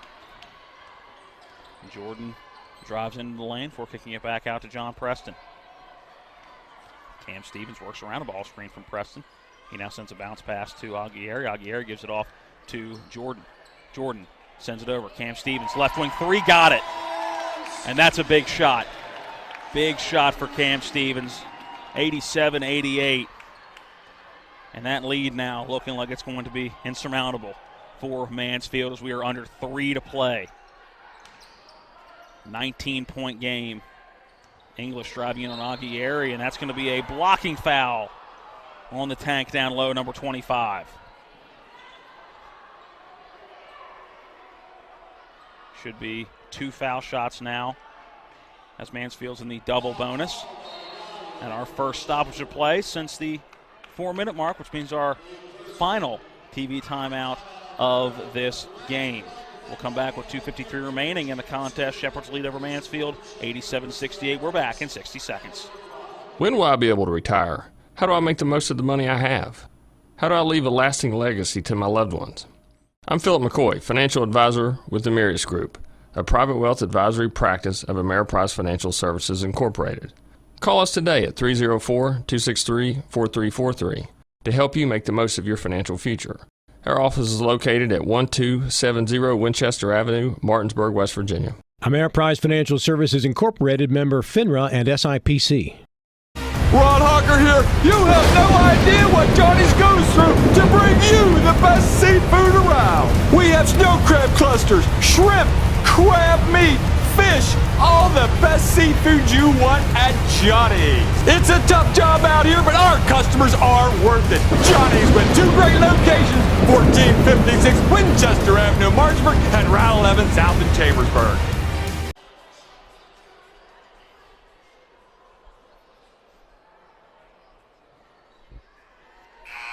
.253 remaining in the game. Shepherd's lead at 19. Let's send it back down to Avery Newport on the sideline.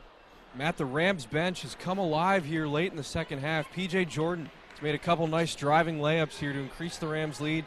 As you saw a minute ago, Cam Stevens knocked down to big 3. The Rams are in a good position right now. First foul shot for Trevor English off the back of the iron, no good. 2 timeouts left for both teams as that second foul shot, no good, as those were 2 big ones from the charity stripe. You would expect Shepherd to milk the play clock a little bit here. Wouldn't expect that offense to really get going until about 10 seconds left before they're moving towards the basket. Although you never know with a Justin Amlick offense. Aguirre almost loses the basketball, and now there's going to be a foul well away from the basket. That's going to go on Trevor English, and it'll send Emmanuel Aguirre to the line for a 1-and-1. That is his 4th, team's 9th. 2:32 remaining in the game. Aguirre looking to make it a 21-point game. Makes it 20 with that first one. 88-68. Gets that basketball back. Couple of dribbles, bends the knees. That second one rolls around and through. A 21-point lead for Shepherd. 89-68, 2:30 remaining in the ball game when this ball is touched by Rel, and it is. Now under 2:30 to play in the contest. Rel at the top of the key. Gets a slight ball screen from English. Now sends it down low. It is Sweeney driving right side baseline. Puts a shot off the glass and in. Good job by Preston not committing the foul. Not necessary at this point in the game. Into the front court is Jordan. Jordan spinning around Rel, now driving into the lane, kicks it over to Cam Stevens on that left wing. Stevens looking to give it off. He does to John Preston, who's going to try his luck from 3 from the left corner. That is no good, but kicked back out by Aguirre. Now Thomas Lang with the basketball. Lang fouled just in front of the Shepherd sideline. Saw the hand go up. Was that a foul, or were we just getting a Signal of a stoppage in play. No foul because that would have gone on English. And now with 1:50 remaining, coming out of the game is senior Thomas Lang as he will get his curtain call in front of the fans here at the Butcher Athletic Center. Everybody coming to their feet as the 4-year contributor here at Shepherd comes off the floor for his final time at home.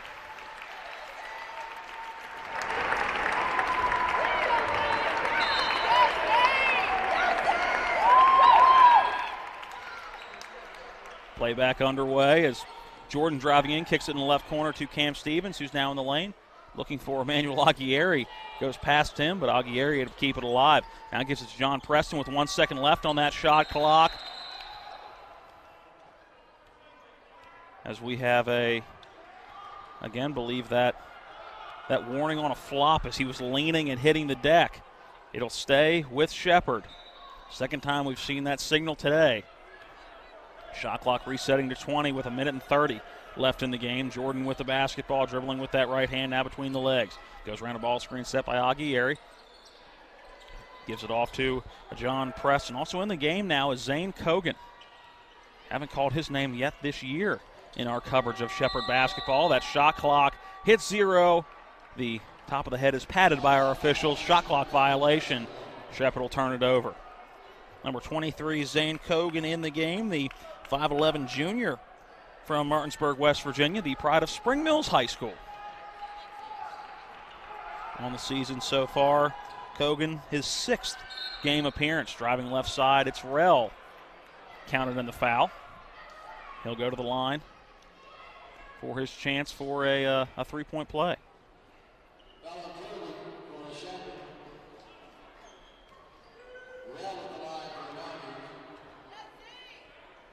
That lone foul shot up and through. 89-73 as we near 1 minute to play. Jordan now into the front court. Patty Alter announces to those on hand that there is under a minute, or at least he usually does. A little premature on that one. 55, 54, 53 seconds. Jordan moving to this near side, works around the ball screen set by Preston. Now finds Preston, who then goes in the corner. That's Cam Stevens with the 3 off the back of the iron, no good. Trevor English gets the rebound. Now into the front court is Mansfield. Rell with the basketball, looking to drive in on Cogan. Cogan wants none of it. Rell using a very high dribble and puts up a floater with the right hand. Rattles around, bounces out.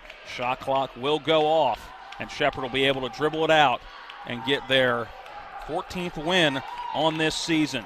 Their record will improve to 14-14 overall, 10-12 in conference play once this horn hits 0 on their way to the PSAC tournament next Monday.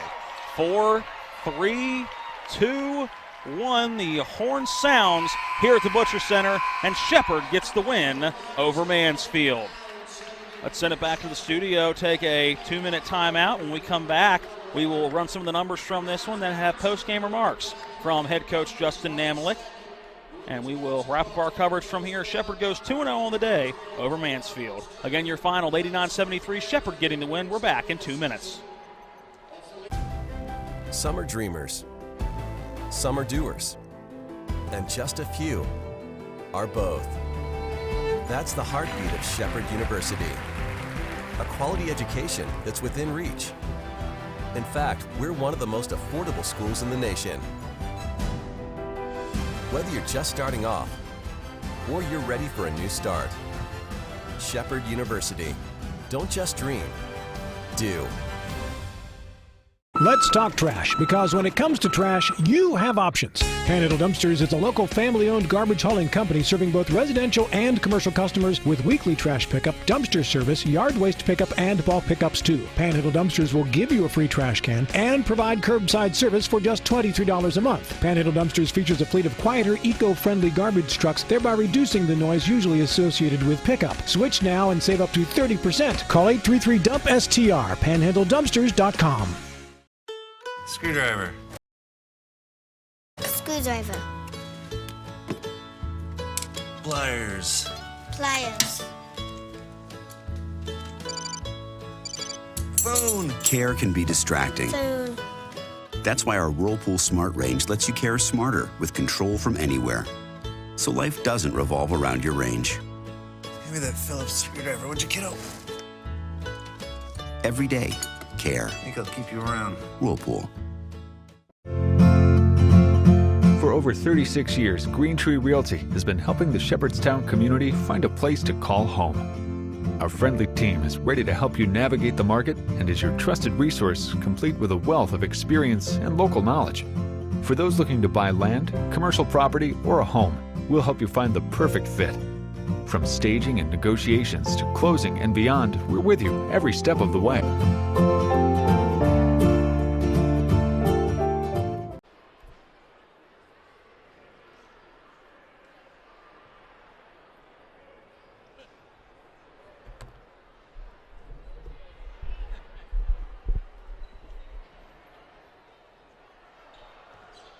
Welcome back into the Butcher Athletic Center. Real quick, we're going to run through some of the numbers. We will send it sideline with Avery Newport to get a comment from Justin Namalik following the victory over Mansfield, 89-73. With the win, Shepherd again improves to 14-14 overall in the season, 10-12 in the conference, now 11-4 at home for Mansfield. They drop to 6-21 overall, 5-17 in conference play, and now 1-11 on the road. Individual numbers look like this. Starting with Mansfield, 18 points for Trevor English, and that was only in 24 minutes. He had a big impact when he was in the game, but that wasn't all that often that he was in the game. Early foul trouble in the first half, causing him to miss the majority of that first half. 11 points for Mike Rell. He went 3 for 8 from the field. Also 12 points for Taylor Sweeney. Those 3 in double figures for Mansfield. 9 points for Eli Alvin, 8 points for Richard O. Pong, 6 apiece for Garrett Cook and Riley Collins, 3 points for Jazz Farrell, and that rounds out the individual numbers for Mansfield. For Shepherd leading the way, senior Thomas Lang. He went 5 of 10 from the field, 3 for 8 from beyond the arc, 6 for 7 from the charity stripe. He finished with 19 points. 14 for P.J. Jordan. He went 5 for 5 from the field, 2 for 2 from beyond the arc, and 2 for 2 from the charity stripe as well. Also chipped in 6 rebounds and 4 assists. Kyle Daggett, 6 for 12 from the field. That was good enough for 12 points. Also chipped in 3 rebounds. 9 points for Dan McLean Corley, 6 points for Darrell Jones, Cam Stevens, Noah Wimbish, 8 for Emmanuel Aguirre, 2 for Marcus Gorham, and 7 for John Preston, who also chipped in 10 defensive rebounds. Some team totals in this one. Shepherd as a team shot 55% from the field, 47.8%, so we'll bump that up for him, 48% from beyond the arc, and 82% from the foul line. For Mansfield, they shot 39% from the field, 31% from beyond the arc, and 72% from the free throw line. Rebounding totals, 32 for Mansfield, 40 for Shepherd. Shepherd finished with 10 turnovers to Mansfield's 6. Let's go ahead and send it back to the studio, take another 1-minute timeout. When we come back, we will send it down to Avery Newport, who will hopefully have Justin Namlik at that point, and we will wrap up our coverage from Shepherdstown today after this 1-minute timeout. Again, the final, 89-73 Shepherd beating Mansfield. When will I be able to retire? How do I make the most of the money I have? How do I leave a lasting legacy to my loved ones? I'm Philip McCoy, financial advisor with the Mirius Group, a private wealth advisory practice of Ameriprise Financial Services Incorporated. Call us today at 304-263-4343 to help you make the most of your financial future. Our office is located at 1270 Winchester Avenue, Martinsburg, West Virginia. Ameriprise Financial Services Incorporated, member FINRA and SIPC. When you do the same thing for 135 years, you learn to do it well. For 135 years, we've been helping families through the hardest times of their lives. That's because we're a family as well. When your family loses a loved one, we're here to help. We're Brown Funeral Home in Martinsburg, Inwood, and Charlestown, Ranson. We're here when you need us. Welcome back into the Butcher Center. Let's send it down courtside. Avery Newport has victorious head coach Justin Namalik. Guys, I'm here with Coach Namalik. Coach, big win today. How do you feel about your team going into the PSAC tournament? You know, I thought we played really well in the first half. You know, we didn't play so well in the second half. You know, we talked to the team about that, like not having any let-ups. We knew that Mansfield was going to fight back. We're going to have some carryover till Monday. So, but I don't think it's really going to affect us. You know, we're going to have to go on the road. And, you know, we have not played well on the road, you know, and so I just hope that everything that we have talked about, all the lessons, you know, if we can maybe put it together and see, you know, just start to claw one day at a time, you know, because we're either going to be at Lock Haven or at Millersville. You know, we beat Millersville twice, but we've lost to Lock Haven twice. So, I mean, each team's going to have their own challenges, so we'll have to get ready tomorrow. Talk about the impact that Thomas Lang has had on your program. Yeah, I mean, he's a special one. You know, I think it's probably like his sophomore year. I remember somebody asked me, like, how did you know he was going to be so good? And I said to him, like, how could you not know that? You know, like when you watched him in high school, he just had such a motor. He played with energy. He was a leader. You know, and for him to come into our program at the time, like he got to see some great leaders in Naeem Muhammad and Skylar Roman his freshman year. And, you know, he has carried those lessons on for our program. And for him to do that this year with the young and experienced team by himself has just been remarkable to watch. And I'm so grateful because those lessons are going to carry over with our team for the next 3 or 4 years. Thank you, Coach. Good luck to you. Guys, back to you. Thank you, Avery, and thanks for being down there all game. Looking forward to maybe having Avery as a part of our broadcast on Monday in the same realm. All right, well, that's going to wrap up our doubleheader from Shepherdstown today. Big thanks to all the folks here at the Butcher Athletic Center, Melanie Ford, Chip Ransom, Athletic Director Chauncey Wimbush. A big thanks to Eric Sterk back at the studio, Avery Newport on the sidelines, John Alderton, our TV10 cameraman. A quick reminder, then game one, it was 91-53 Shepherd getting the win on the women's side. They finished the regular season 19-8 overall, 13-8 in PSAC play. And for the men, they get the win 89-73. They improve their regular season record to 14-14, conference record to 10-12. Both teams will be in the PSAC tournament on Monday. A big thanks to all of our sponsors as well. It's going to wrap up our coverage. This has been Shepherd Ram Basketball on TV10. The following is a sports broadcast presentation of TV10 Martinsburg. It's time for the excitement of NCAA Division II basketball featuring the Pennsylvania State Athletic Conference and your Shepherd University Rams. Today's play-by-play video coverage is being brought to you by Hagerstown Ford. We deliver to your home. FordofHagerstown.com. Panhandle Dumpsters, because you have a choice. PanhandleDumpsters.com. The Mirius Group. Start planning for a brilliant future. The Joe Ferretti Law Office in downtown Martinsburg, delivering first-rate service and results for our clients. Green Tree Realty, a great place to call home. Jackie Lewis Broker. GreenTreeRealty.com. Mike Folk for Governor. Accountable, ethical, responsible. Folk4WV.com. And by Smallwood and Small, an Erie affiliate. Total Insurance Solutions. Standing by is our TV10 broadcast team. Let's head to the court and get today's pregame show underway.